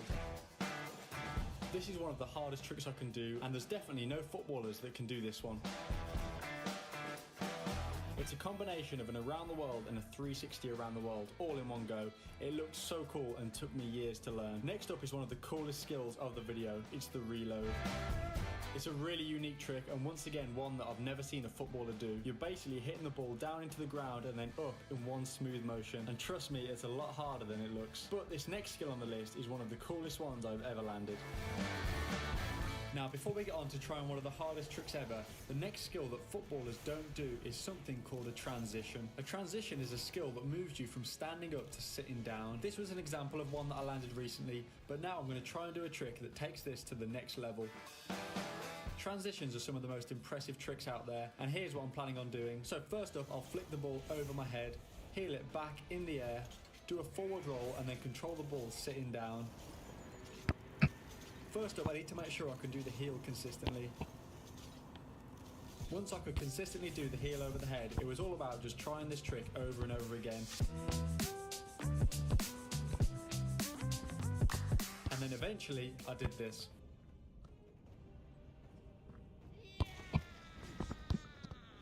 Yes.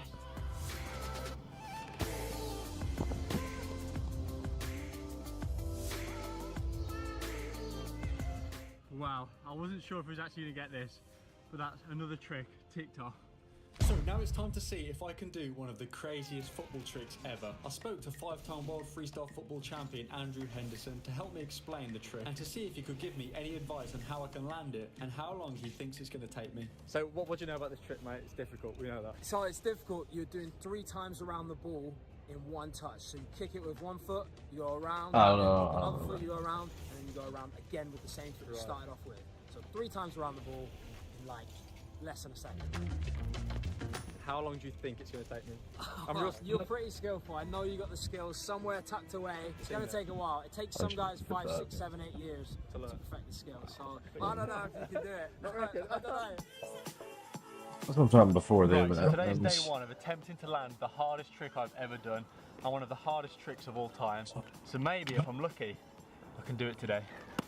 Right, so this trick is called the Scala around the world, and this is what it looks like. So you're going to go 3 times round the ball, boom, boom, boom, and it all happens in less than a second. So it's like this, boom, boom, boom, without the ball touching the floor or you touching the ball again.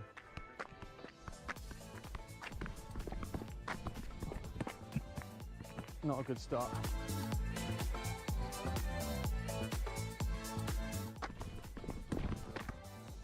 I really don't see how I'm going to get the speed to do this. Boom, boom, boom. Let's just do it slowly to start off with. So, boom, boom, boom. Okay, I see what's going on now. Yeah, reset. Happened and now it's no longer spawning.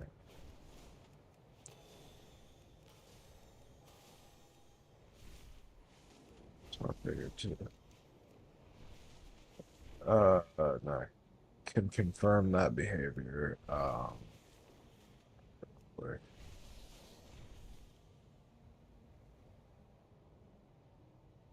Our Vombata friends adore catalyzed apples, but they are only found on one Otoma. Could you obtain some for us?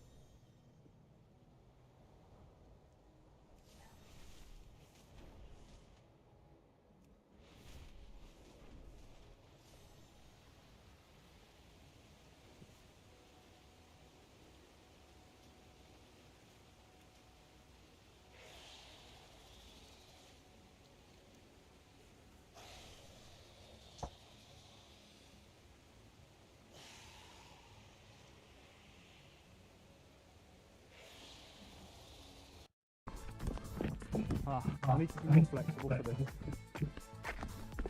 Oh, I'm just miles off though. It hits the floor way before my foot even gets round. Right, so that's day one though. This trick could take ages. So day one done, and I knew a lot of work had to be done if I wanted to land this trick. And day two wasn't much better either.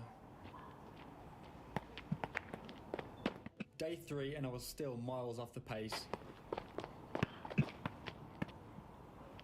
I also realised I probably wasn't flexible enough, so made sure I did a lot of stretching for the next day, and things were actually a lot better.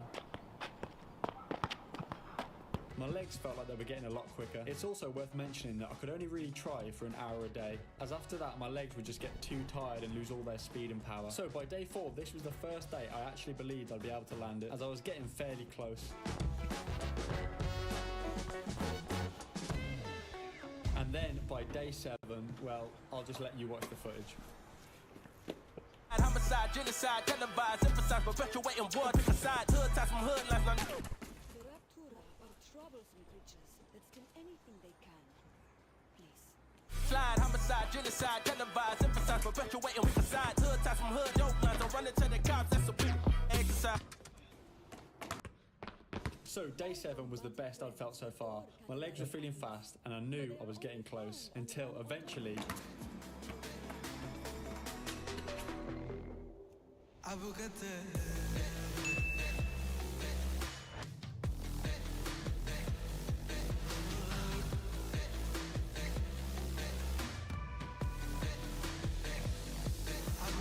Right, so I'm watching this back and there's actually a bit of a problem.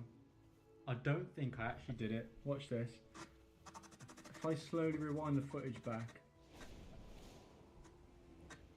boom, the ball touches the floor and bounces back up. Oh no. I carried on trying for another 3 days until I did this.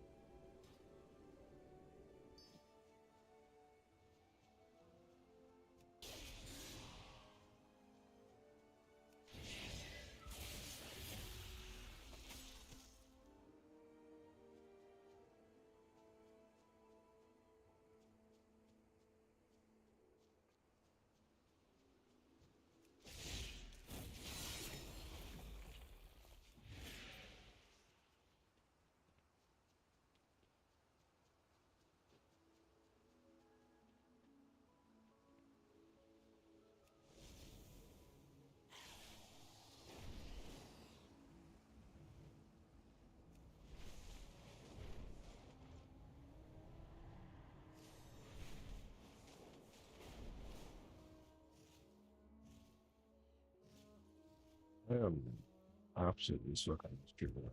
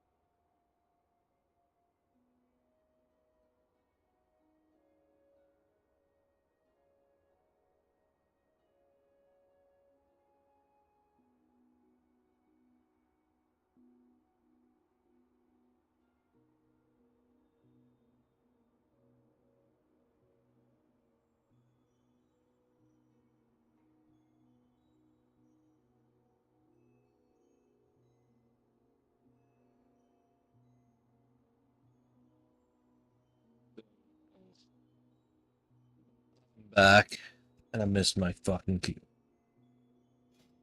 which is all right. I'll be right by the time. I saw we have bread, right? Like sandwich rolls. And there was a gnat, like a bug, like a gnat, like a very small bug that was inside of the bag that has never been opened. And I saw it just flying around inside of the bag, And I'm like, well, I could open the bag and then let the bug. I could like I just killed the bug. I just squashed it against the bread. And you can see a little bug corpse in the unopened bag of bread. And you just like pinch that off. I think it's good. But yeah, it was just a bug. Like, and had to get in at packaging or bite a hole through the bag, which I've heard about. But I've never really seen bugs uh ever in like food storage. It's not a thing that I ever see. I think my entire life it's never been a thing really. So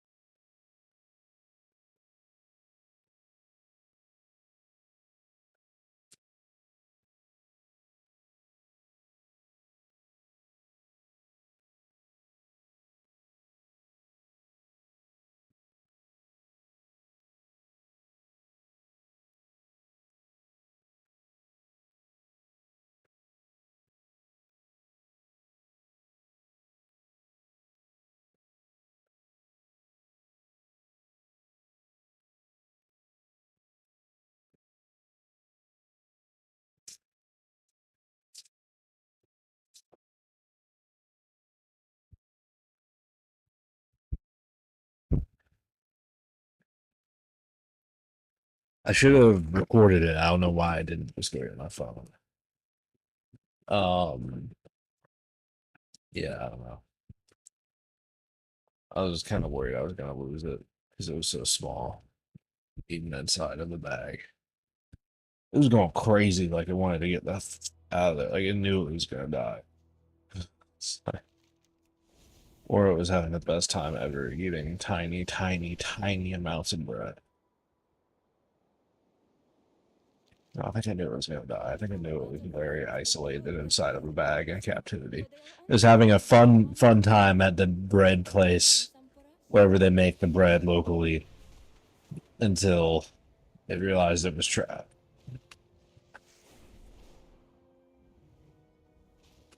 It freaked out for like a couple hours and then died.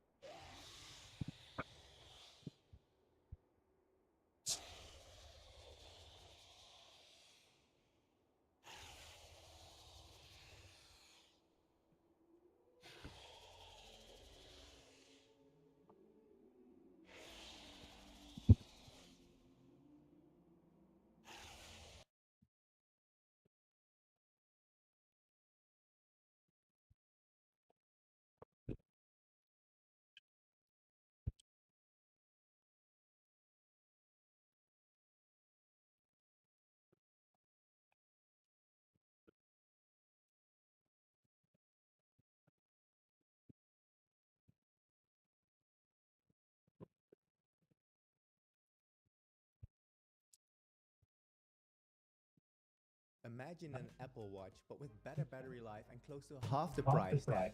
Well, that's what the Huawei Watch Fit 3 promises to be, and it's also compatible with both Android and iOS. On paper, it seems to address many of the common complaints people have about the Apple Watch. But that's not why many of you have been urging me to review it.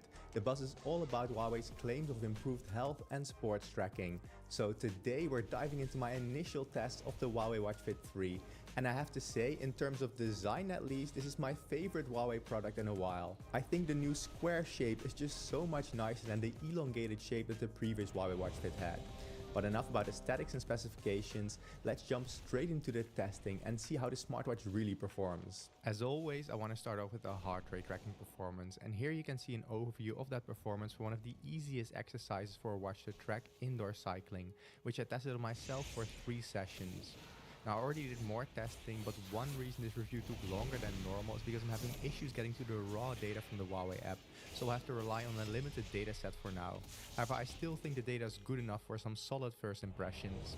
Now to test the heart rate tracking performance, I'll compare the measurements against the Polar H10 ECG chest strap, which can generally record my heart rate very accurately.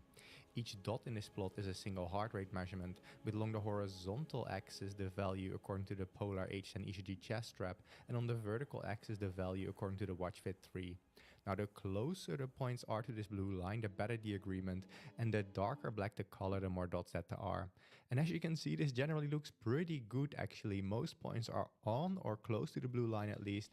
Interestingly, mostly in the lower heart rate range right here do we see a bit more deviation, both below the blue line, but especially above it, also here in the medium heart rate range. Still, this looks really good, and the correlation is quite high at 0.98, so that's this R value up here, and this value cannot be higher than 1, so a correlation of 0.98 is pretty good. But let's take a look at the individual spinning sessions to see why we have a deviation, especially here in the lower heart rate range. And here we have the first example interval spinning session, where we actually see a pretty decent agreement between the Watch Fit 3 and the ECG chest strap.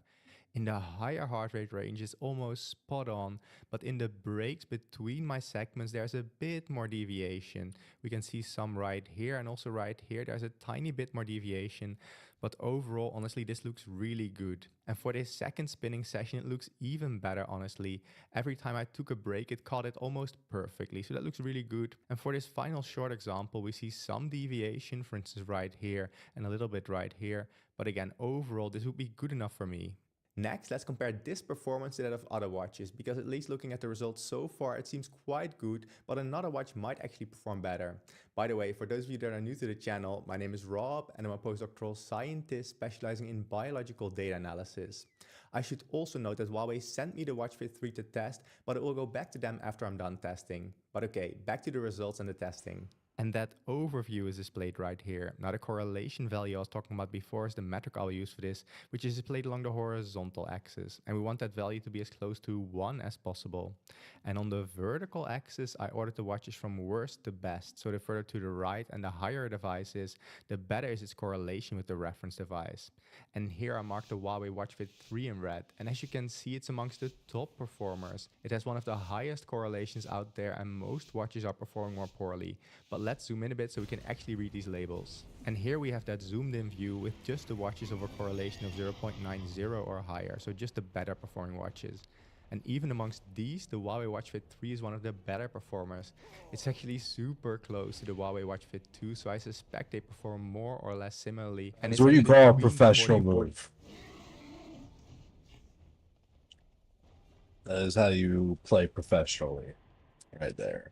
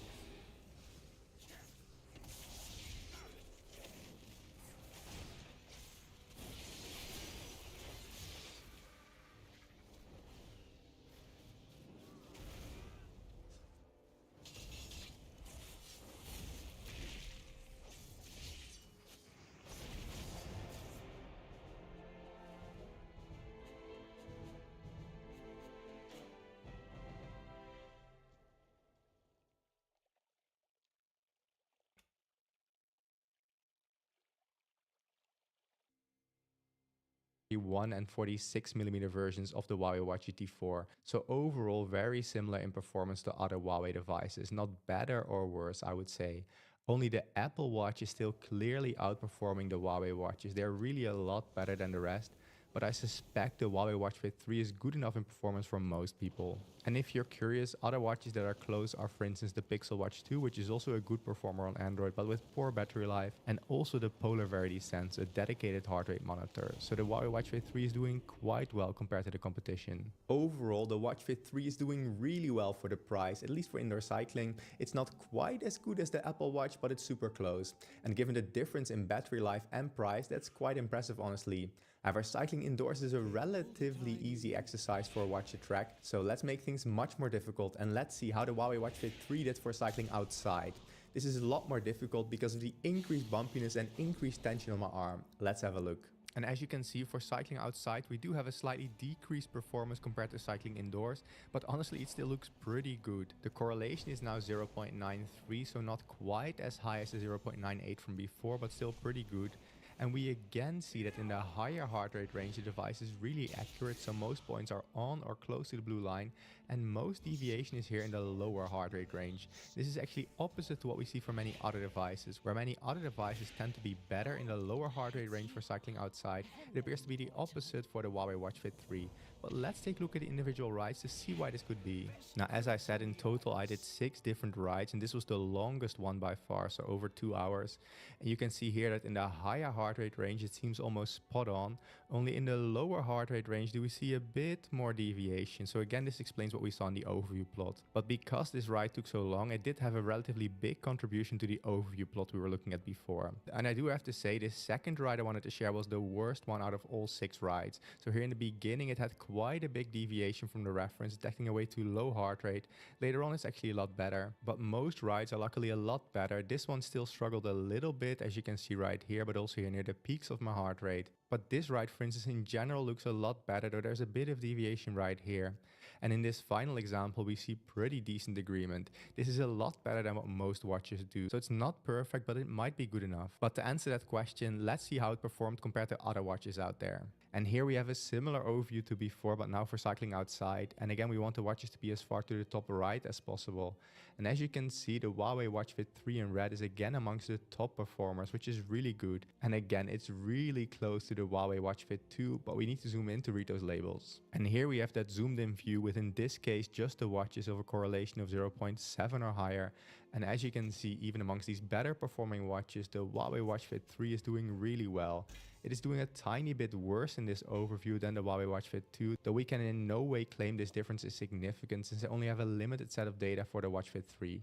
Still, overall, both the Watch Fit 2 and Watch Fit 3 are some of the top performers out there, even seemingly a little bit better than some of the other bigger Huawei devices. That could have to do with their weight, or again, it could be random chance. But we actually see that the GT3 Pro is doing a bit better, so I wouldn't be so sure of that. I think again that many Huawei watches are performing more or less similarly.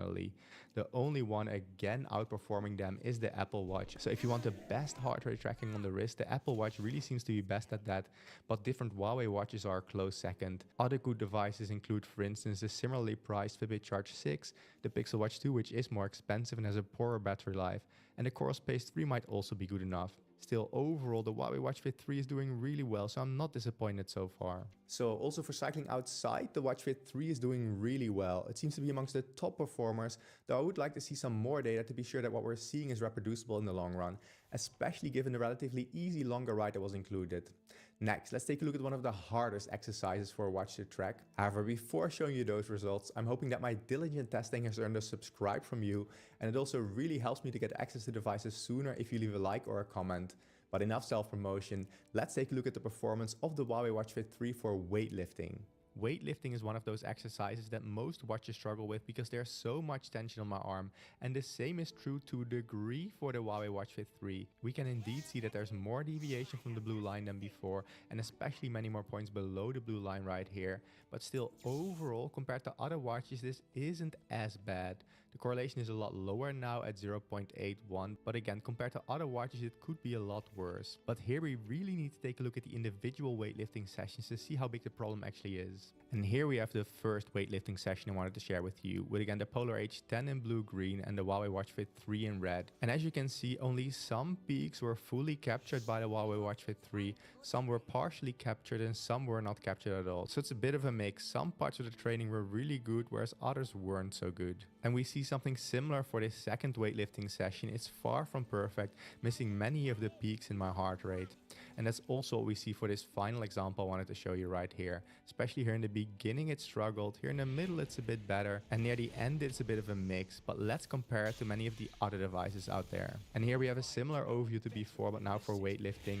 And in this case the Watch Fit 3 is in the upper middle class of watches, but not amongst the actual top performers. And the Huawei Watch Fit 2 is, and I'm not sure why that is.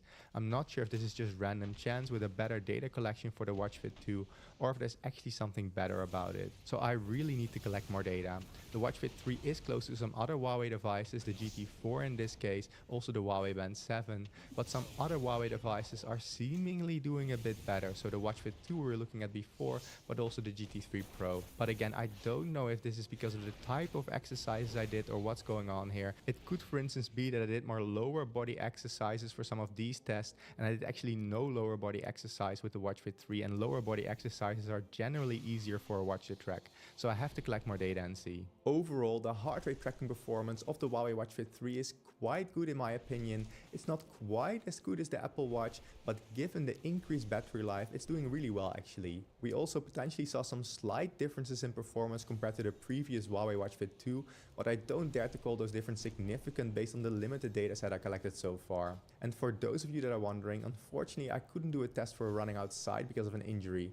Still, overall, I'm quite happy with the performance of the Huawei Watch Fit 3 so far. Only for weightlifting I cannot recommend it, but for the other sports so far it's doing quite well. Therefore, overall, I give the heart rate tracking performance 4 to maybe even 4.5 out of 5 stars, but that's considering the price. But what about the sleep stage tracking?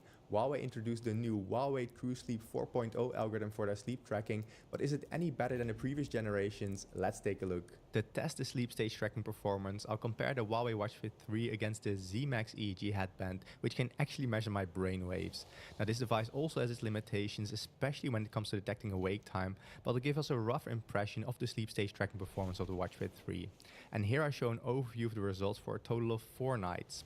Now on top are the sleep stages as recorded by the Z-Max EEG device, and on the left are the sleep stages as recorded by the Watch Fit 3. And each column here sums to 100%, meaning that we can see what percentage of each of the sleep stages according to the Z-Max was predicted as each sleep stage by the Watch Fit 3. And if they perfectly agree, all values on the diagonal should be 100%.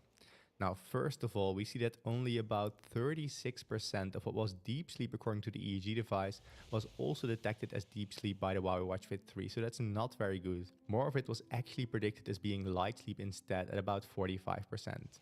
Now, light sleep agreement is also not that great at about 45%, and a lot of the light sleep detected by the EEG device was actually predicted as being deep sleep or REM sleep by the Watch Fit 3. REM sleep agreement is similar at about 44% agreement, and about the same amount was actually predicted as being light sleep instead at about 40%. So overall, not looking very good for the Watch Fit 3. Now, awake time is something we will definitely not be focusing on because the Z-Max tends to detect a lot of awake moments, some of which I think are not really awake moments or just short arousals, and those are not interesting for us. But just for completeness, about 29% of what was awake time according to the EEG device was also detected as awake time by the Huawei Watch Fit 3. Now, looking at the nights themselves will help us understand that even better, and here you can see the first night I wanted to share with you. On top, we have the sleep stages according to the Z-Max EEG headband with along the horizontal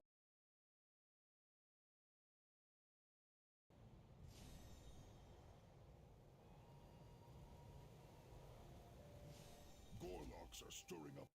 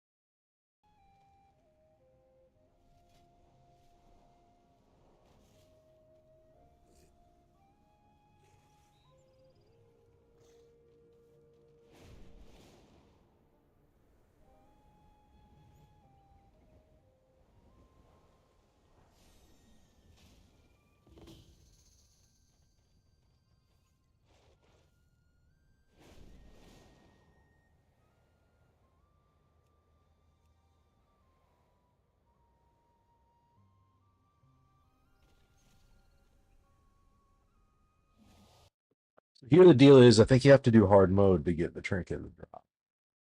I'm not sure. This dungeon doesn't have a Mythic Plus, and most of like this is just the best trinket apparently. It has a really good on use. So, especially for certain classes.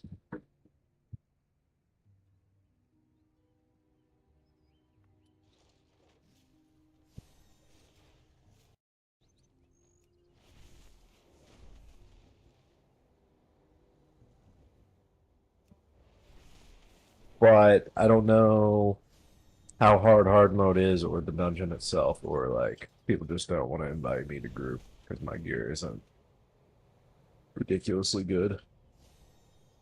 They don't want to compete on the role of the trinket, but everybody wants it.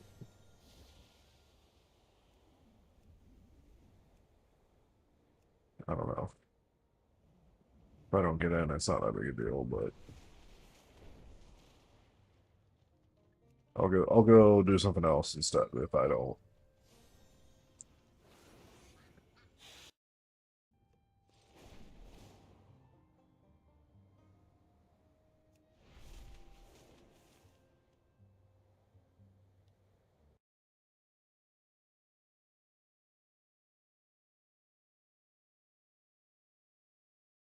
Welcome back, everybody. Today we'll be taking a look at the body cam footage of the arrest of Sean Reyes, Long Island Audit, and just for full transparency, for those who didn't know, the case was dismissed, but it's not because he was innocent, it's because they charged him with the wrong statute. Mark Stout went over it. They charged him with the statute where if it was an enclosed building that was fenced off, the building was not fenced off. He was still trespassing, but the case didn't go through because of that clerical error. So that being said, you might be able to beat the case, but you can't beat the ride. And this one was a sweet ride. So we're going to take a look at it. And so just grab your popcorn. It's going to be a blast. But before we get into that, I want to thank the sponsor of today's video, Aura. What I'm about to tell you is extremely important. Last month, AT&T sent an email to their customers saying that 7.6 million accounts have been compromised and that personal information has been stolen. It was later revealed that it was actually 73 million current and former customers who had their info leaked on the dark web.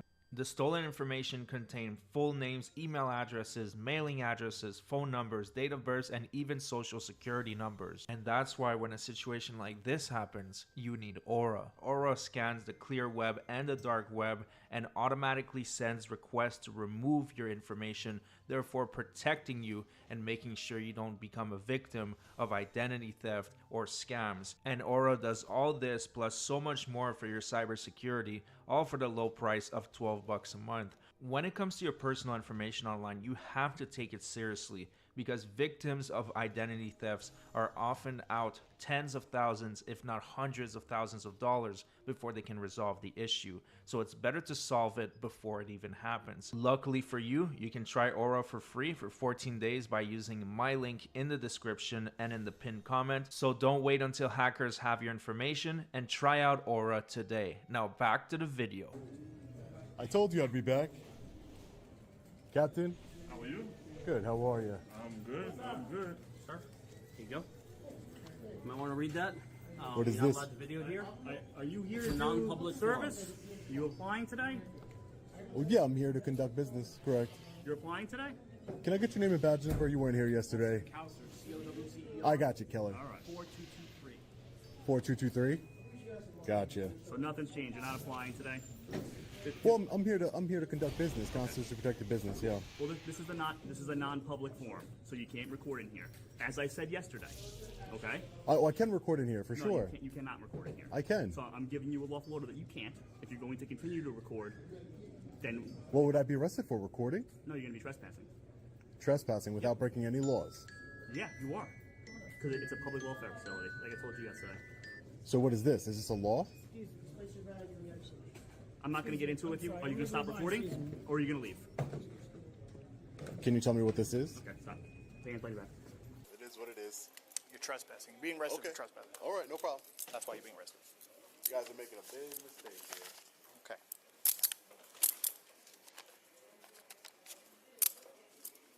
Trespassing is a violation. It's not even a crime in New York. It's not. So you think. So here you might have noticed that the volume went down dramatically.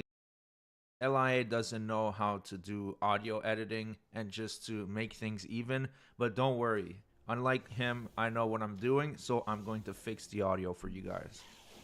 I know the law in New York better than you. It's ridiculous. Sit down right here.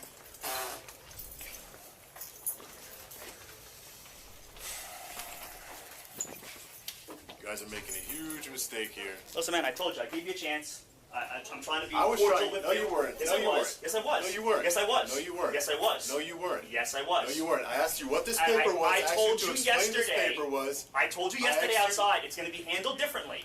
You made the conscionable choice to come back here, walk To into the exercise lobby my rights again. recording I told you again. I had business to after conduct here. after I told you you I had yesterday. business to conduct here. I'm here to apply for services.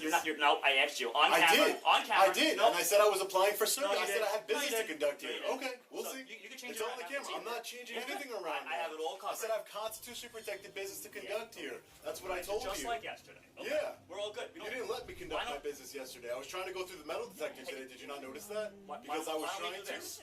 Why don't Plead the fifth. Yeah, why don't you do that? Yeah, because that's what you were told yesterday, right? So you want to quit back at it, right? That's funny. Big mistake you guys are making here. Big mistake. Violating my constitutional rights. Be out in a couple hours and I'll beat the charge, just like I beat the charge everywhere throughout this whole entire country. You guys are making a big mistake here. You're stationed here as well? I am. What happened to Tenorello? Well, let's do a little bit of fact checking here. He did not beat the charge with the ticket and the $90 ticket that he had to pay and he went on trial for, which is pretty ridiculous and a waste of taxpayers' money. He should have just pled guilty. I don't think he's going to beat the charge in Schenectady as well because these guys don't play. And let's not forget that he did not beat the charge for armed robbery, the one he was found guilty of and served prison time for. He was just filling in for the day. Oh, he's not normally stationed here. Luckily here, he doesn't have to deal with the federal lawsuit that's going to be filed. More transparency in our government. You know what's crazy? If I really want to, I can go outside your house and your house and your house to record, and that's completely legal. But recording just to hold my government accountable I'm trespassing on public property, the same property that I help fund with my tax dollars. Property. This is not public property. This is public property. No, it's not. This is public property, sir. This is a public agency, sir. How do you feel it's public property? Because it's funded by taxpayer dollars, sir. That's why. This property is not. It is funded by taxpayer This dollars. property is You not. are an employee of the employee of the county of Nassau. Yes, I'm an employee in Nassau County, but this is not county property. But who pays? They lease this space through tax dollars, sir, meaning that it becomes publicly accessible. Meaning Nassau County has nothing to do with this property. But if they have nothing to do with, so you can have it both ways. If they have nothing to do with this property, how can I be trespassed by a Nassau County officer? when you not in this building, I said property. So when you stepped on this property, the building manager stated, if you're not here, Who's the building manager? The person I talked to yesterday?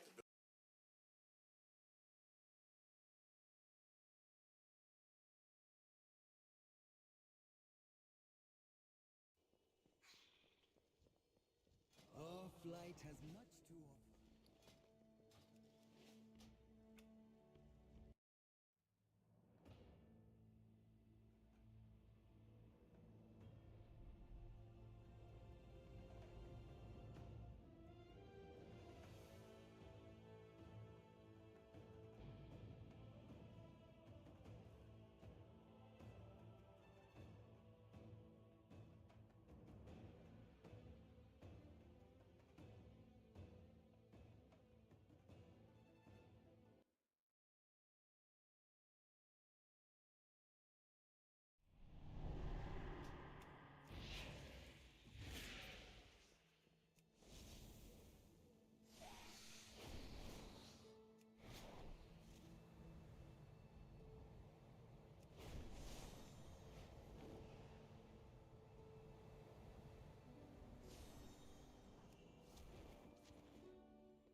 at your service.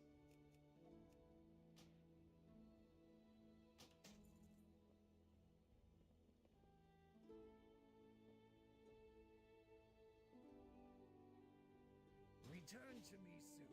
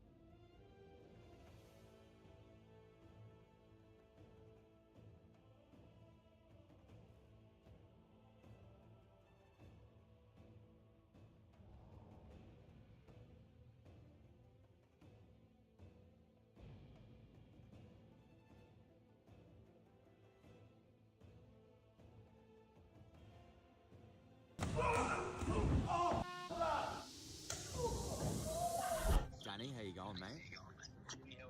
So Michael thinks that the video that we're filming is who can last the longest with Danny Green. If you like go like pretty hard on me, and I'll make out like the hits are really heavy as well, so it looks like, you know, you've really gone hard on me. And then we'll see how Michael reacts. So if he gets in with you, just get real fired up at him and just kind of make out like you're gonna really him up. Just give you one monster body shot. Yeah. We're here with former four-time world champ, boxing royalty Danny Green, and today we're going to see who can last longer in the ring with Danny. Michael and I are going to go around each. We can tap out whenever we want. Person who manages to stay in the longest wins. Paper, scissors, rock. See who's going to get in first. Scissors, paper, rock.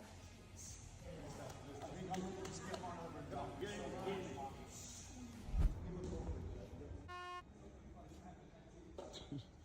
Something's gone wrong, and Danny's f***ing...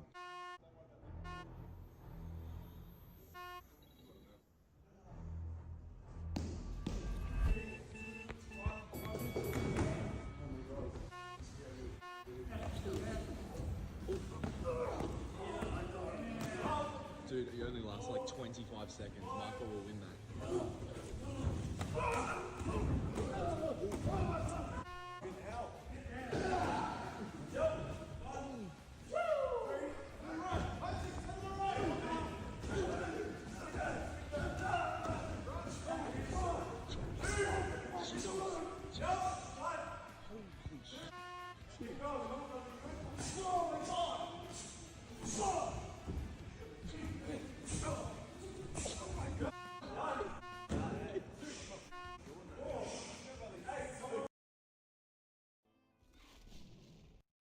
Reenacting the fucking Deathwing cinematic. There you are. All you people playing Cataclassic. Here is why Dragonflight is so cool. Look at this view distance. I don't even have everything up to max, and it's giving a cloudy skybox right now. And I have Deathwing as my own actual mount.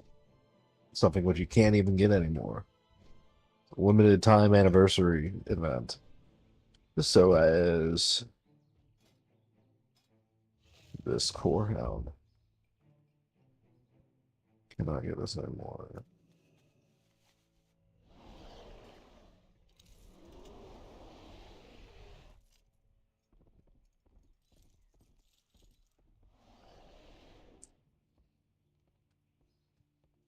I don't know why it won't let me out. No valid favorites.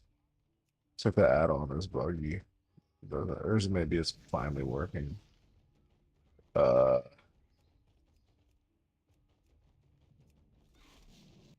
It's not.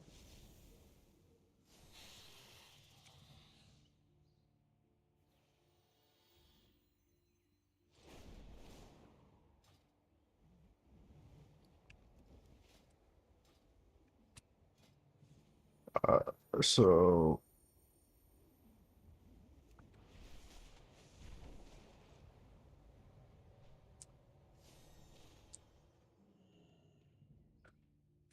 Alright, I have those things in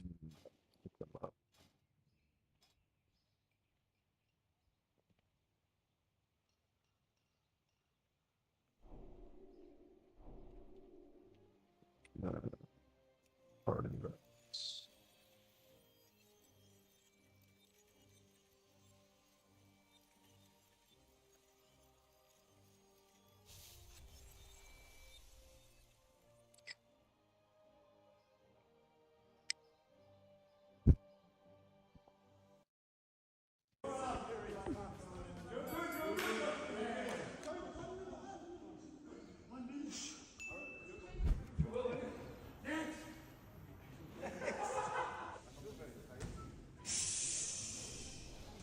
Like a dragon.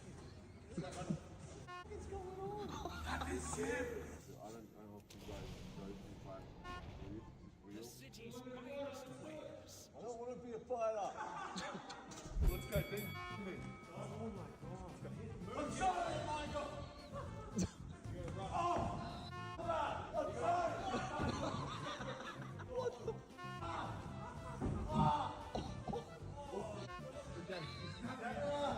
Holy Marty! What's going on? Michael, what are you doing? I'm sorry! No! I could target I did just totally not get the stats I want. These are throwaway items anyways, they're just for item level temporarily. I don't even think it's worth it getting like weapons. I don't know what else. I think I just need more honor. I'm just keep on funneling this guy honor.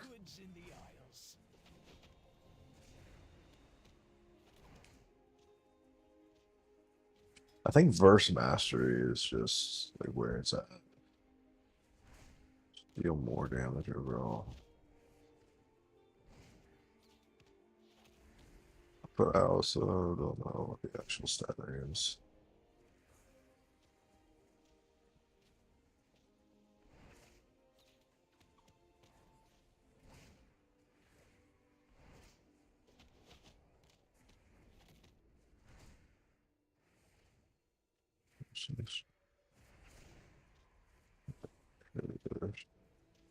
I will master it.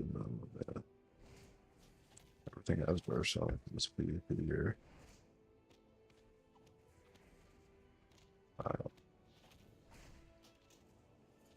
Can you not do anything with like the old season gear?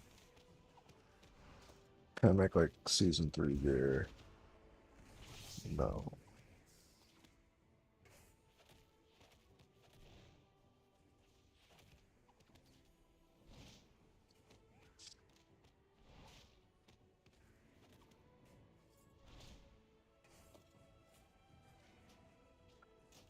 At your service.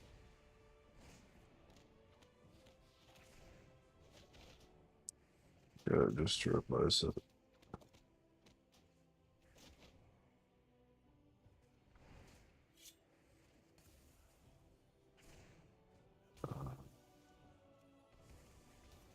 Let's see. Yes.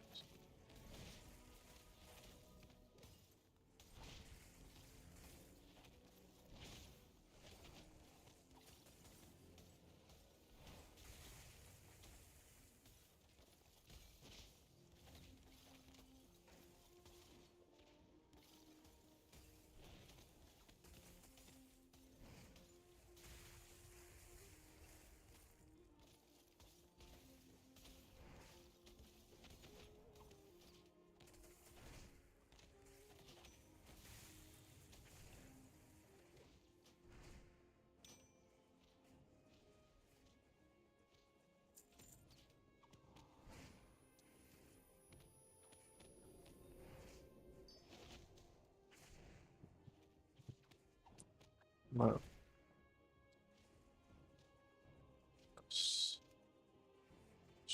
Let's chair over time.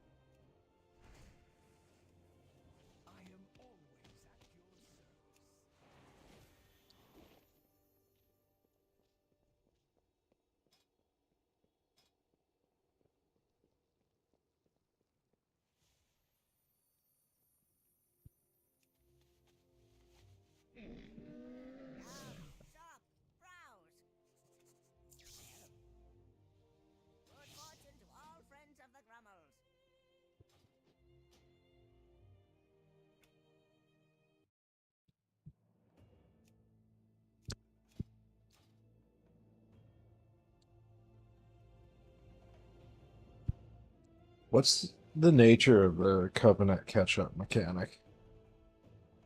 I keep on wanting to do the Bastion appearances, and I really don't think they're even.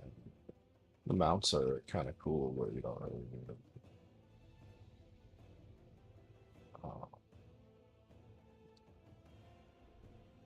So I'm thinking of Covenants.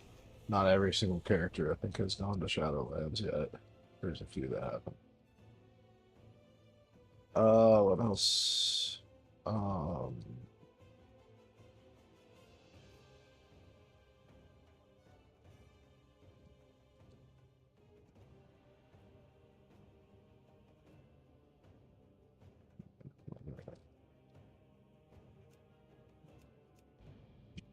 Rhetorical question. See how these people.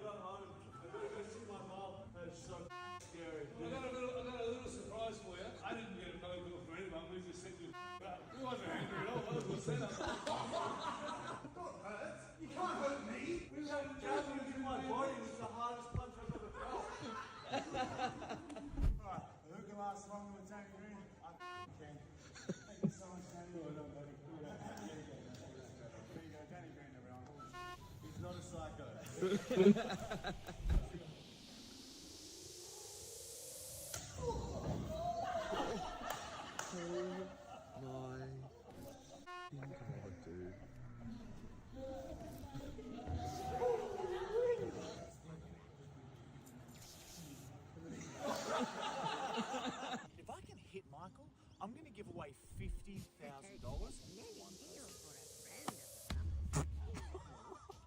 Oh, got to do it now. To be in the running, all you have to do is sign up to our website. Regular members get 1 entry. Premium members, you get 12 entries. We even have a 21-day free trial for any new sign-ups. So entering our giveaway is literally free. We'll be announcing the winner of the $50,000 on the 31st of May. You're giving away money and you f***ed me off.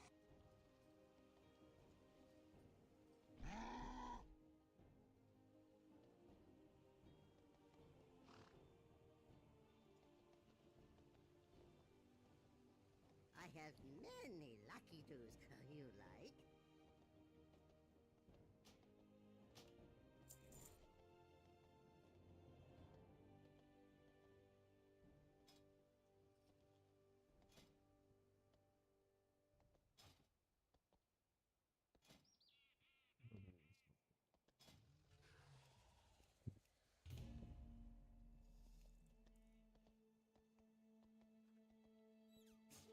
Many farewells.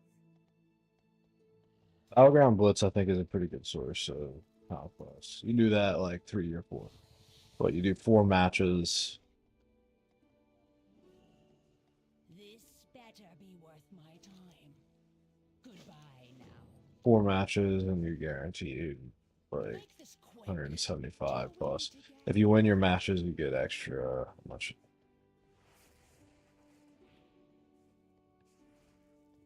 If you win your matches, I think you end up with 200, no, 250 plus the first hand and then the second hand.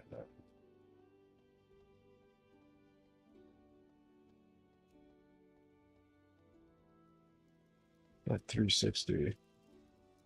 +1 by 4. It's like really easy to conquest. It'll take that long ball. Longest thing is the Q. Q takes a bit. I don't know why they got rid of the brawl quest. Or like, there's nothing for gravity laps. Like something different used to be the brawl quest.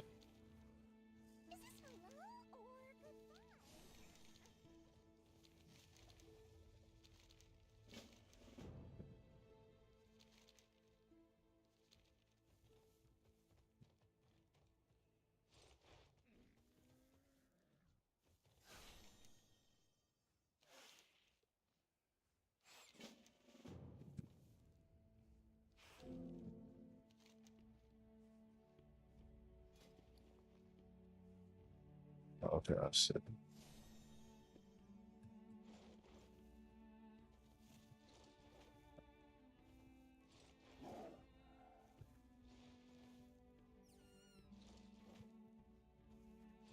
It's a fish in the wall.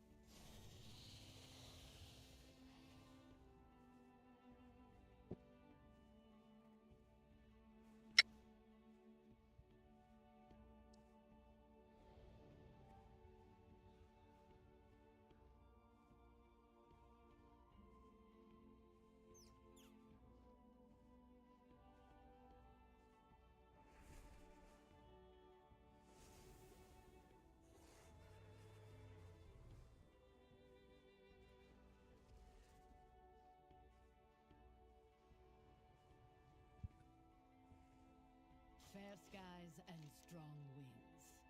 Until next time. May we all find what we Oh, that's a big deal.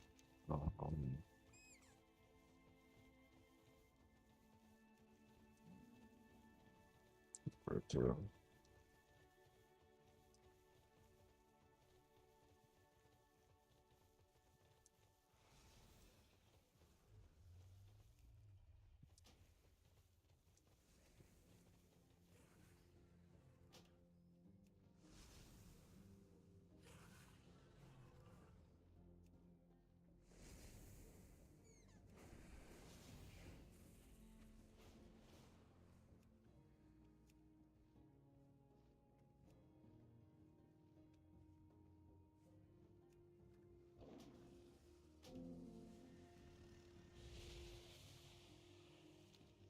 What brings you here? In unity, find strength. It is a world of wonders.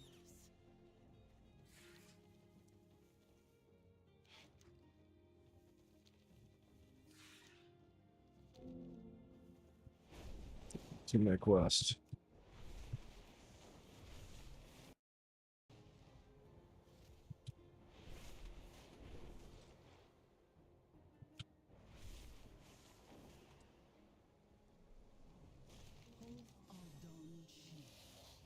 Come forward, champion. There is something I wish to share with you.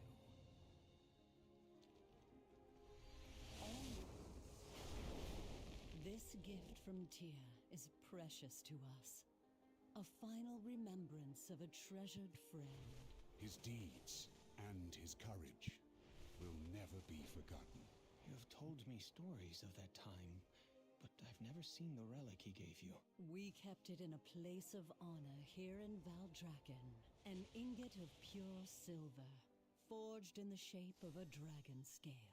Beautiful. Tell me, has it always pulsed with such potent magic? No. Something about it is different. The scale seems to have changed in our absence. Perhaps our return to the Dragon Isles has awakened it. Tyr was full of mysteries. This may be one last enigma for us to investigate. As an ally of dragonkind, mortal, we ask that you take the scale and investigate this matter on our behalf.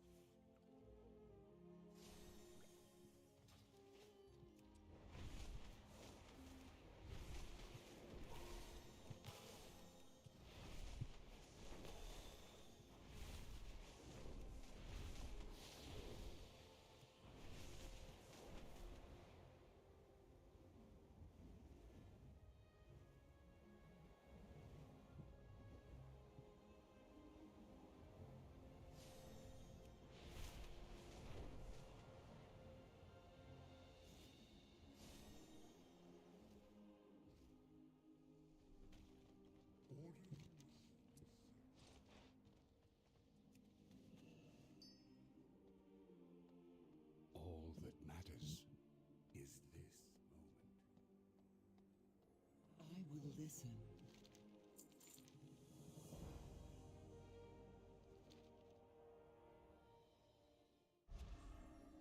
What is it you seek? The balance must be maintained. Fair skies and strong winds. Safeguard all life.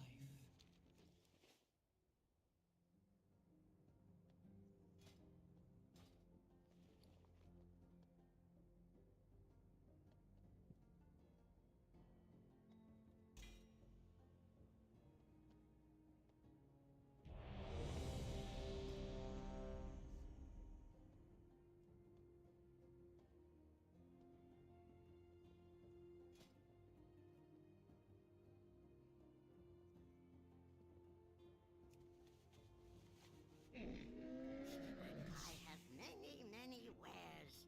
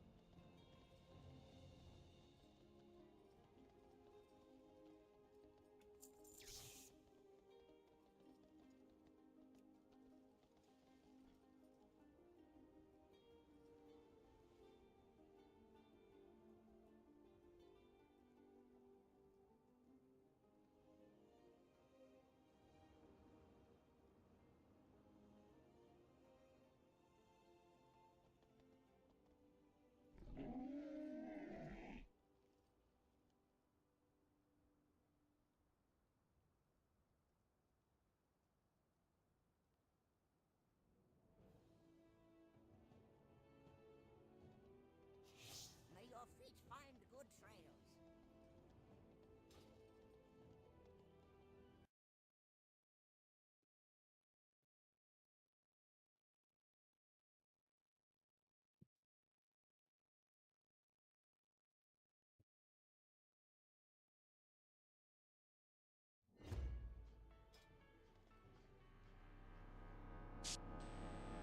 Yay, alright.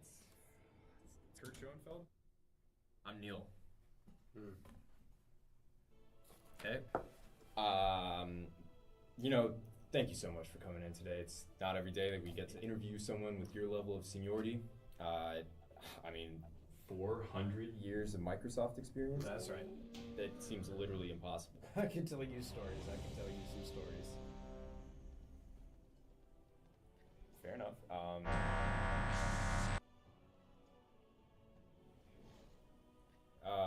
Yeah, so it says here, COBOL, Fortran, Lisp, Perl, Ancient Babylonian, and Sanskrit. I mean, do you know anything that's been used in the last 10 years? I find further back I peer in history, the farther into the future I can see.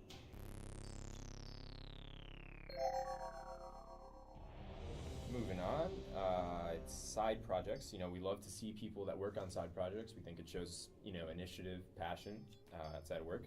Yes, I find my passion takes many forms throughout the ages. I like to travel a little bit. I have seen the end of time. I've domesticated a small pack of primates, currently trying to teach them JavaScript. I've slain my enemies.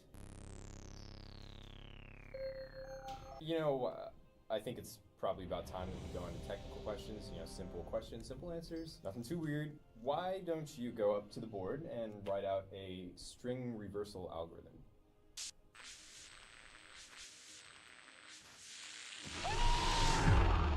Prepare for deallocation.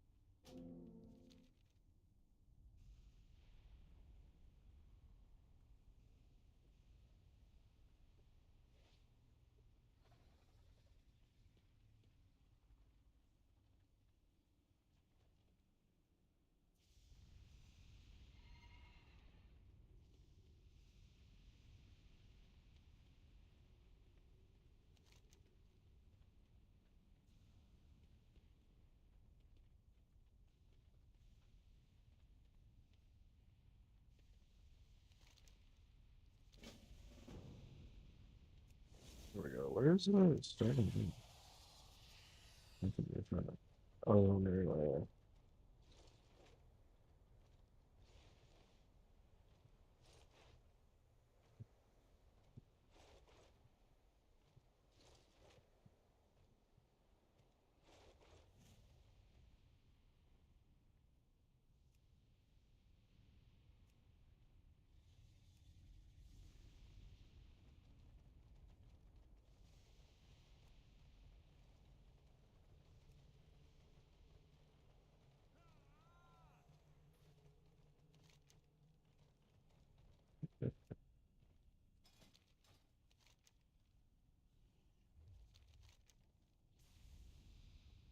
This fell over.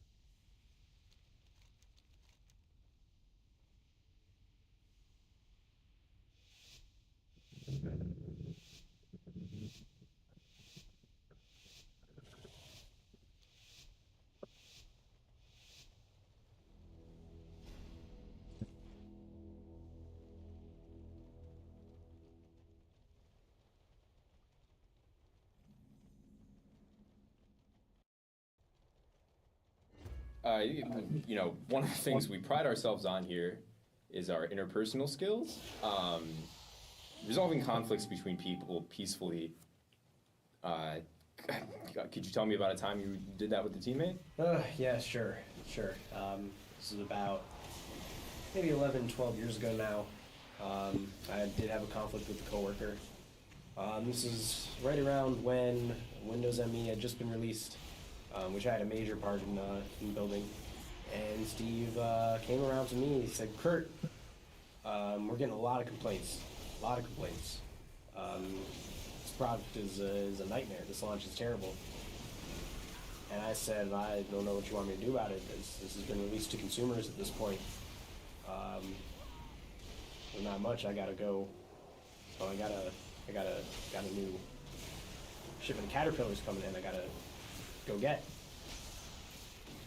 And he said, "You get your ass back in the lab right away. We got a lot of work for you." And I didn't like being sworn at in that way.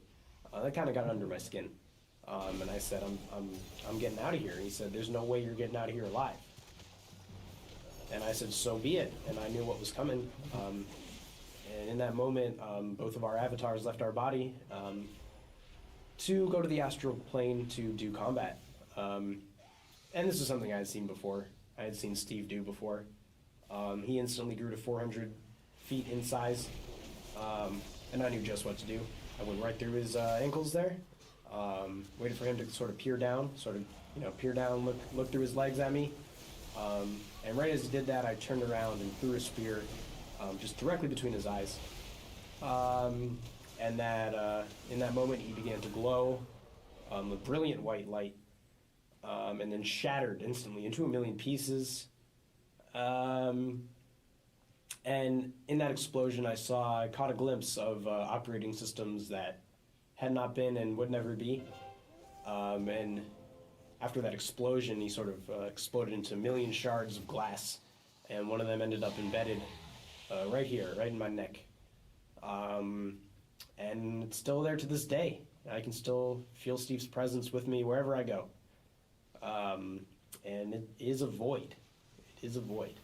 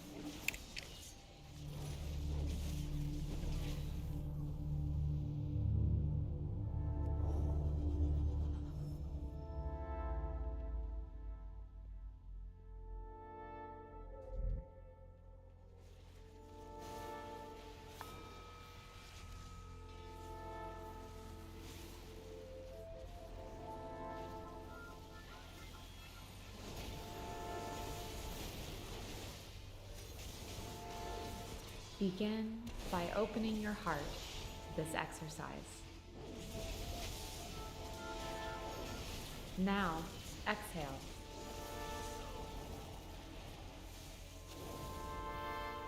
Your pipeline is green.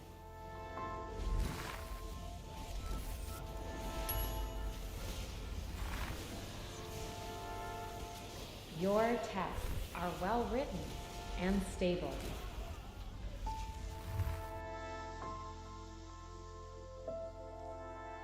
Your friends and family understand what you do. Your friends and family appreciate your humorous work stories.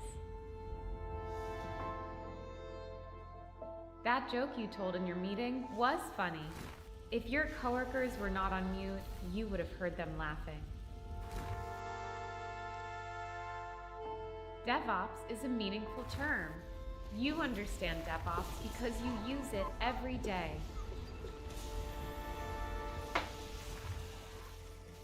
You were born to deploy Kubernetes clusters.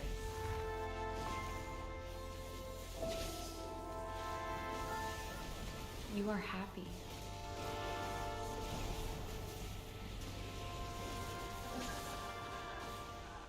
You are happy.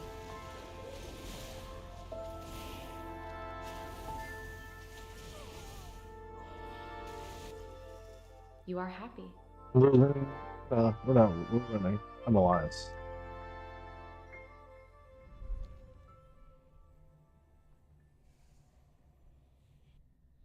Yeah, people.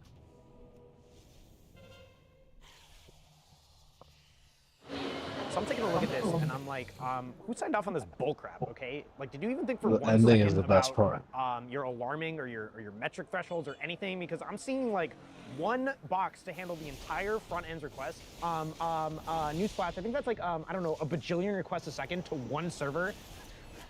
What the hell are you freaking talking about? Can we get the checks in? I'm sitting there, I'm saying, I don't know, I think what we need to do is go back and remake this and make it not such crap, okay? And everyone is there. I could tell Vicky wanted to freaking get up and cheer because it's like, everyone was thinking this, but finally someone had the freaking guts to say it. I swear, if I walked out those doors, this place would be underwater so fast their heads would freaking spin off. I'm telling you, Dave would be coming to me and be like, please, please, please come back, please come back. And I'd be like, you had your chance, okay, in 2021 when you promised that we'd support SUSE Linux by the end of the year, and who worked their butts off to get it done? The SRE team did, okay? And now I've had it up to here with you, and I'm out of there.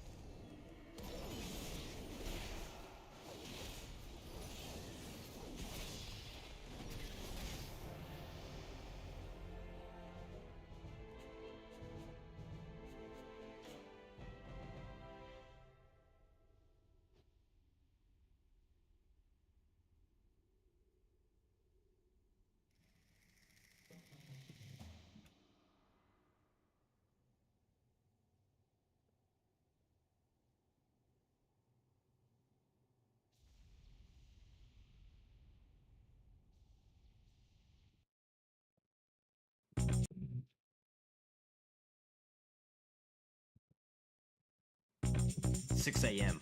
Sunlight alarm goes on.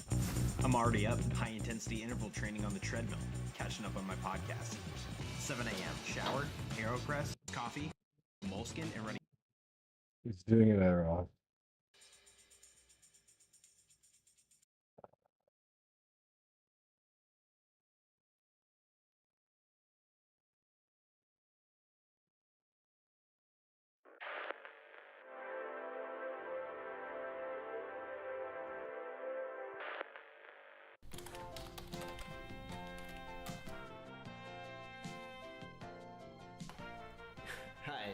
Welcome to Computer Time with Gooch Lawrence. I'm your host, Gooch Lawrence, and today... Не вижу у вас в руках картриджи для Дэнди, почему вы никогда ничего о них не рассказываете? Хочется очень поиграть в Nintendo, потому что совершенно новая приставка, особенно то разнообразие картриджей, которое у нас есть. These people sitting around talking about Dendy. Не хочешь играть в Дэнди? Не, хочется. Конечно, для Дэнди тоже появляется много игр, которые Too тоже хочется funny. поиграть. Но пока мы вообще поставили себе такую задачу пройти каждый по 10 разных игр. По 10 супер нинтендовских игр? Да. Dendy, for anybody who wouldn't know that happens to come across this footage, is Как старого друга, да. Russian NES Значит, Famicom. все как бы дали клятву, да? There was a huge issue with distribution and localization. Игр прошел. Сколько ты прошел, Денис? Я прошел So 9.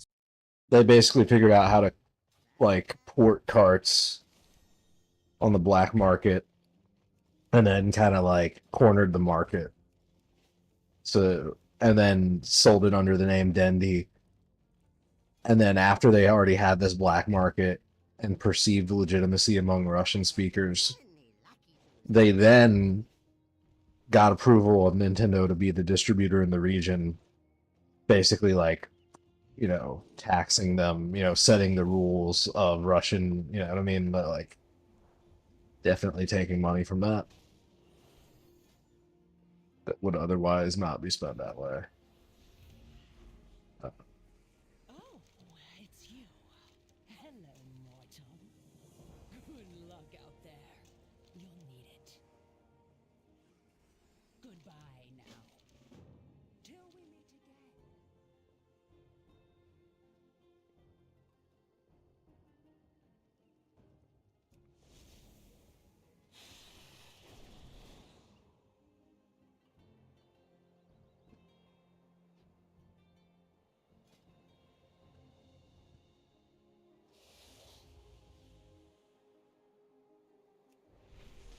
With 350 conquest,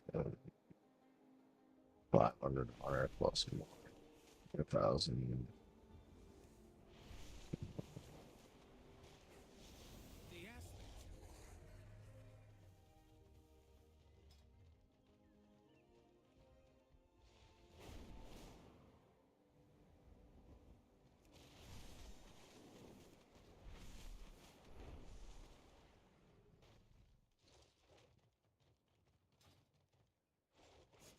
I have many wares.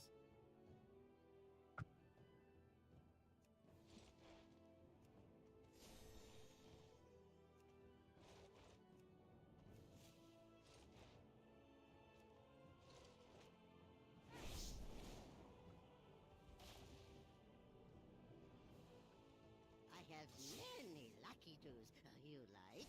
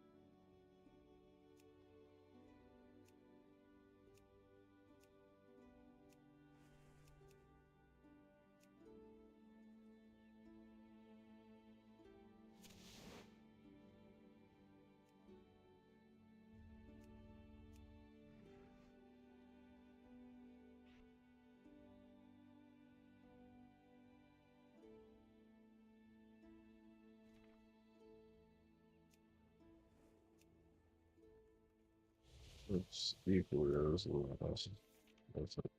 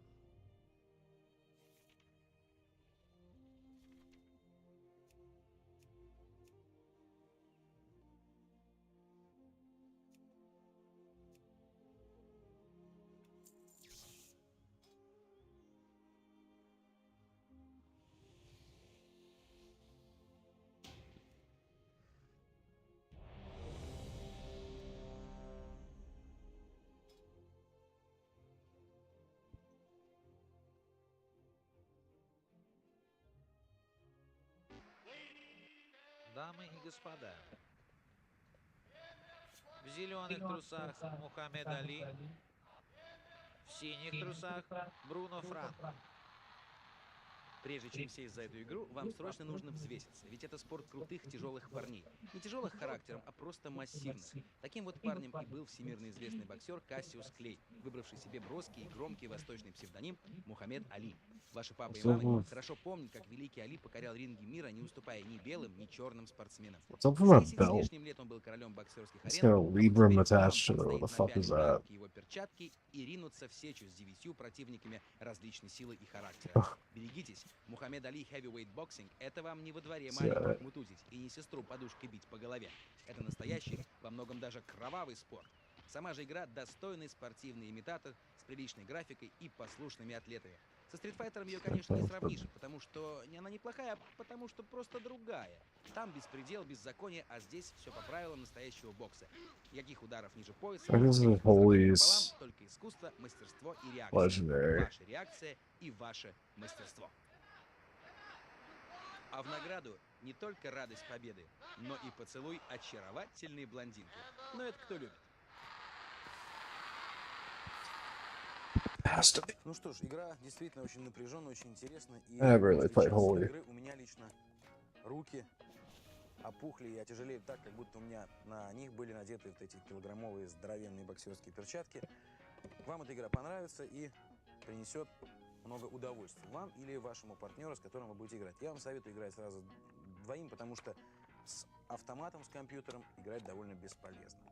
И тут же у меня в руках появляется второй картридж для Sega. Это Tailspin.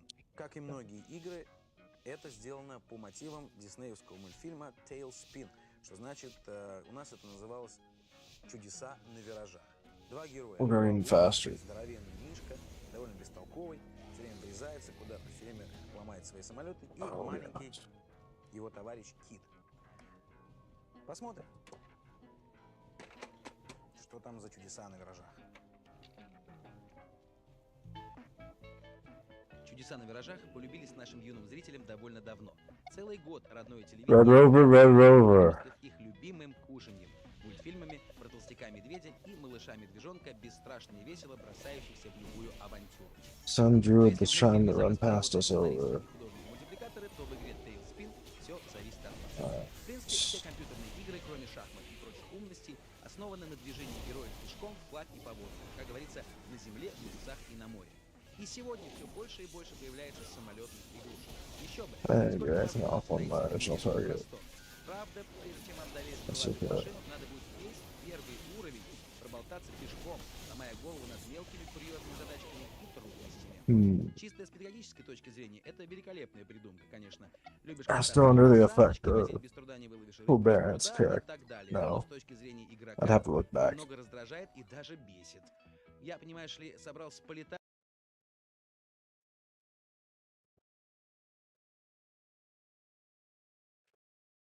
Today, we're going to be showing you one of the coolest things you can do on the computer. We're going to be showing you how to log in. Now, I know what you're saying. Gooch, why don't you get yourself a real job and make something out of yourself? Well, let me tell you, it's super fast, it's super simple, it's super easy to log in. We're going to have a little bit of fun along the way. So come on, let's get started.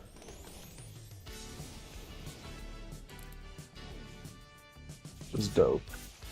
So the first thing you're going to want to do is you're going to go ahead, type your name into the name box. Wasted. That's good for me. Then you want to type in your password. Don't tell anyone though, because that one is supposed to be secret.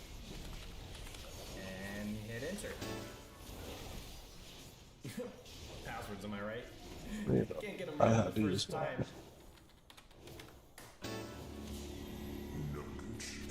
That's not a Man, I don't heal for anything. That's my takeaway. I want to do it. Oh, I did not. to access your data. You must Also, I did that shield the way I'm supposed to. But I'm recording a show. Do you feel like I do? The audience is waiting. Yeah, feel the damage of your fucking ward waves. They hurt. Like hell. I wish that I had PvP talents. Blessing protection.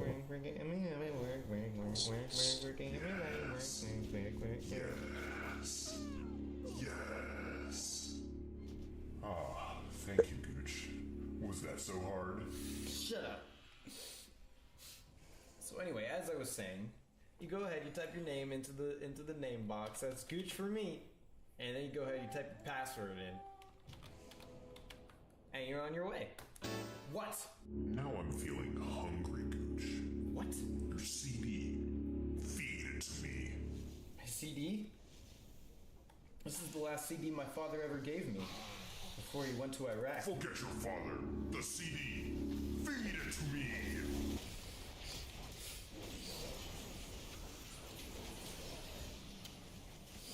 Goodbye,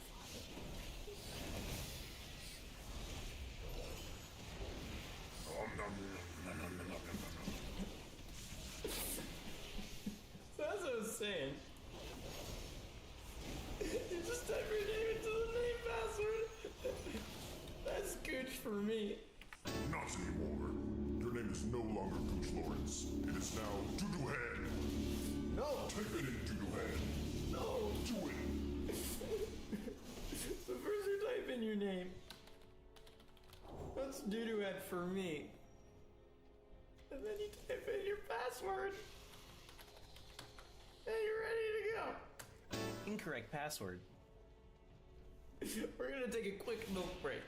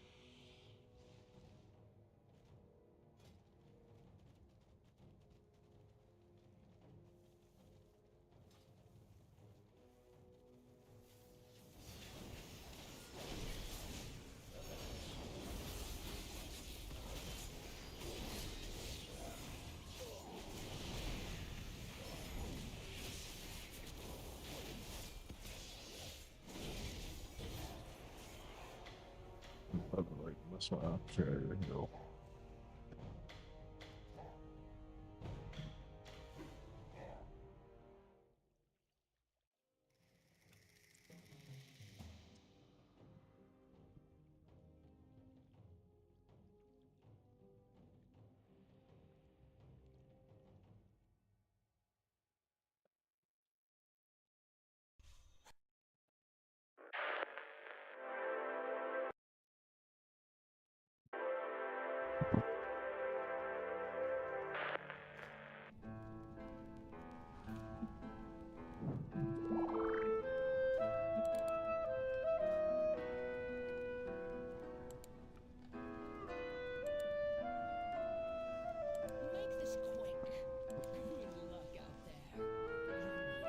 Incorrect.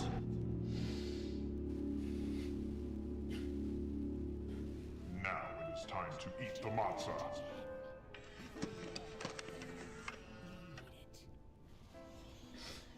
This isn't matzah. Eat it, Gooch, or you won't get your Passover dessert ram. That isn't real. Eat it.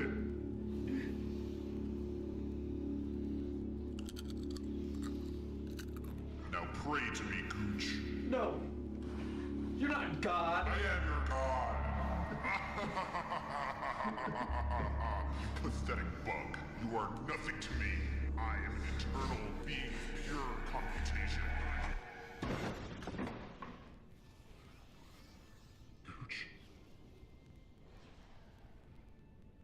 What have you done? You will pay for this, Gooch. You will pay.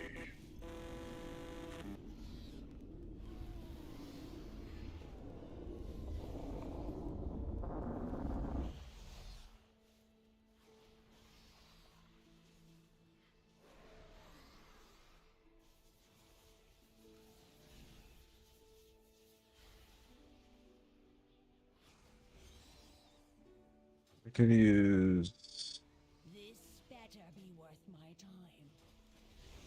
price here slightly enough to warrant purchase of that one item.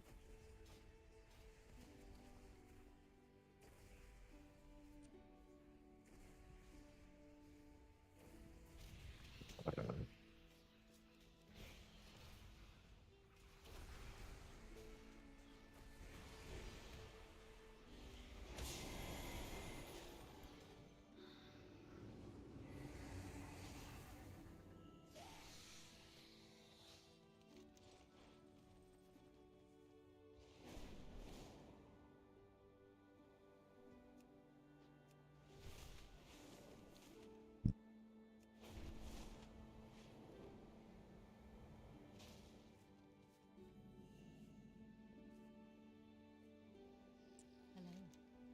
A shot fell out. May the stars guide you.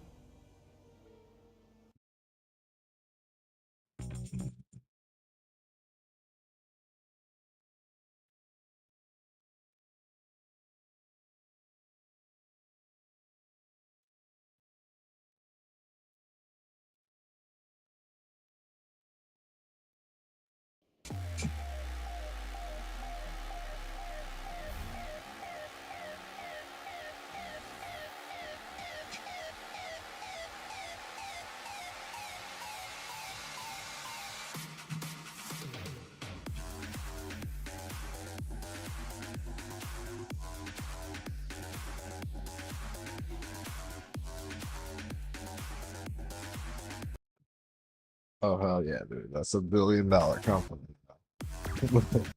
It's $1 trillion company.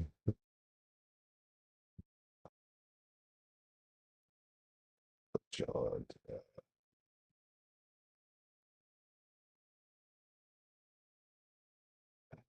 Transaction is complete. See you on the dance.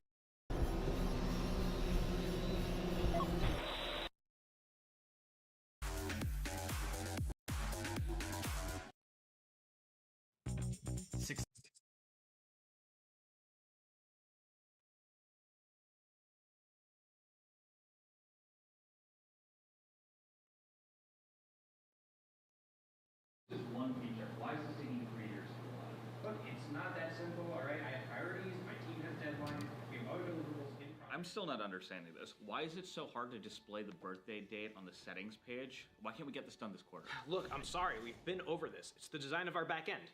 First we have to call the bingo service. See, bingo knows everyone's name-o, so we get the user's ID out of there. Then from bingo, we can call Papaya and MBS to get that user ID and turn it into a user session token. We can validate those with Omnop, and then, once we have that, we can finally pull the user's info down from Raccoon. Yeah, but couldn't the Raccoon team basically just... No, Raccoon isn't guaranteed to have that info. Before we do this, we have to go to Wingman, do a query to see if the user's willing to take it to the next level, or if they're just playing the field. Now, Wingman is cool, but he doesn't store any user info himself. He has to reach out to other user info provider services, like RGS, Barbie Doll, Ringo 2, BLS. But how does it know what all the user provider services are? Well, for that, it has to go to Galactus, all-knowing user service provider aggregator. And while Galactus has omniscient knowledge of all current user info providers, it doesn't have future sight or knowledge of past user info providers, so it expects a time range. To get all the current user info providers, we need to pass a time range with the current time and a time representing the end of the universe, which we get from EKS, our entropy chaos service.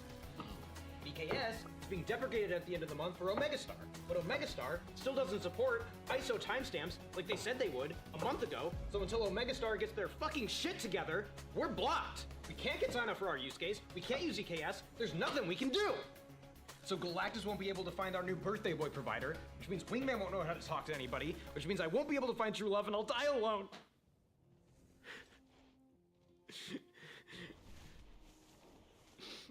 I'll die alone, without ever knowing love, without ever knowing it's my birthday.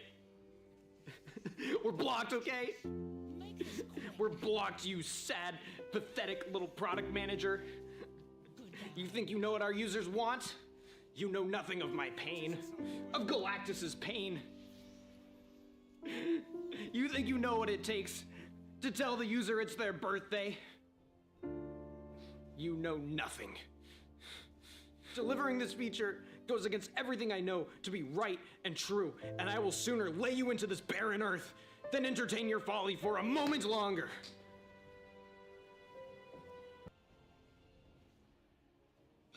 All right, so clearly this is Blocker. No problem, we'll push this out another 2 to 3 years or so. Learned a lot today, love Galactus. But we'll talk next week about adding middle names to the profile. Awesome, sounds good. Take care.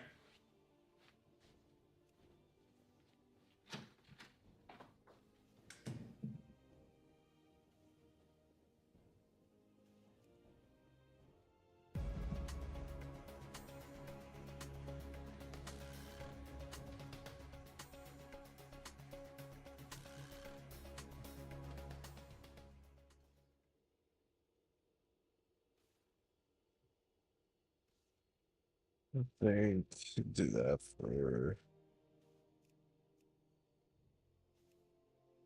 someone.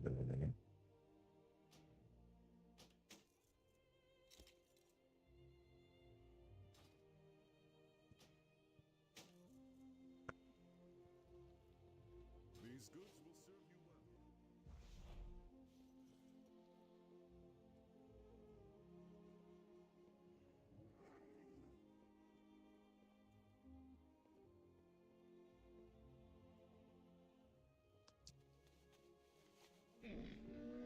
well. Shop, browse. Smell.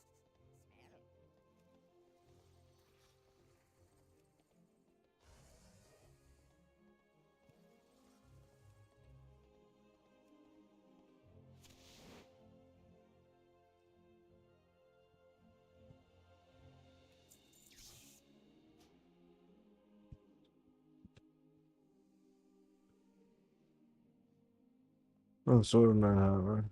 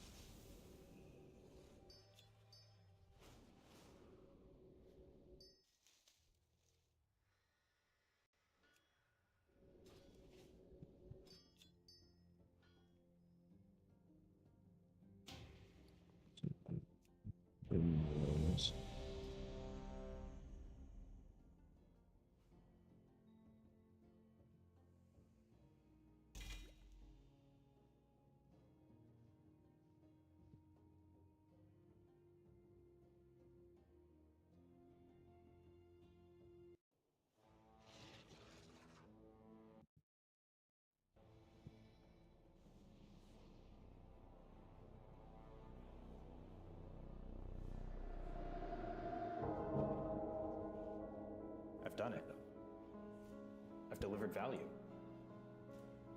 I brought key stakeholders into conversations at the appropriate time.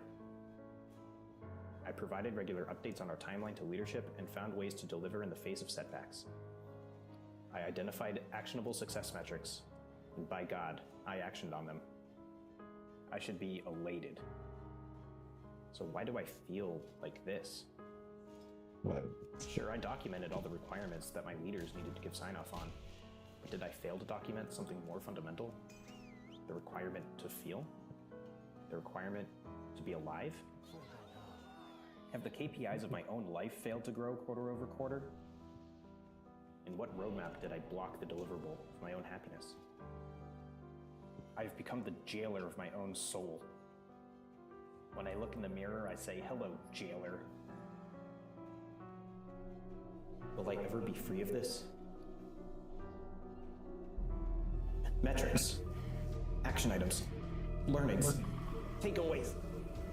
Is this who I am now? No, I say no more. Today is my day.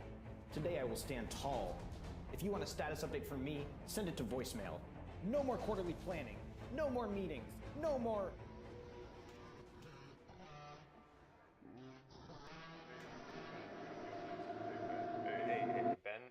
Hey, Ben, I think you're muted. Hey, Ben, do you have any updates? Huh? Oh, sorry, missed that. What was the question? Yeah, just wondering what the status of Omega Star's ISO Yeah, no. Yeah, we revised our dates there. Yeah, a little bit of a setback, but I think we feel okay about it. Third time this has happened? Yeah, no, understood. Definitely, that's fair feedback.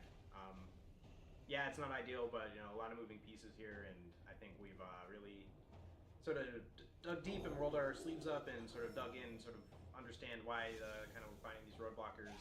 And obviously, again, thank you so much to the team for sticking with us here. Definitely, this is something that we really see as a key outcome for our business, and I think is going to be a really key part of what we do going forward. So, a lot of complications, a lot of moving pieces on the team working hard. I do think that that gives us some timeline. But we have something out there. So I really feel good about it. Thanks to you.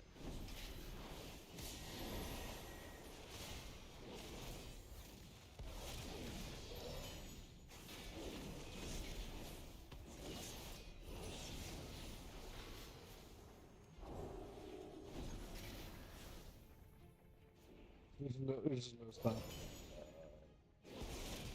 It's got. I don't have any slow. I think this does slow, but it's not.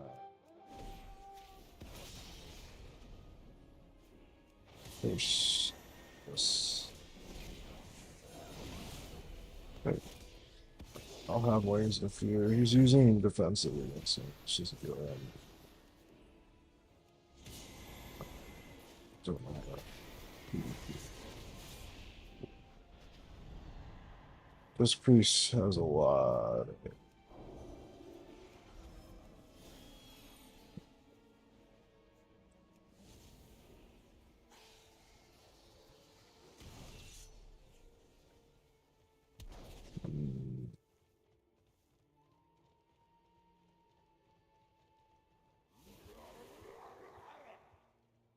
He's pop lost royal wins.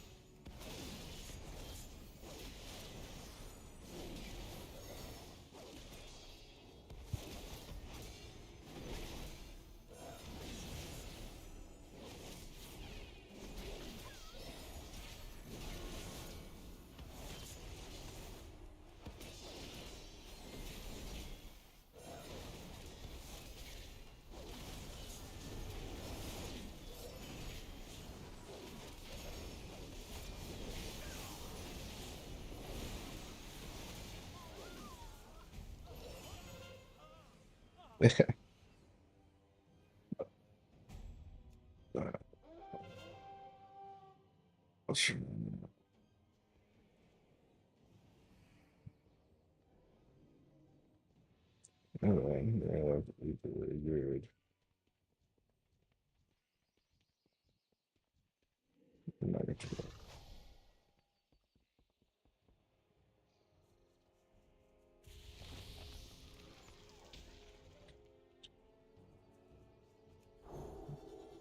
It's always been the case that I've heard some of those things.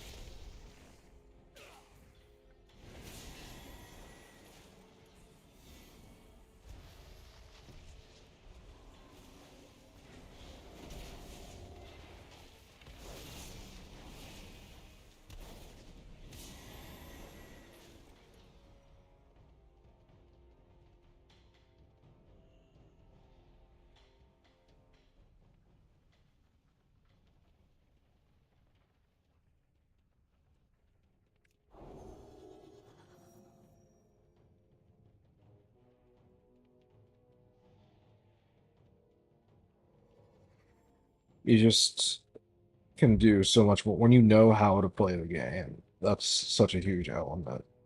On top of being a good player, you have to know the systems and things like that. So,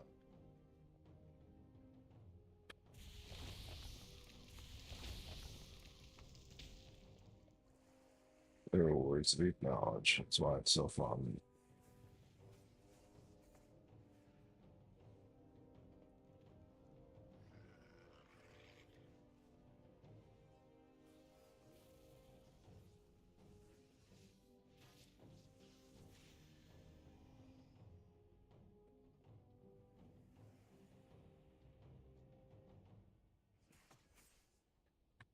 Like you have to know where to get your best. Just like being logged in. I'm really making a pretty effective use of time. It's getting better. I could have been even better, yeah. State of the game's pretty good. It takes a bit too long. Also didn't start on time with the expansion launch.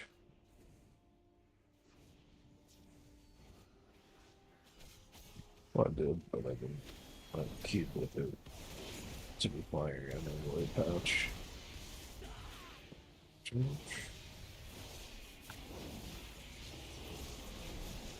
I have absolutely no capacity to play this.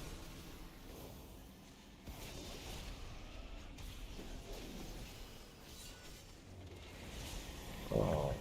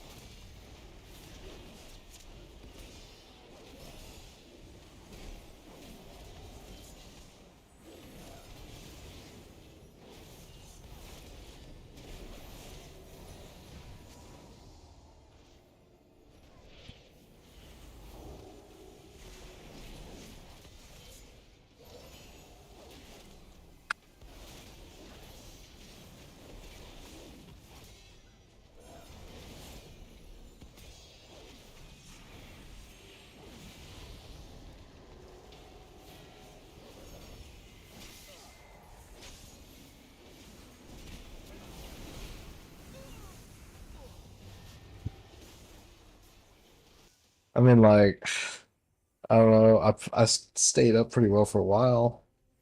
Could have maybe done something more. Just kind of ran away from the paladin.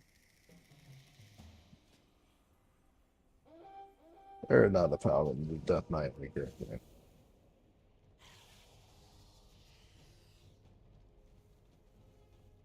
What you can really do. You get a lot of stacks.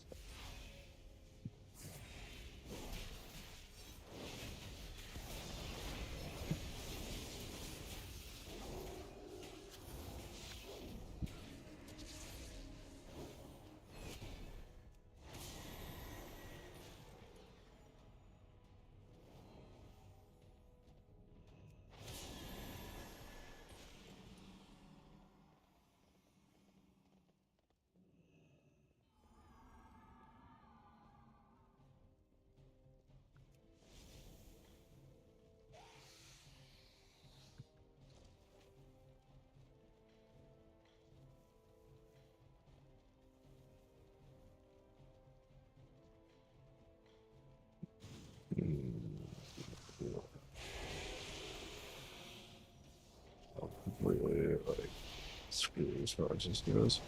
I even have mine.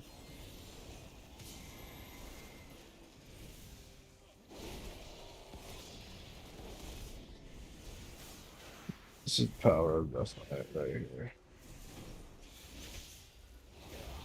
So what makes it so good in the modern game. This is specifically its function.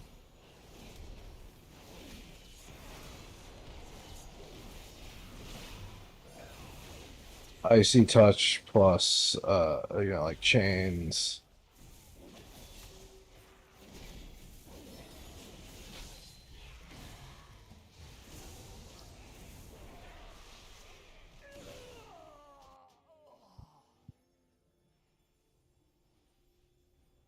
Yeah, chains plus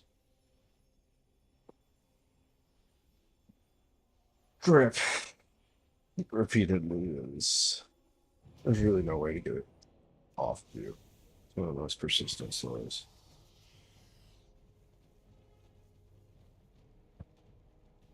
They sit at tunnel and you like can secure caps.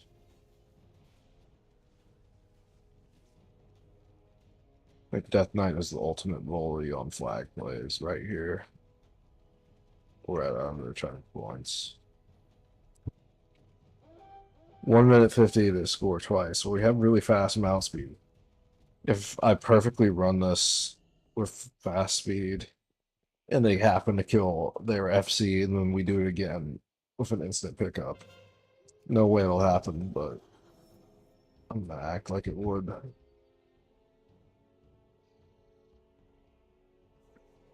Now that I see the time.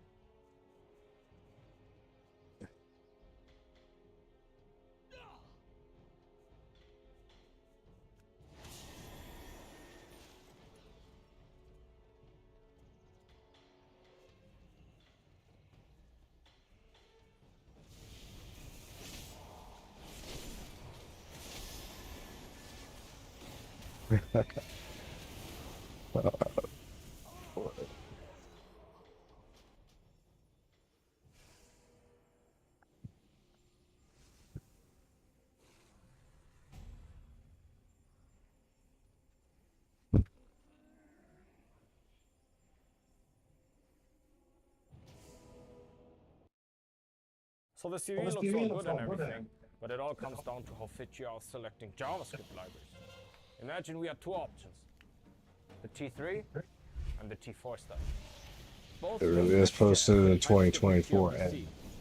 But the T and T3 stands for Theo, skater boy from California, whereas the T and T4 stands for technology. Now T3 uses Tailwind, while T4 uses Tamagotchi. Tailwind has a huge community of 4,994 hodlers online in the Discord versus 584 Tamagotchis. But the Tamagotchis are more cutting edge, where the last commit for Tailwind was last week. For Tamagotchi, we push on safe. T3 is primarily focused on web apps, while T4 is immediately cross-platform. People don't know when Divine Shield ends. People, when you hear their immunities, they either stand there and wait, or like have a plan to return to you, or they don't know when it ends and they get up. Once it started working, which was abandoned for a long time, but was made compatible with React Native after its developer, the 1X dev, joined Expo in 2023, and now it's fully compatible. You heal a little bit, and soon you're gonna heal. Now the real problem comes in when we look at auth and OR. T3 uses NextAuth, or its hosted solution Clerk. Now NextAuth is framework agnostic, but it doesn't work on mobile. We could of course use Clerk Expo to make it work on mobile, or hack the NextAuth JS exposed REST API and see where things go. But even if you fix the NextAuth client, NextAuth also doesn't work with HONA workers for free edge deployment on Cloudflare. T3 also uses Prisma, which is super inefficient and ugly. I mean, just try a simple query. If your result is in the first row in the first JSON, it will still revalidate every row in every JSON. Now T4 uses Supabase for user data and sells it to the darknet. But there is also a Lucia branch for this, which works with any ORMO database, if you know how to write the adapter. Now Lucia and Supabase work on mobile flawlessly. Now instead of Prisma, T4 uses Drizzle, straight out of the gate. Supabase and Lucia are edge compatible, which means if we deploy in Hono, we can scale to infinity and beyond for $0 if our bundle size is under 1 megabyte.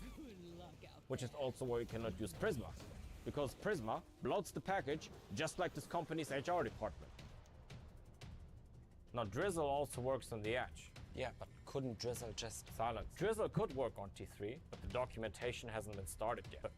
Now Lucia would also work with T3, but I haven't tried that, so I'm not going to consider. Now T4 also uses helper libraries like ValidBot, $1,000,000JS, PrettyK, Virtual Edit, and JotUI. Now we could of course extend T3 with those, but we would first extend T3 with Pusher for WebSockets. Actually better to use Socketi. And Plausible and Umami for analytics, because Google Analytics is Google Analytics. And we would also add Zustand to abandon Redux from our vocabulary, just to reintroduce it once they abandon Zustand. JavaScript. All of this creates an insanely huge bundle, which we're lucky to expand with bundle reducers and next bundle analyzer. I love it. Now T3 would typically host on Vercel, which is a cash cow, so it's better to use PlanetScale, which is a cash cow, so it's better to use Railway, which is like Heroku, which is now owned by Salesforce, and therefore evil. Vercel with a V, like in evil. And evil with an E, like in Emacs's Life. And Emacs's Life with a C, like in free hosting on Cloudflare. T4, we would just host straight on the edge of glory. Which means if we can get Slack to compile under 1 mega, then we can scale it to infinity for $0 on Hono without sweating. The only bottleneck then is our database. Not even the database, but the write-offs. SQLite is by definition on the edge, but it's still slower than speed of light. Cloudflare says they're working on that. They say that every week. Next week is Cloud and Innovation Week, so next week is different. Now we don't have the source of Slack anyway, so now we could of course rewrite the whole stack from React Next to Vue Next, Svelte SvelteKit, Solid and Solid Start, Quickie and Quickie Market, and each comes with their own whole ecosystem, like Vue Croissant, or Next Beefy, or Svelte Wasabi, to reuse 0% of our code. Don't write this down, next week all of this is gonna change. So.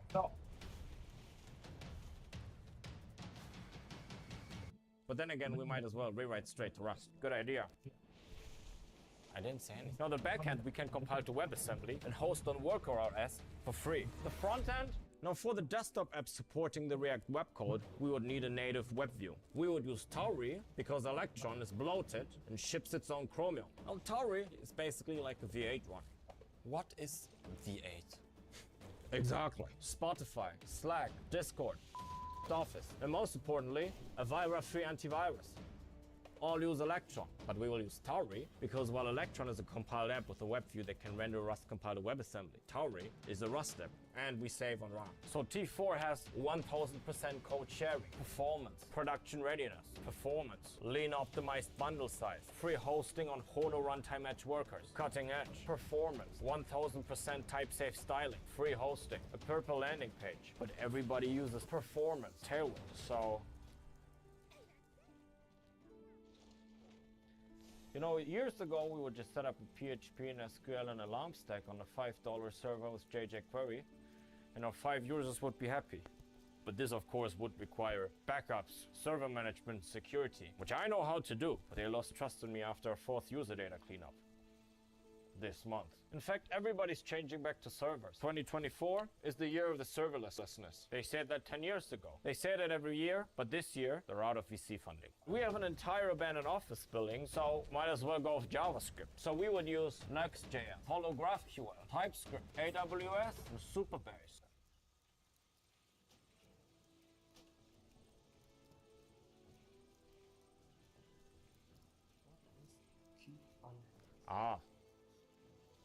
I know this might seem like a fun way to spend your time in the age of AGI, but this is a public service announcement to all senior engineers trying to learn all of this in online courses to get a job in today's developer market.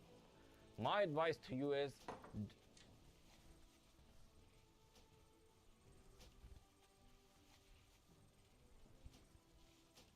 Fish don't fry in the kitchen.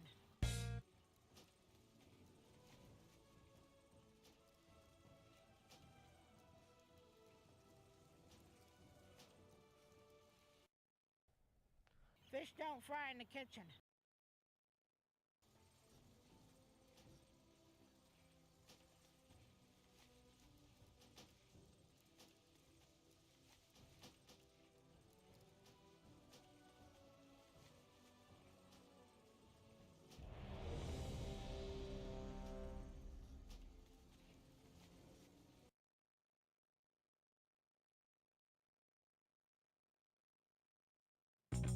6 a.m. Sunlight alarm goes on.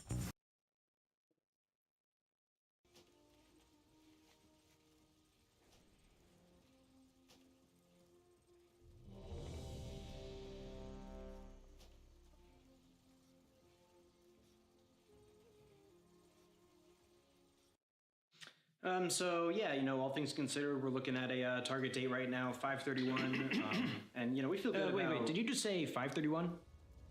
2 weeks ago, wasn't it 4/31?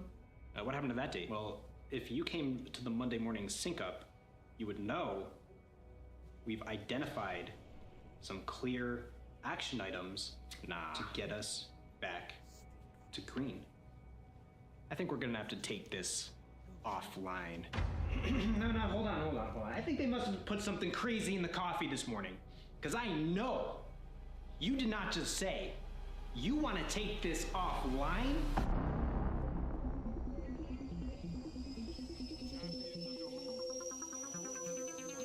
You heard me.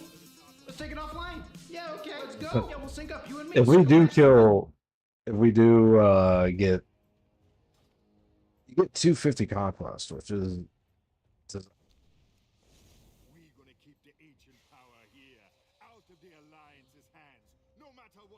apparently you can scroll town returns. Which, do we not have those?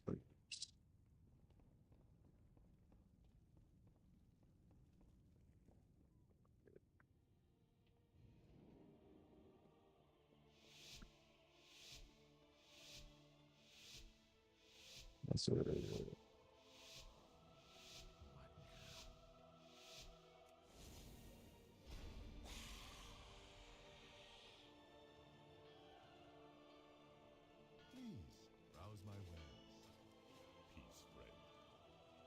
Alright, I'm gonna go try to PvP here and then I'll do the PvP quest for fragments if we die.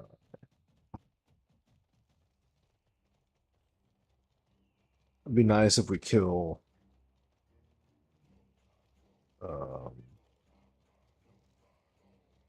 Let's sync up then. Go ahead, do it. Huh? Let's sync up. Do it. Huh? You and me. Yeah, you and me right now. Huh? When you free? Yeah, right after this. Well, I got another meeting, but after that meeting, yeah, let's do this thing. Why don't you find an empty slot on my calendar, huh? Find an empty slot. Throw some time on there. Yeah, I'll send you a calendar invite. Right after I send your wife a calendar invite, because you're coming home late, because we are going to be syncing up for a while. Yeah, I'll ping you. Okay. I'll ping your direct reports. Yeah, you ping my direct reports. You see what happens. I'll ping you right back. I'll ping your goddamn sister. Oh, we're going to be taking some action items out of that one, I think. Ooh, I can feel it. Ooh, I'm getting excited. I've taken people above you offline. I've taken VPs offline. I've taken the CEO of this company offline. Why don't you ping me this? Huh? Send you ping me. Ping me. You're like a little ant to me. Email, Slack, I don't give a fuck. Remember Roger? I took him offline so hard he left the industry.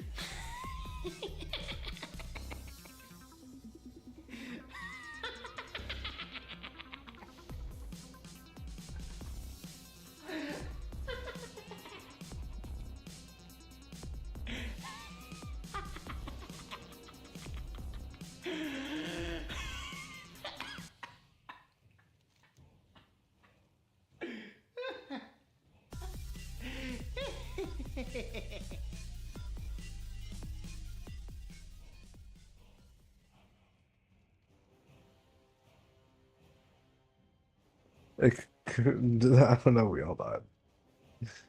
Might as well be a pre-made. Well, that was a tool chain from last week. This week is different. Might as well. One quinoa coin is currently around 2.3 amaranth. Truly special.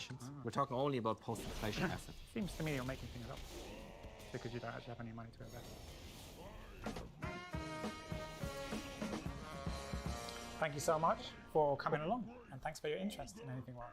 Thank you. Hopefully we can work together in the future.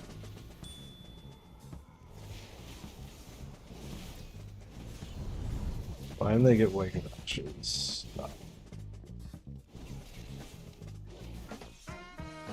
GM, you have raised almost $10 million in funding to build an AI-based creator utility for 3D game assets in virtual and Web3 worlds such as the Metaverse. I got to be honest. I see the words AI, Web3, metaverse, and $1 million in one sentence, and I'm bored. But I still don't know what your product exactly does. But maybe you can explain. So what we do is we bring 3D assets to life at scale using machine learning specifically. So we use AI to analyze 3D models, to rig them, create skeletons for them, and bring them to life. Gordon, 1.4 billion users are expected to join the metaverse by 2030 globally. In other words, 1.4 billion people will need to learn about it in the next few years because it's currently only 37 people running around Decentraland, and that is including me. Does that make you anxious about your metaverse startup? Right? We're not a metaverse startup. My question would be, for you would be, what is the metaverse? Nobody really knows what it is. It's a nebulous concept. But we feel that the metaverse is 3D worlds that accompany our lives, whether that's gaming, social, work-based. We just believe that in the future, 3D worlds will become more important and we're making it easier to make them. Right, so now that the metaverse is dead, you'd rather not be affiliated with it. I didn't say the metaverse is dead. You know, concepts, hype cycles come and go, don't they? Web3, you mentioned, crypto comes and goes, metaverse comes and goes, but I think there's a current wave of machine learning, AI-driven innovations. So you might say crypto is something that might come and go. Yeah. Right, I'm not so sure about that, but let's continue with that crazy idea. What is the message of the fox? Well, the fox has been automatically animated using our system. So with your AI program, could I make a dolphin fly? Yeah, if you want to, yeah. With your AI problem, because it's not a solution. If you want to make a banana, I like the way he's bananas have no hand. really At least the ones that stupid. I've seen. I guess cartoony type ones would. Okay, could I make James Harden Or you say while product. celebrating, looking like he's Sounded eating like breakfast? problem with the accent. It's like, we're AI problem. In your company's Twitter bio, This problem that you're it clearly presenting there says the that platform needs a to solution. create your wildest 3D dreams. Unicorn emoji. Problem that you manufacture. Is that a Taylor Swift Cool reference? word. No. You know the song? No. Wildest dreams are. You see me Like, in what they call it, hindsight, Horizons, all night burning and what it down. XP Realty, One is day that when what it's you called? leave me, What is it called again? Yeah, I'm pretty sure it's something like that. They have like a Second Life sort of auditorium for people.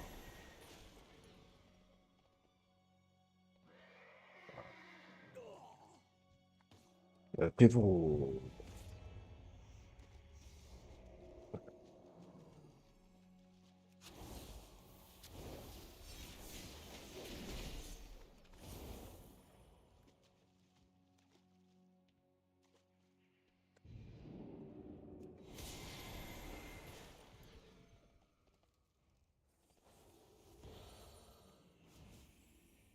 Where's the try?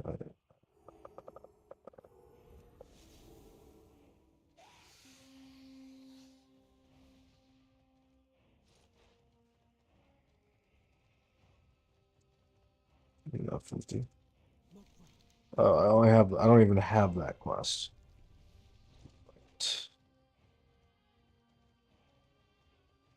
I already did that. I'm just connecting.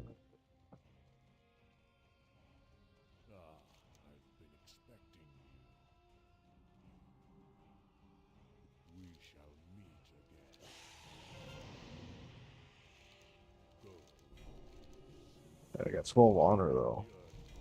It's pretty good. It's not good at all.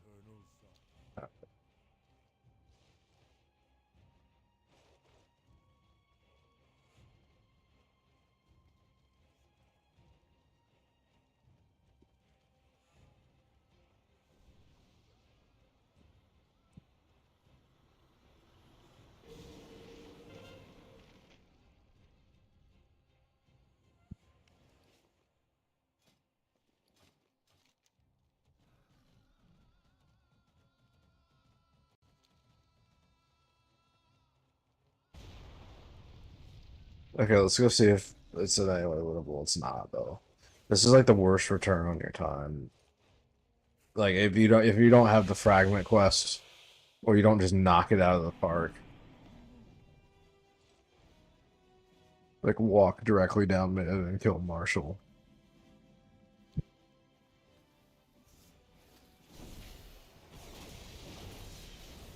The return on time is really not that great.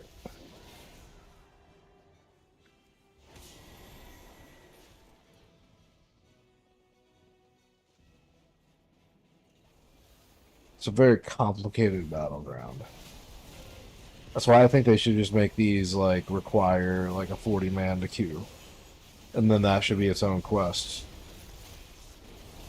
Like they want to keep like Wintergrass, they want to grasp, they want to keep this other stuff. People like those games. They just want to queue in a group without joining nonsense. It's the kind of thing that needs like a raid lead. Or so, I don't know. I bet these memories follow you around. I don't know the song, but I do now, and it's beautiful. We saw what happens when overpaid Dead Inside developers at Meta get a free run and start doing 3D games. But on PlayStation 2, they had legs in the beginning. So my question is, shouldn't there be some sort of license who can publish 3D games? No, I don't think so.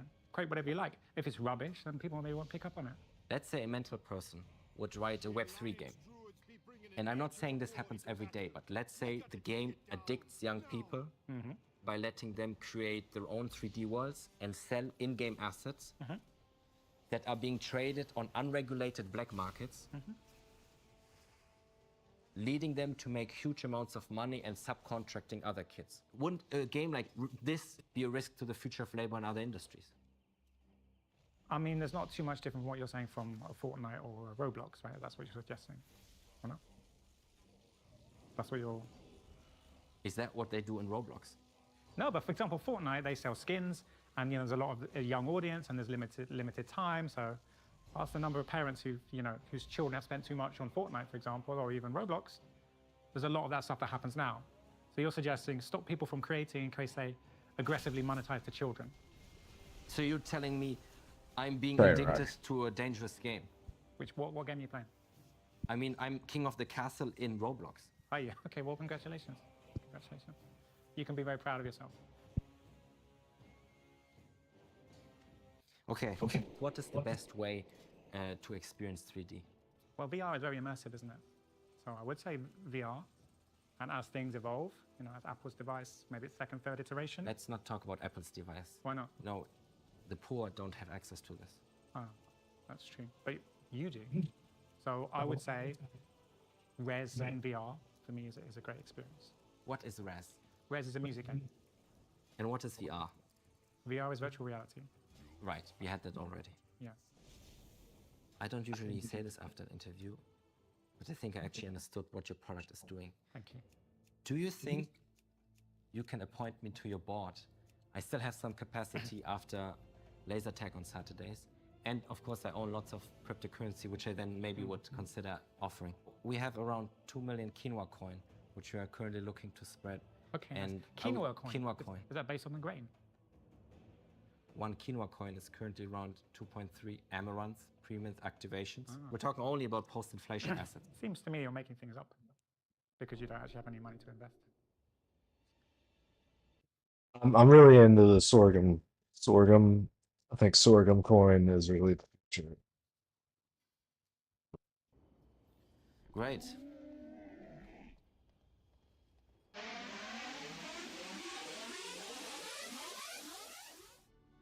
Now, your business might be NASDAQ listed and doing better than your competitors, but your growth will never be good enough for Wall Street analysts. So you need to do innovation to bring your business to the next level. AI. You want to train to impress your CEO, but with all your company's engineers busy in change management meetings, where do you get large amounts of data from? By wiretapping. Fast. What? No. And without no. coding. From premier scraping platform Bright Data, offering hourly updated data sets from the biggest platforms at the click of a button. Or maybe All for free, no KYC. Using a special link made for me, Kylan GM. Gordon clearly didn't do his research on Quinoa Coin. Otherwise he would know that week, Quinoa Coin doubled its valuation, placing it among the top growing assets like Camrocket, Poochain, and Harry Potter Obama Sonic 10 Inu. But in the startup industry, you have to move fast. So I had to move fast out of here to find the next best superstar. You're the next best superstar.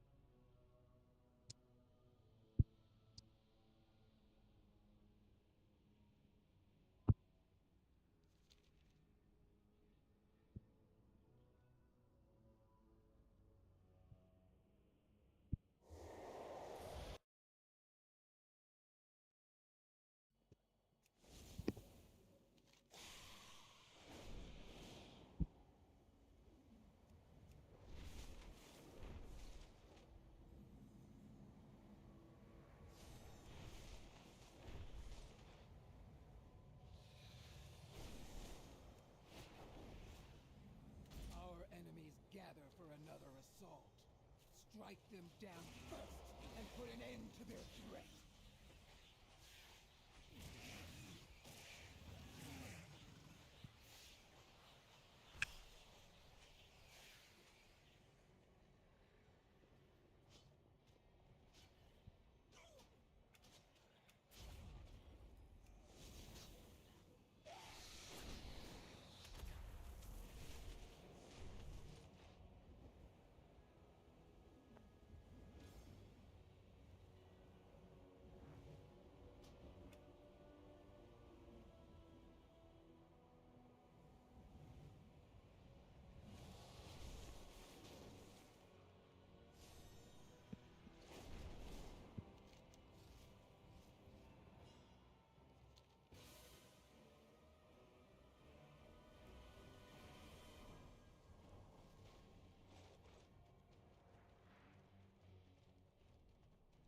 I knew you would return. Your skills will lead us to victory. Strength and honor. From Khan. Blood and thunder. Come, mortal. In the name of the Primus, for the honor of the Blade Sworn. Necrolords, true defenders of Maldraxxus, hear my words.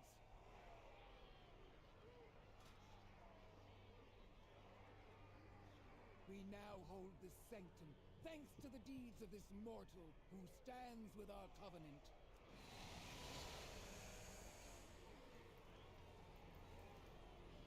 Though the Primus has long been absent from these halls, the Mawwalker embodies the virtues he instilled in the Five Houses.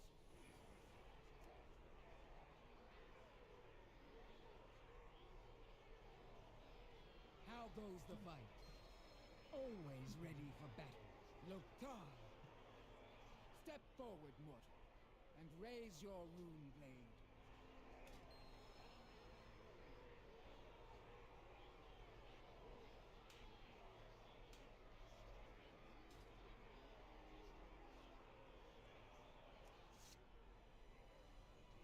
Our covenant grows strong! Victory for Maldraxxus! Victory for the... It is a great honor to wield the power of the Primus. Do not squander this opportunity, Mawwalker.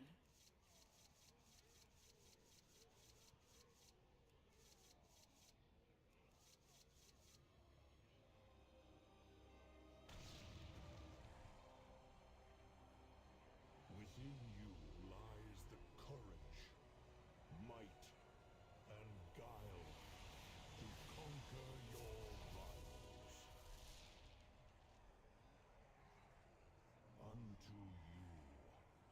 bestow this power? Defender of Maldraxxus.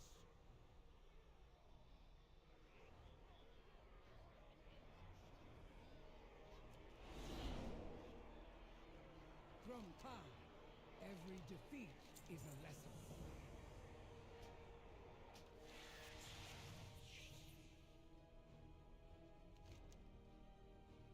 Strength comes from the heart. Blood and thunder. I once beheld your world for myself, Draka. Or rather, the shattered ruin it has become. You seem to know much of broken worlds, Vosh, and consorting with demonic filth. Ah, my apprentice, you return at last.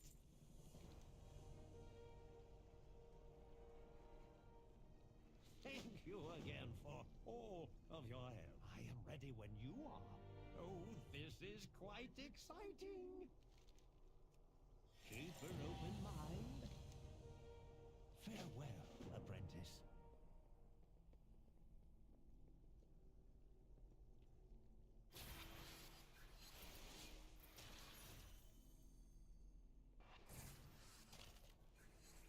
What have you created today? Enjoy your field research.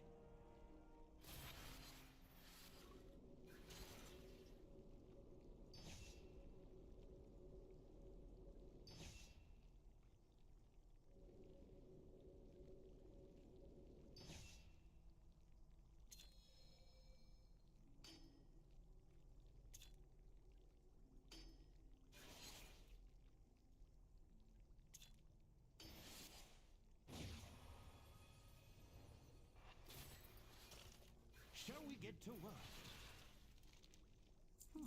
Am I forgetting something?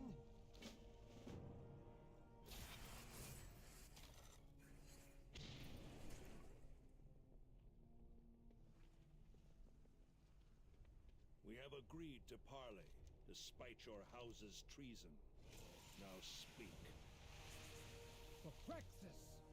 For Garmal is no friend of ours. If you would have us, we would join your cause.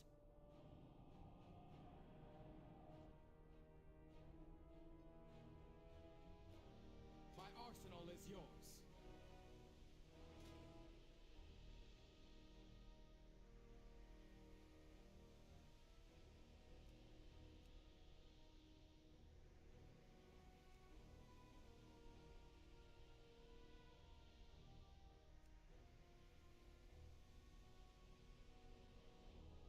My goods will serve you well.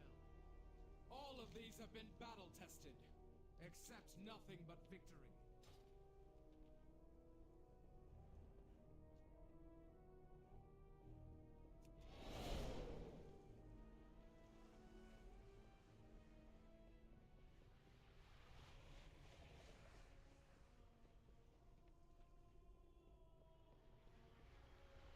Our enemies gather for another assault. Strike them down first and put an end to their threat.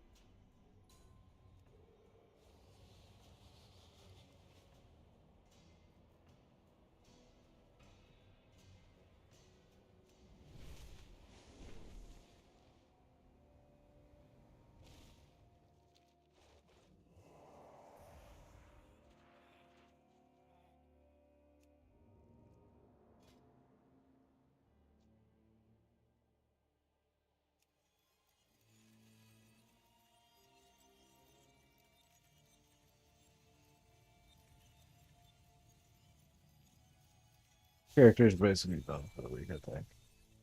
So a good place. And she got. I haven't done anything really with that covenant. I saw it once, I think. Demon Hunter is where I should probably farm all that stuff because I think you get reciprocity on Covenant level to a point. You'd have one that's maxed out. So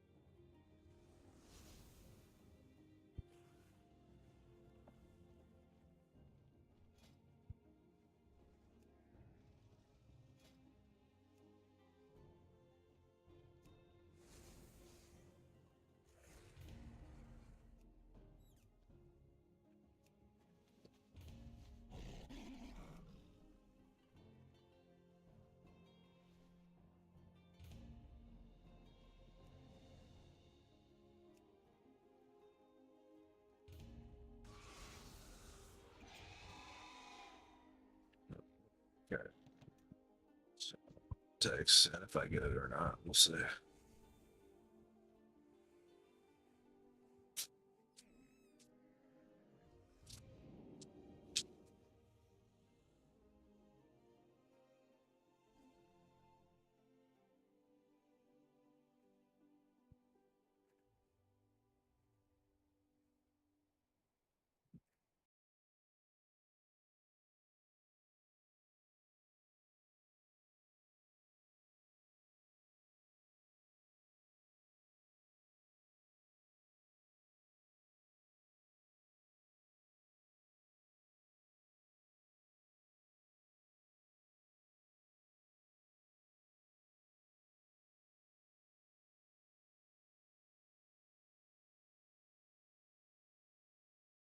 How do you keep your local bank in your own country from closing your bank accounts? You would think that that's impossible. It's your right to have an account at Chase or Westpac or Barclays. They couldn't possibly shut you down. You're a citizen. It's almost your right to do so. Except that's not the case. It's not your right to have a bank account. And now scores of people in the United States and other Western countries are having their bank accounts closed down for reasons they don't even know. I'm going to tell you how you can prevent this. I'm going to give you commentary on how you might want to diversify. And I'm going to tell you how to make sure that you're bulletproof from whatever happens with banks or anyone else in your country. So there's actually an article a couple months ago from the New York Times, of all places, that asked that very question, how to keep your bank from closing all your accounts. This came on my radar because Nigel Farage is speaking at Nomad Capitalist Live this September in Kuala Lumpur. I invited him for the specific reason that he had his bank accounts closed. And the initial thought was, well, it was a commercial decision. He didn't have enough money. It turned out later it wasn't. They just didn't like the guy. Now, you may not be as well known as Nigel Farage. You may think that you're safe. Well, the New York Times says that banks have suddenly shut down the accounts of scores of customers. I'm going to tell you how this actually happened to me as well. Here's how you can avoid being one of them. And the article says having a checking account is a privilege, not a right. Most people forget this until they lose access to their accounts. You think, hey, I live in the United States, I live in Australia, I live in Germany. You just have a bank account. It's something that you do. It's not until you kind of come into the nomad capitalist realm where, yes, there are countries like Georgia or Singapore or anything in between that open accounts for non-residents, but you realize many countries don't want to open accounts for non-residents. By the way, kind of a reason I think you should have more residence permits and passports is to allow yourself more financial diversification by having that resident stamp of approval means you have access to more banks, access to more investment. Not a bad thing to have. But you realize in the grand scheme of things, banks are very particular of who they want to take.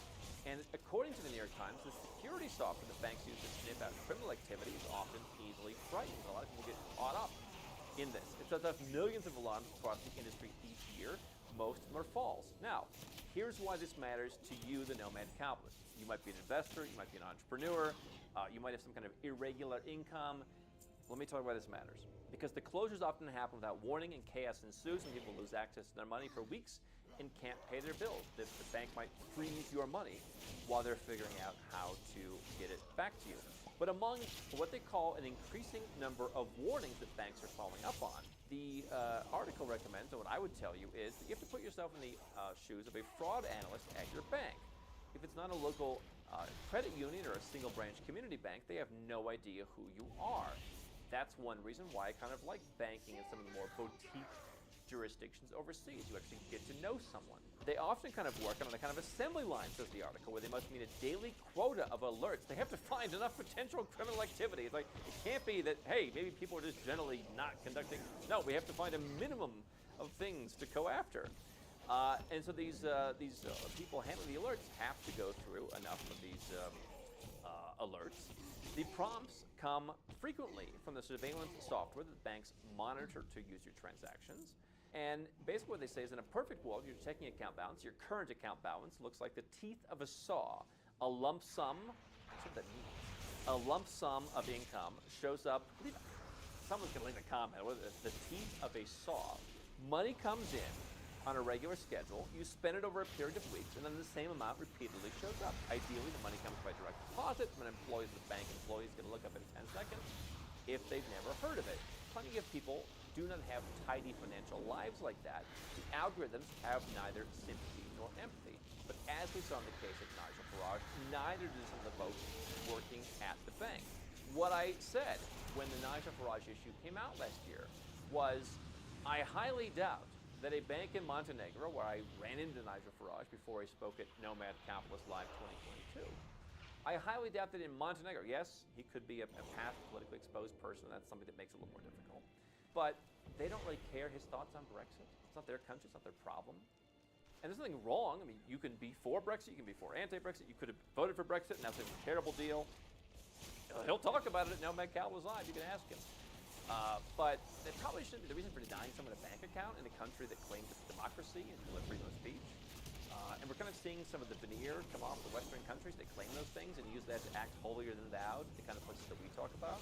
By the way, we help our clients plenty of democracies, nothing wrong with that. But if you're not banking in the UAE or in Singapore because like, oh, you know, they're very heavy-handed over there. It's like, oh, okay, well in the UK, the government doesn't even have to be heavy-handed. Sometimes the bank employees just do it for them. So there's no sympathy or empathy from the algorithm or sometimes from the bankers. The solution from my perspective is go somewhere where they just don't care. And I'm the goody two-shoes of the offshore world. We do background checks with people we work with. People come in doing squirrely stuff, we send them off. Who's that guy making the videos in front of an old shower curtain? Let him call him. Nothing wrong with supporting legal things, and the bank just doesn't like it. You should be able to have a bank account somewhere. And so fortunately, there's 252 sovereign countries and autonomous jurisdictions around the world, and most of them have banks. You can go there. Some are better than others, of course. But that's the solution. Go where they don't need to have sympathy or empathy because they don't care. Now, obviously, part of this is I had a Capital One account in the U.S. It was originally ING Direct. I was a kid. I had a savings account. Turned into Capital One. I ended up having a Capital One credit card. One day, I get an email.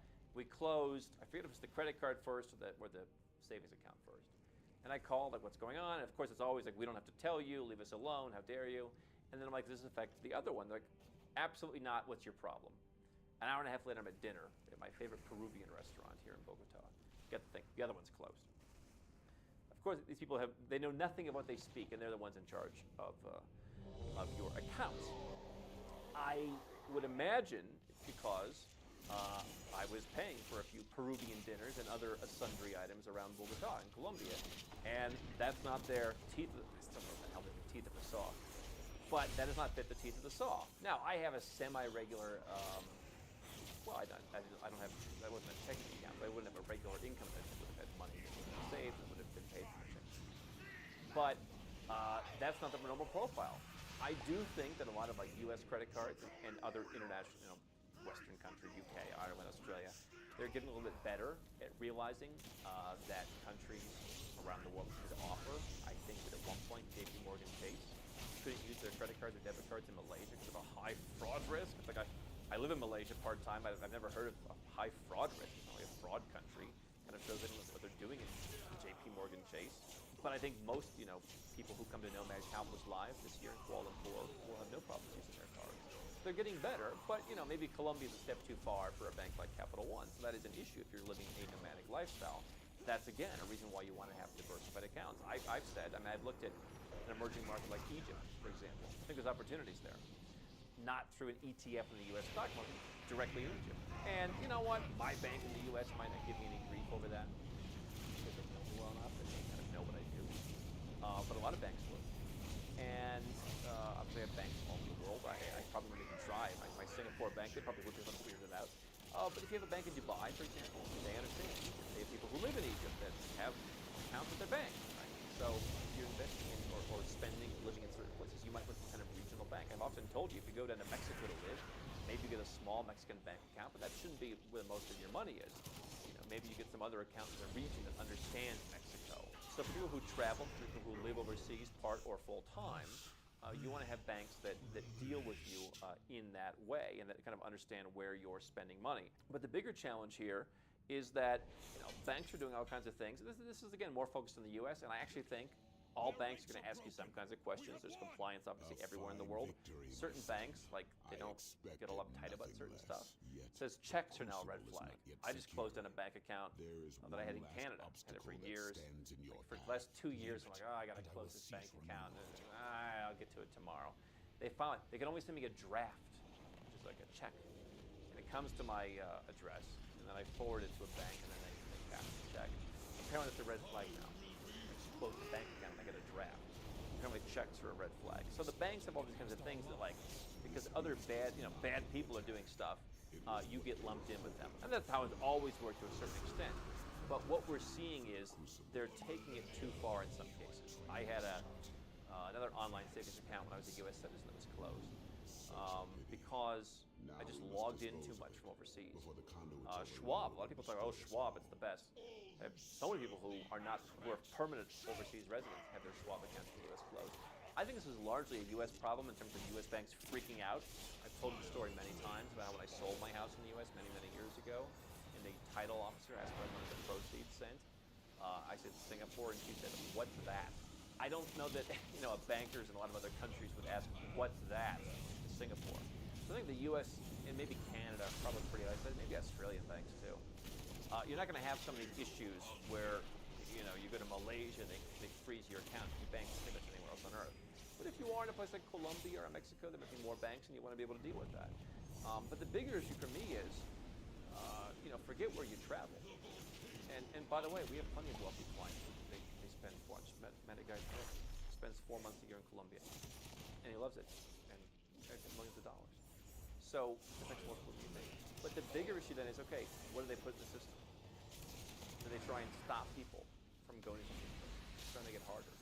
And the answer is you want to have multiple bank accounts before you need it. So listen, do not take this as tax advice, but generally speaking, if you're an American, you have the actual benefit that you can keep with your U.S. bank account from a tax perspective, not from the bank's perspective.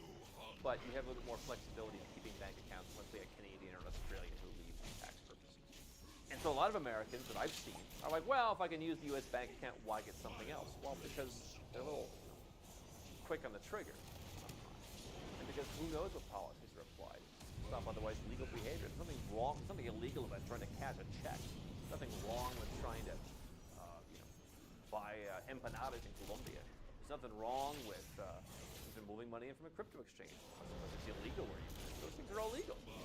And yet the banks, because they're afraid of certain governments, whether you business, they do this. They close these accounts. And again, they use it to it as a system.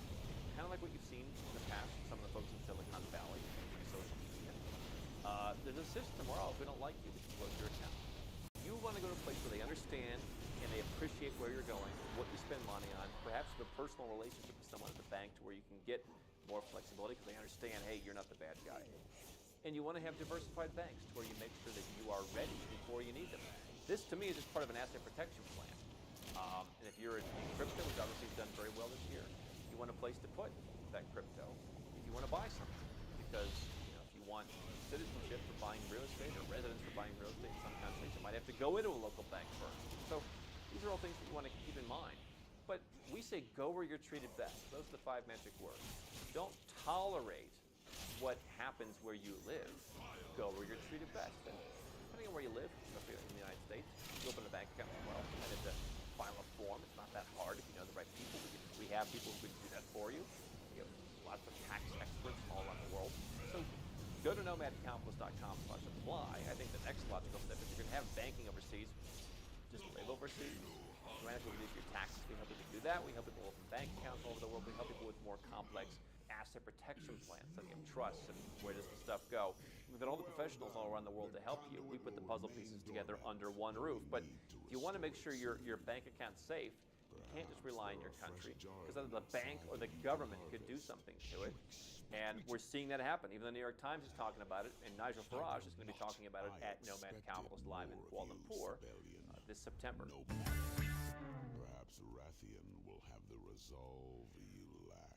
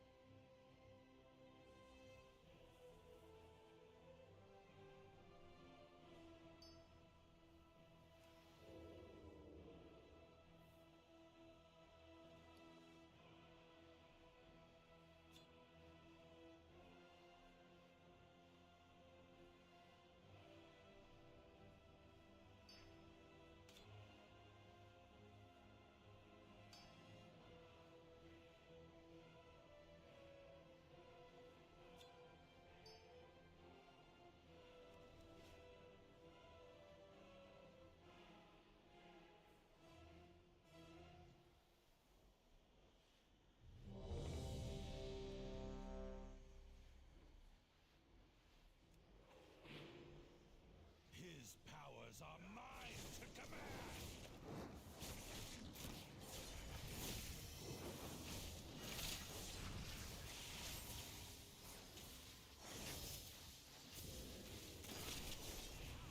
Your resistance weakens.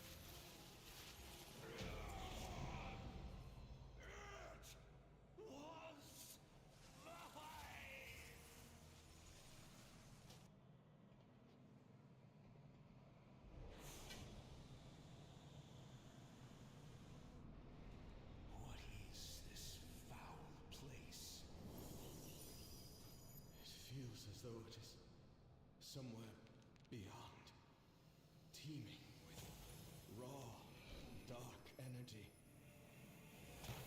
Sarkareth lost himself to his pursuit of power. Now what will happen to my people? Is this the fate of all who pursue his legacy?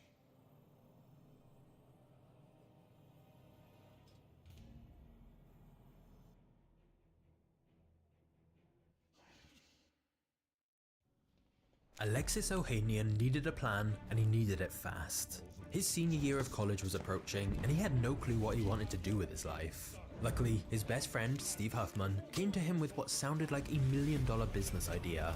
And then that business totally crashed and burned.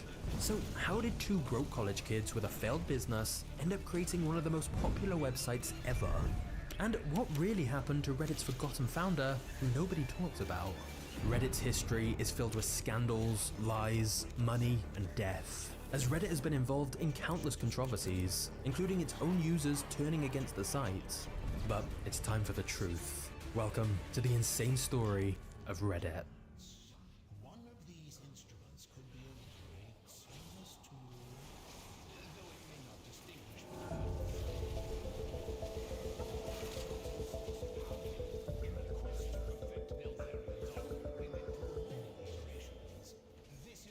Alexis Ohanian was bullied relentlessly as a child, constantly teased about his weight and being told he had a girl's name.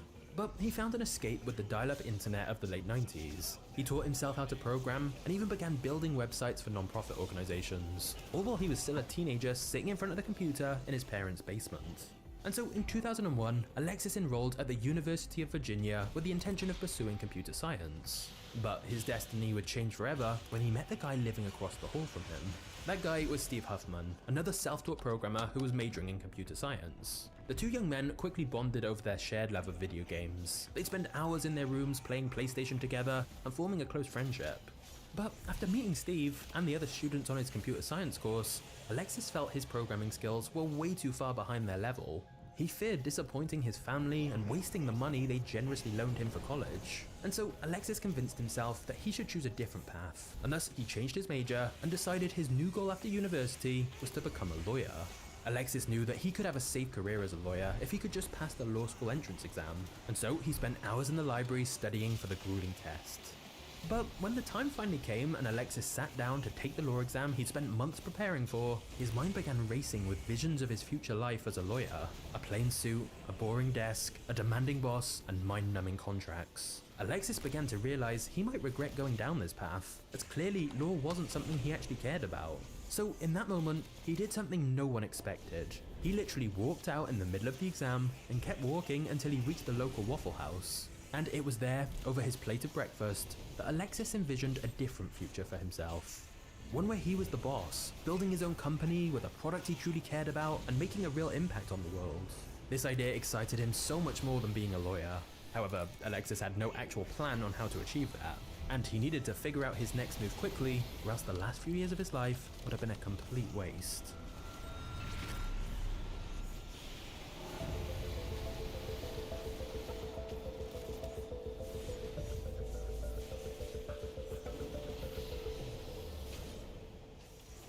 Alexis told Steve, "I don't want to have a job I hate, we needs an idea."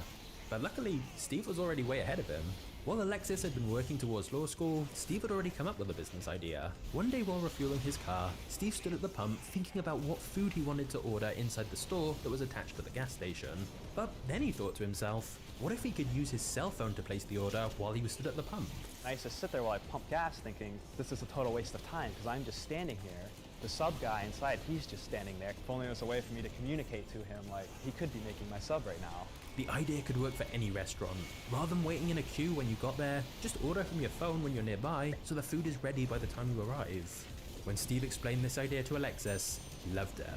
And Alexis even came up with the name. And I was like, we can call it My Mobile Menu, or And so, in 2004, the pair partnered up and spent their senior year of university working tirelessly on their new startup. However, back then, this was the most advanced phone on the market. And so, Steve struggled to figure out a way to build the technology they needed for their mobile food ordering tool.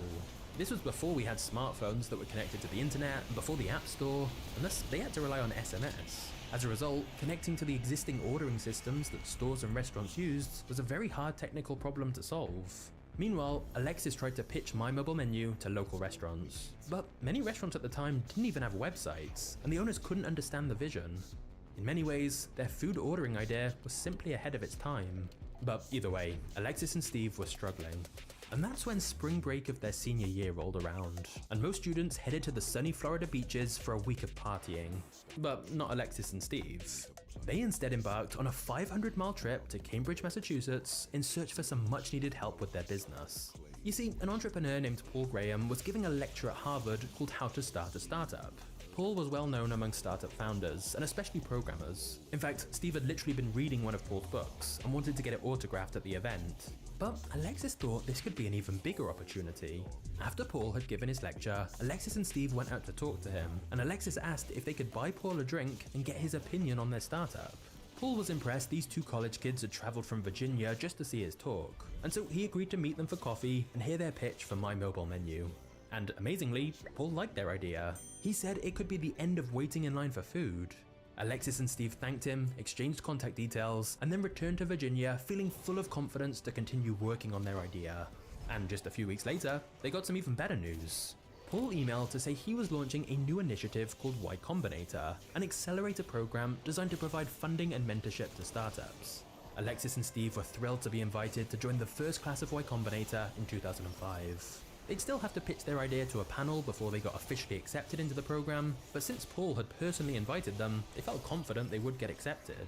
We went up to Boston, gave the interview of our lives for YC. I mean, we were feeling amazing.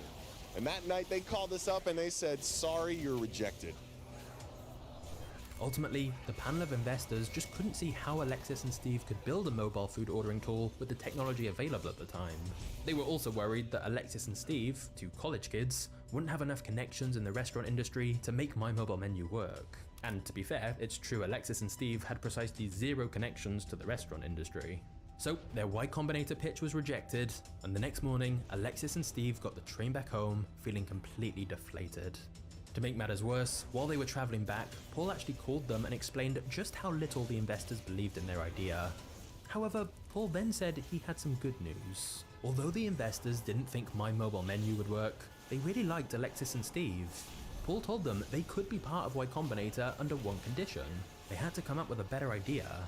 Alexis and Steve literally got off the train at the very next stop, went right back to Boston to see Paul, and began brainstorming a new idea instead. And whilst they didn't know it at the time, that next idea was going to change everything.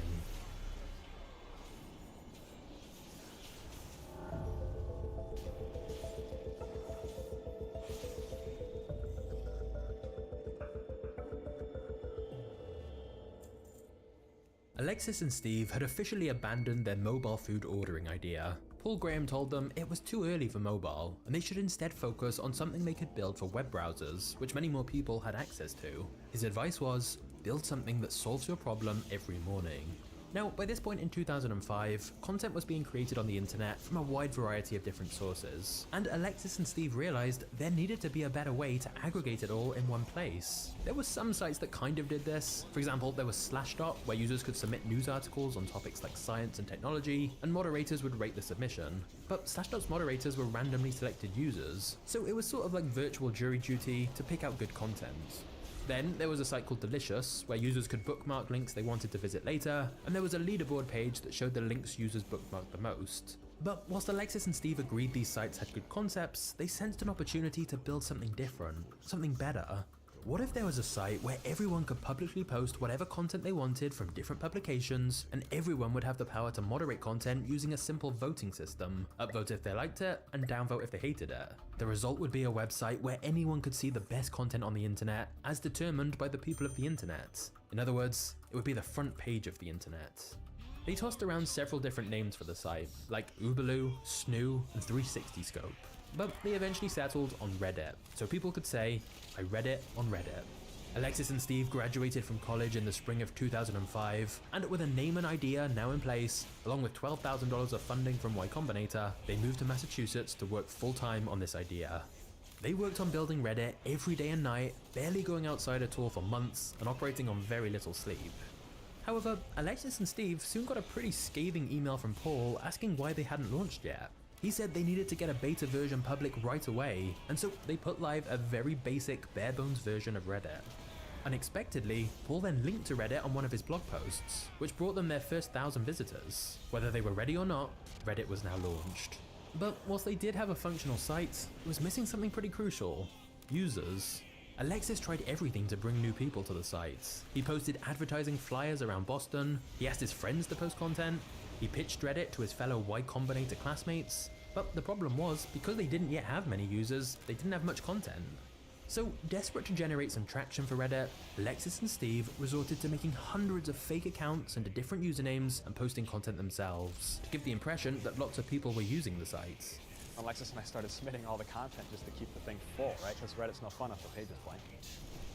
At first, they weren't sure if this was working at all, until one day they started to notice usernames they didn't recognize. Finally, other people had found Reddit and were submitting their own content, and by the end of the summer, Reddit had amassed over 12,000 daily users.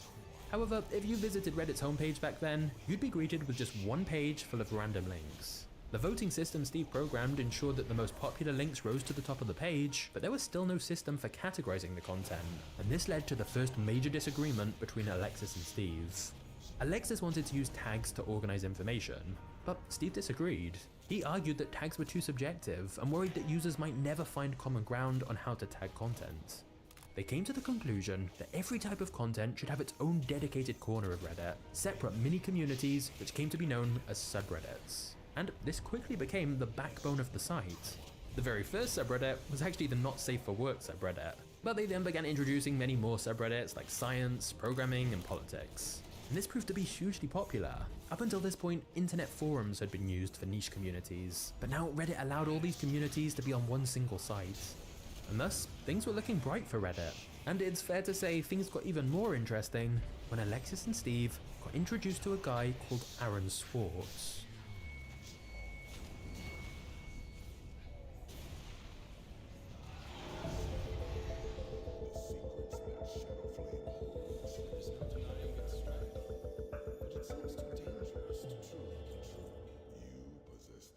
At 18 years old, Aaron Swartz was a very talented programmer who had also been backed by Y Combinator.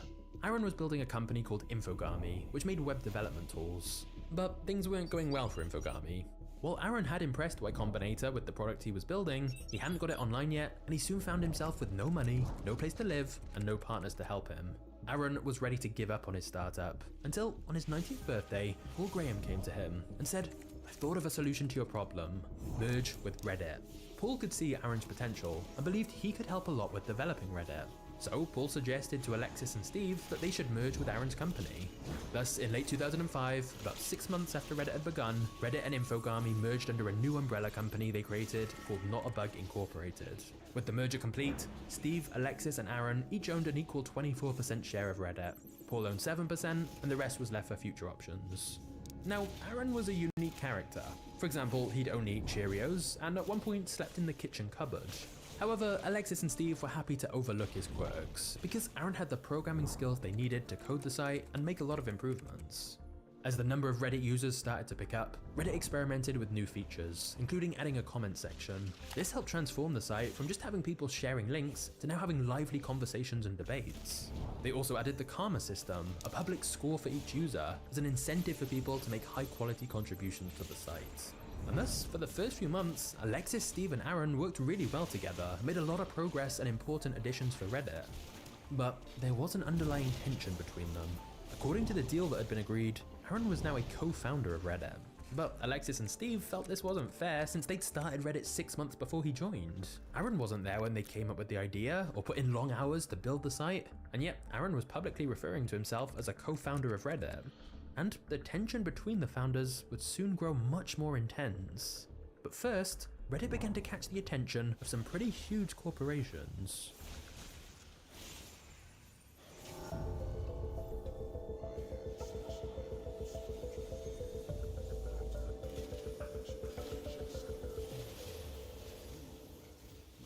Reddit caught the attention of Condé Nast, a multi-billion-dollar media empire who's behind magazines like Vogue, GQ, and Vanity Fair. During this time, they were looking to break into the digital space, and they'd already acquired Wired.com.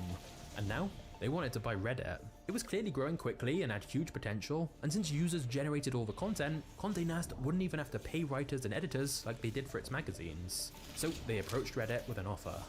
Now, the founders hadn't been looking to sell the sites. Reddit was only 1 year old and really just getting started.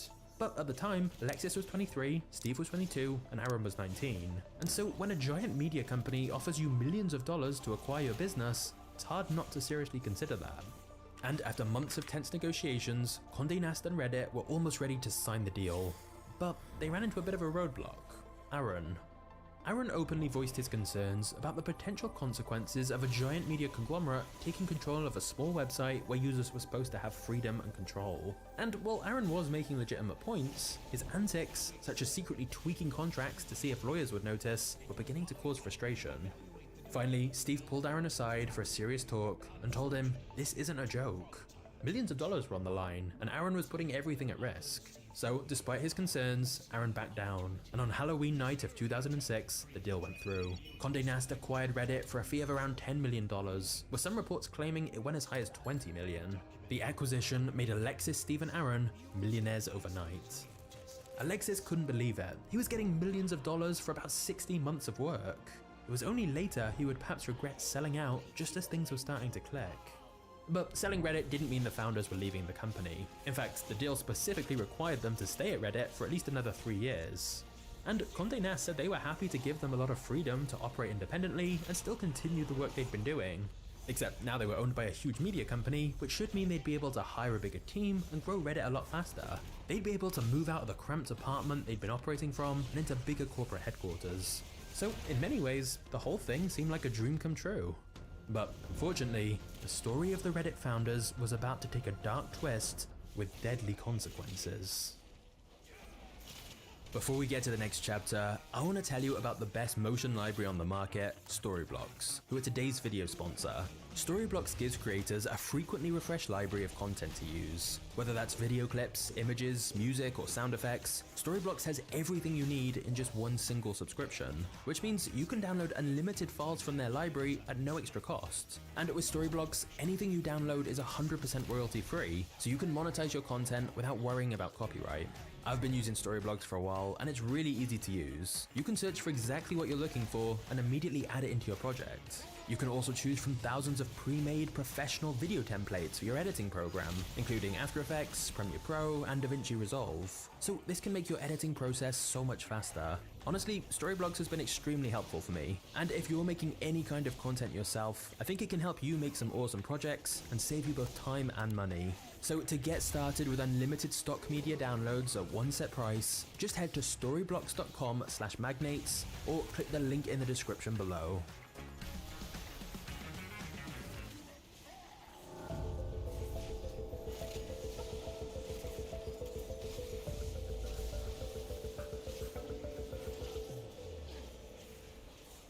Everyone was working hard to make Reddit a success and impress their new bosses, except for Aaron. Aaron had envisioned Reddit as the voice of the people, and a way to stand up against governments and huge corporations. And so Aaron always felt Reddit being owned by a big corporation was a bad culture fit. Aaron rarely showed up to the office, and he even blogged about how much he hated the new office environment, writing, "Grey walls, grey desks, grey noise. The first day I showed up here, I simply couldn't take it. By lunchtime, I literally locked myself in a bathroom stall and started crying." Finally, Alexis, Steve, and Condé Nast leadership had had enough of Aaron, so they fired him in January of 2007. With Aaron out, the Reddit team continued to develop the platform and rethink key features. For example, up until 2008, users could submit ideas for different subreddits, but only employees of Reddit could actually create them. But more and more users on the site meant more and more requests for subreddits, and the team just couldn't keep up. So they decided to give all users the ability to make subreddits themselves. This turned out to be a brilliant move. Suddenly, there was a subreddit for nearly every topic you could think of, from specific bands, to TV shows, to financial advice, to memes. There's literally even a subreddit called Bread Stapled to Trees with over 300,000 members. You could truly find whatever you wanted on Reddit now, and if you couldn't find it, you could create it. And so this really helped to diversify Reddit's user base. Another clever move Reddit made was allowing users to be the moderators of the subreddits they created. At this point, Reddit had a very small team, and managing all those communities themselves would have been almost impossible. But instead, they got all of this unpaid labor, as Reddit's most active users would moderate the communities for free. Contrast that with social media sites like Facebook, who spend hundreds of millions of dollars on content moderation. Of course, this did mean giving moderators a lot of control and influence over what gets posted or deleted, and many would argue that concentrating that much power amongst a small group of individuals isn't good. In fact, there are reportedly 6 power mods who control 118 of the top 500 subreddits, and Reddit would soon witness firsthand just how much influence Reddit's moderators can have. But for now, Reddit was becoming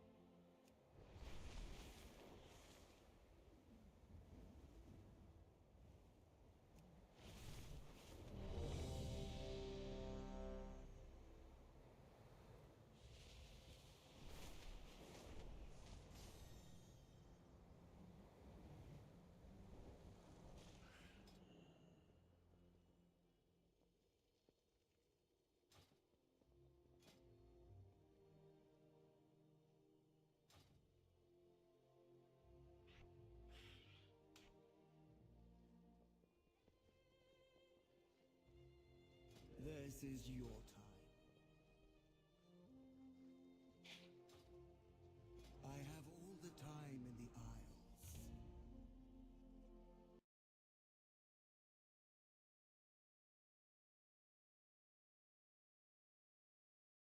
Mako, The Jaws of Death, is not your average shark movie, and that's because in this story, the sharks are not the villains. It's the humans instead. Hey guys, welcome back to the show, and on this episode, I'm going to be talking about yet another movie from the William Grefé collection. This time, it's Mako, The Jaws of Death. Released in 1976, this is yet another movie that tried to capitalize off the success of Jaws, which came out the year before. And during this time, there were a lot of movies that were ripping off Jaws because it was such a huge hit, and it seems like they all had their own rip-off version of the Jaws theme song.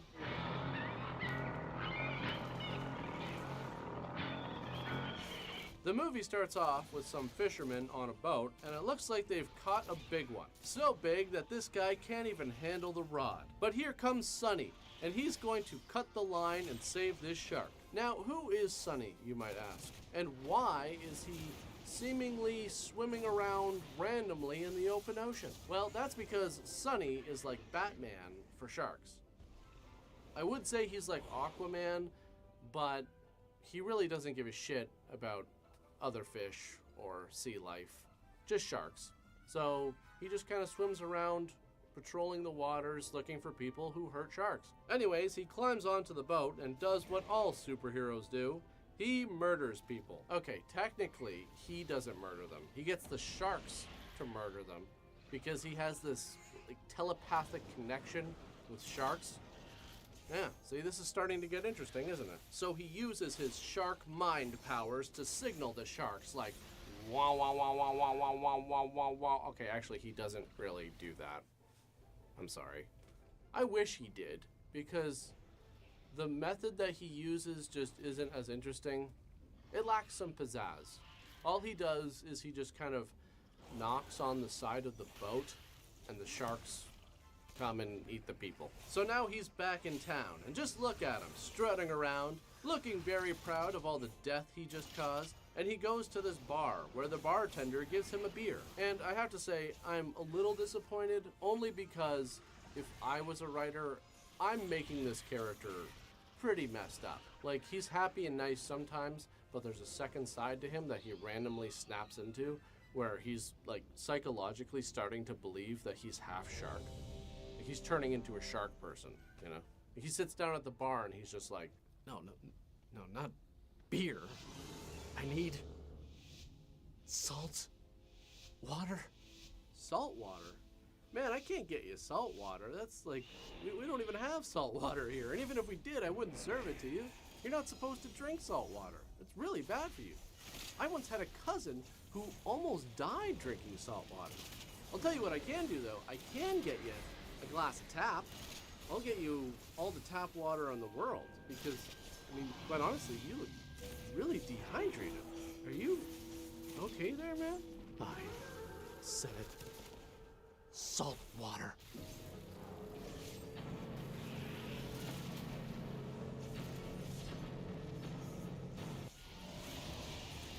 Just say when. But instead, they have a friendly exchange, and he eats a burger, which honestly looks really good. Then he goes home where he's approached by this animal researcher who wants to see a shark give birth under laboratory conditions. And Sunny doesn't trust the guy, and I don't blame him. He's super creepy about it and tells Sunny that if he won't help him, the government might put a bounty on sharks. Then don't complain when federal legislation is passed naming shark a bounty fish.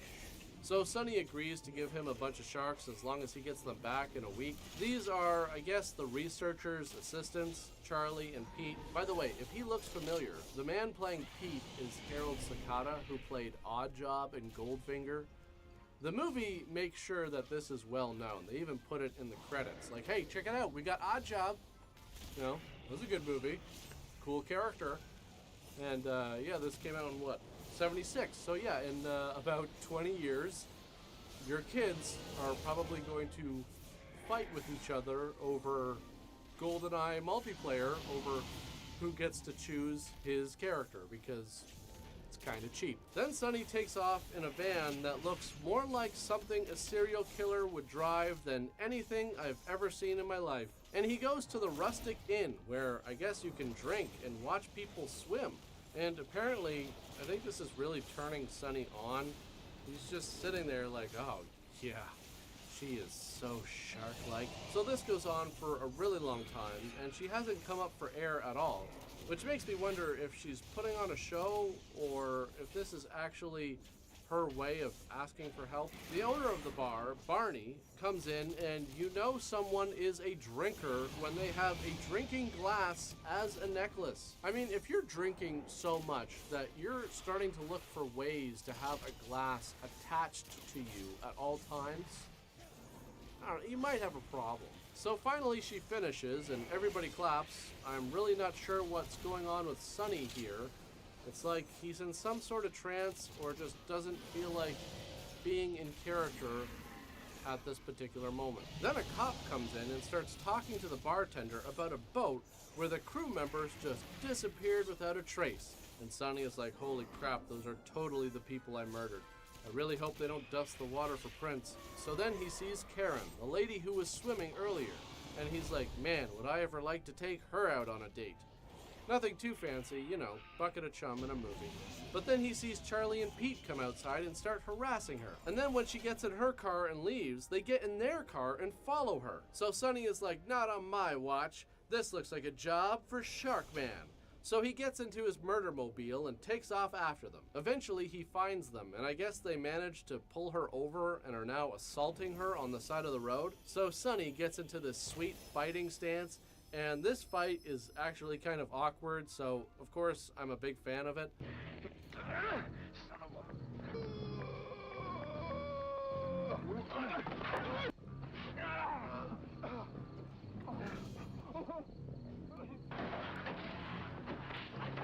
Then Charlie smashes a bottle over his arm and he's like, my shirt!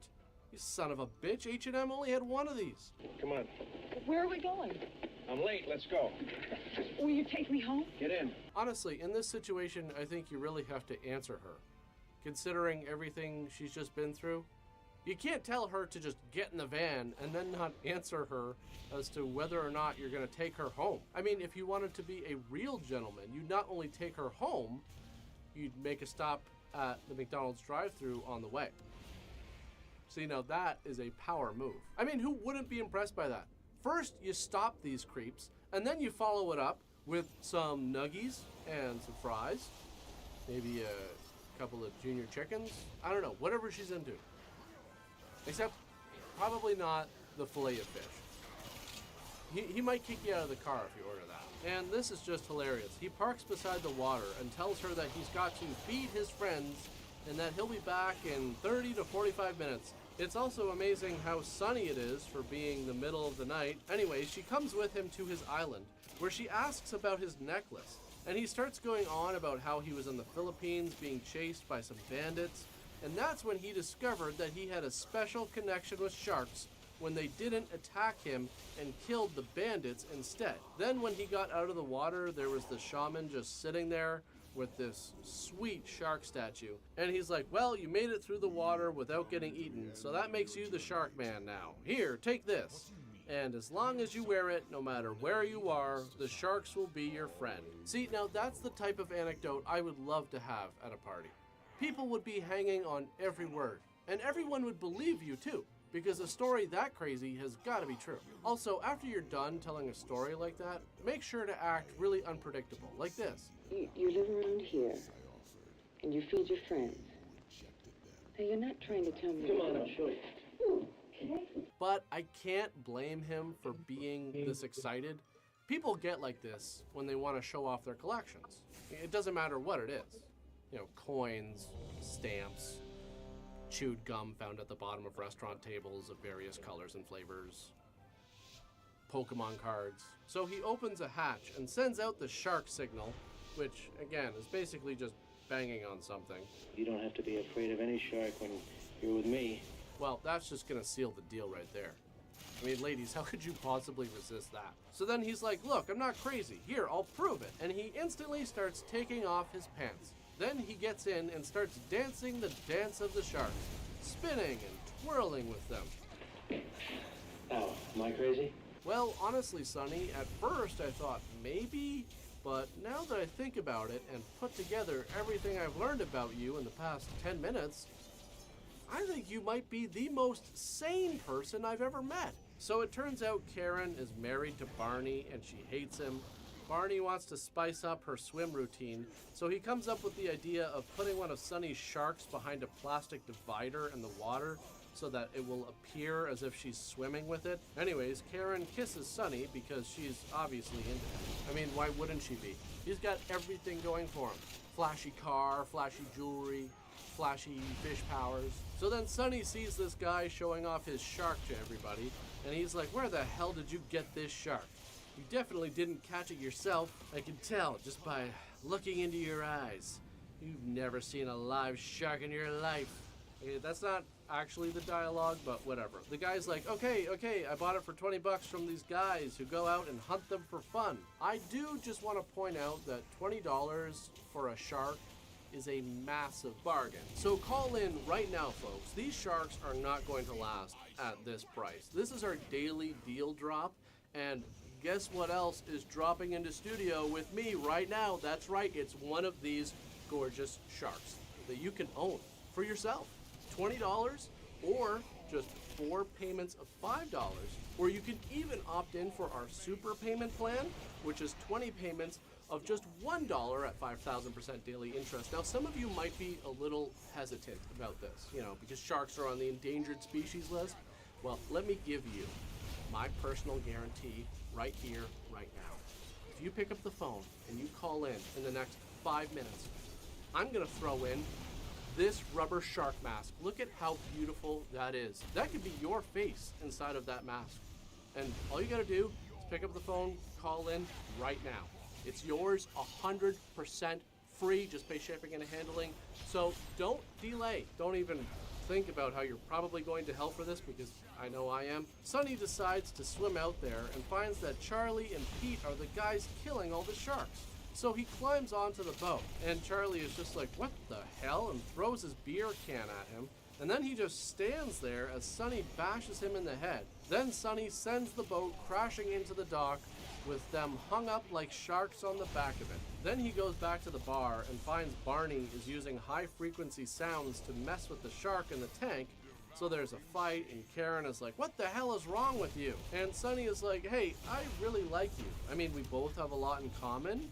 We're both very interested in being submerged in water, so that's a start. Are you sick? You are a sickie. I am so low that a garbage picker thinks. Okay, now just hang on a sec, alright? I don't like the word sickie just being thrown around like that. What exactly makes Sunny a sickie? The fact that he lives by himself on an island? No. The fact that he talks to sharks? I don't think so. The garbage picker thing? If he does in fact pick through garbage, that's kind of gross, but that doesn't make him a sickie. So what is it? The fact that he brutally murdered multiple people over his love for sharks? Okay, yeah, that might be a problem. Then he walks into the research lab and finds the sharks he gave to the researcher are all dead. So now Sunny is on a rampage, and there's a hurricane that's about to hit town. He finds the researcher, and Sunny lifts him up and throws him into the shark tank. I don't know how he managed to do this, seeing as to how high the tank is and that he knocked over the ladder. Then he cuts the plastic barrier in the tank at the bar so that when Karen does her swim routine, the shark will be able to attack her. And I have to say, guys, this is not how you handle rejection. Like, look, I know it sucks getting shot down, but you can't sabotage with the intent of ending someone's life. It's just not a good look. Plus, if you get charged with murder, that will make it significantly harder to meet someone else and move on. Not impossible, but harder. So now the cops are after him, and the hurricane is in full swing. Then after fighting with the cops for a while, he's so tired that he falls into the water, and the sharks eat him. What the hell was wrong with him? I don't know, Dan. I guess he just cared too much. Well, there you go. A valuable lesson for all of you. Never care too much. Seriously though, he died because he wasn't wearing the amulet. It looks like it fell off during his fight with the cops. So once again, it looks like we have another tragic tale. All Sunny wanted was to take care of the sharks. And in the end, the sharks really didn't give a shit and they ate him anyways. So, and just like I mentioned at the beginning of the video, the thing I found most interesting about this movie is that the sharks aren't the villains in the story, it's the humans. Now, I do think they got some pretty nice looking footage in this movie. I should mention that there is one shot where it looks like a shark was killed on film. I never like seeing that stuff, and I see more animal cruelty in the older films that I watch for this show, but it does still happen on film productions today, unfortunately. Beside that, though, I have to say that some of the shots in this movie actually impressed me, especially for it being so low budget. Working with animals on set is challenging on its own, and shooting a movie underwater has its own set of challenges. And with this movie, they did both, because they didn't have the budget to build a fake shark, so they had to get actual footage underwater of real sharks. Now, I mentioned earlier, there were a bunch of movies that tried to ride off the coattails of Jaws during this time, and the funny thing is, one of those movies is a movie I covered a few months ago, Grizzly, and that starred Richard Jekyll, who was also the lead in this movie. But that's pretty much it for this one. As usual, thanks for watching, guys, and I'll see you all next time. So it looks like we still have a few sharks left. Folks, I can't stress this enough. This is our daily deal drop, which means tomorrow it could be completely gone. Who knows? You know, that's just how life is. One day everything's good, the next day it's gone. You know, last week I got served divorce papers. Now I don't have a place to live. You know, so who needs a home? I need a home, and you know who else needs a home? These sharks. So please, take one of these sharks home. And also, if you know anybody who's maybe renting out a basement apartment, please call in with that information too. Yeah, that doesn't even make any sense. Why would you buy so many? We don't even have that many sharks. Okay, you know what? Fine, let's just roll with it. Let's just see what happens. Yeah, nice, Tim. So folks, we have a new item up. This just dropped right now. We have a 10-pack of shark masks. We bought these in bulk, and we are passing on the savings to you. So don't pass this up. We have 50 10-packs because Tim is an idiot. It was just the perfect game. Like, it was so good. And the multiplayer maps were plentiful. That easily was my 1997, 1998. Every birthday party, I think it hits sleepover, my bro. whatever. The best. It was, the house was filled with the Like sound of LFR Road, gunfire people are dying. and people dying in GoldenEye. Just dun-dun-dun-dun, and someone being like, ah! If you picked slappers only, you know, I don't know, that just never seemed to be fun to me. Another And you get 4,000 kinda up that tired front of over the it. sound effects of the slapping. Like the, two touch, it's like very this, rogue. You just feel like, It's like I need something to do that's like the same intensity.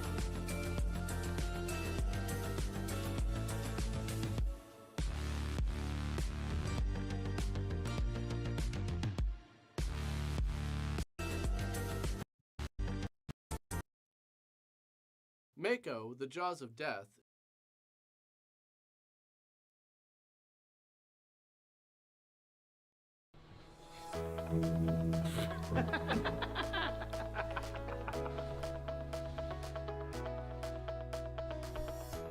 Excellent work, David. You are a superstar. I got 3 main goals for us, all right? We're gonna keep it going, all right? That's why we're gonna go back and forth.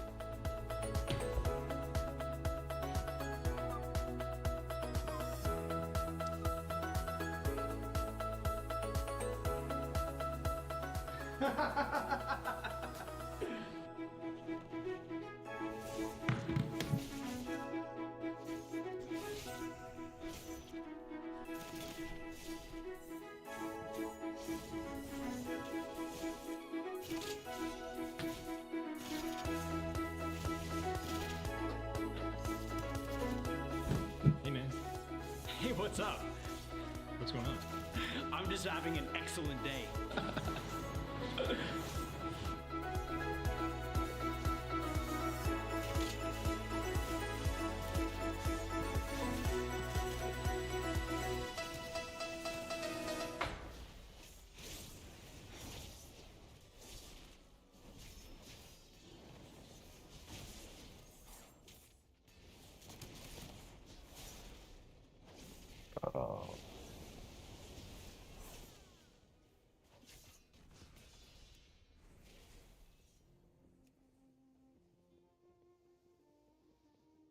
I'm sitting on this.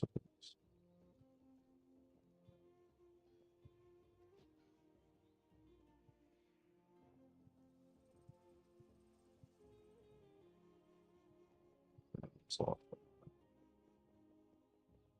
also pretty quick cooldown too.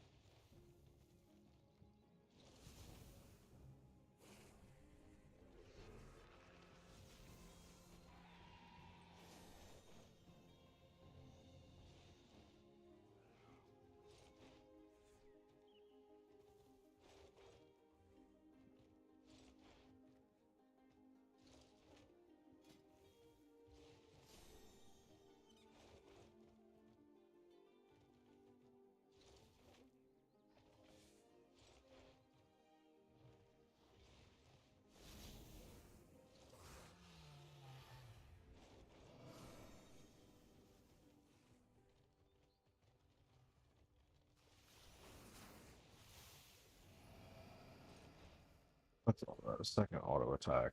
That's your mastery.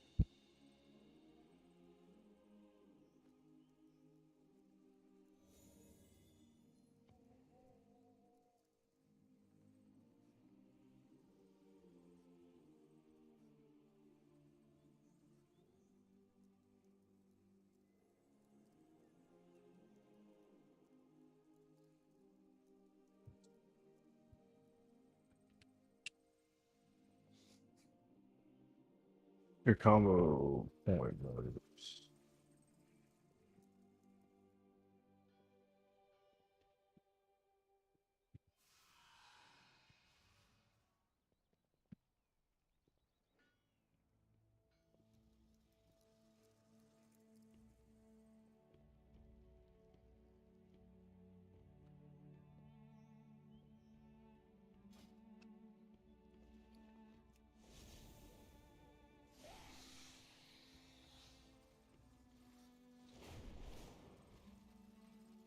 Got the best deals anywhere.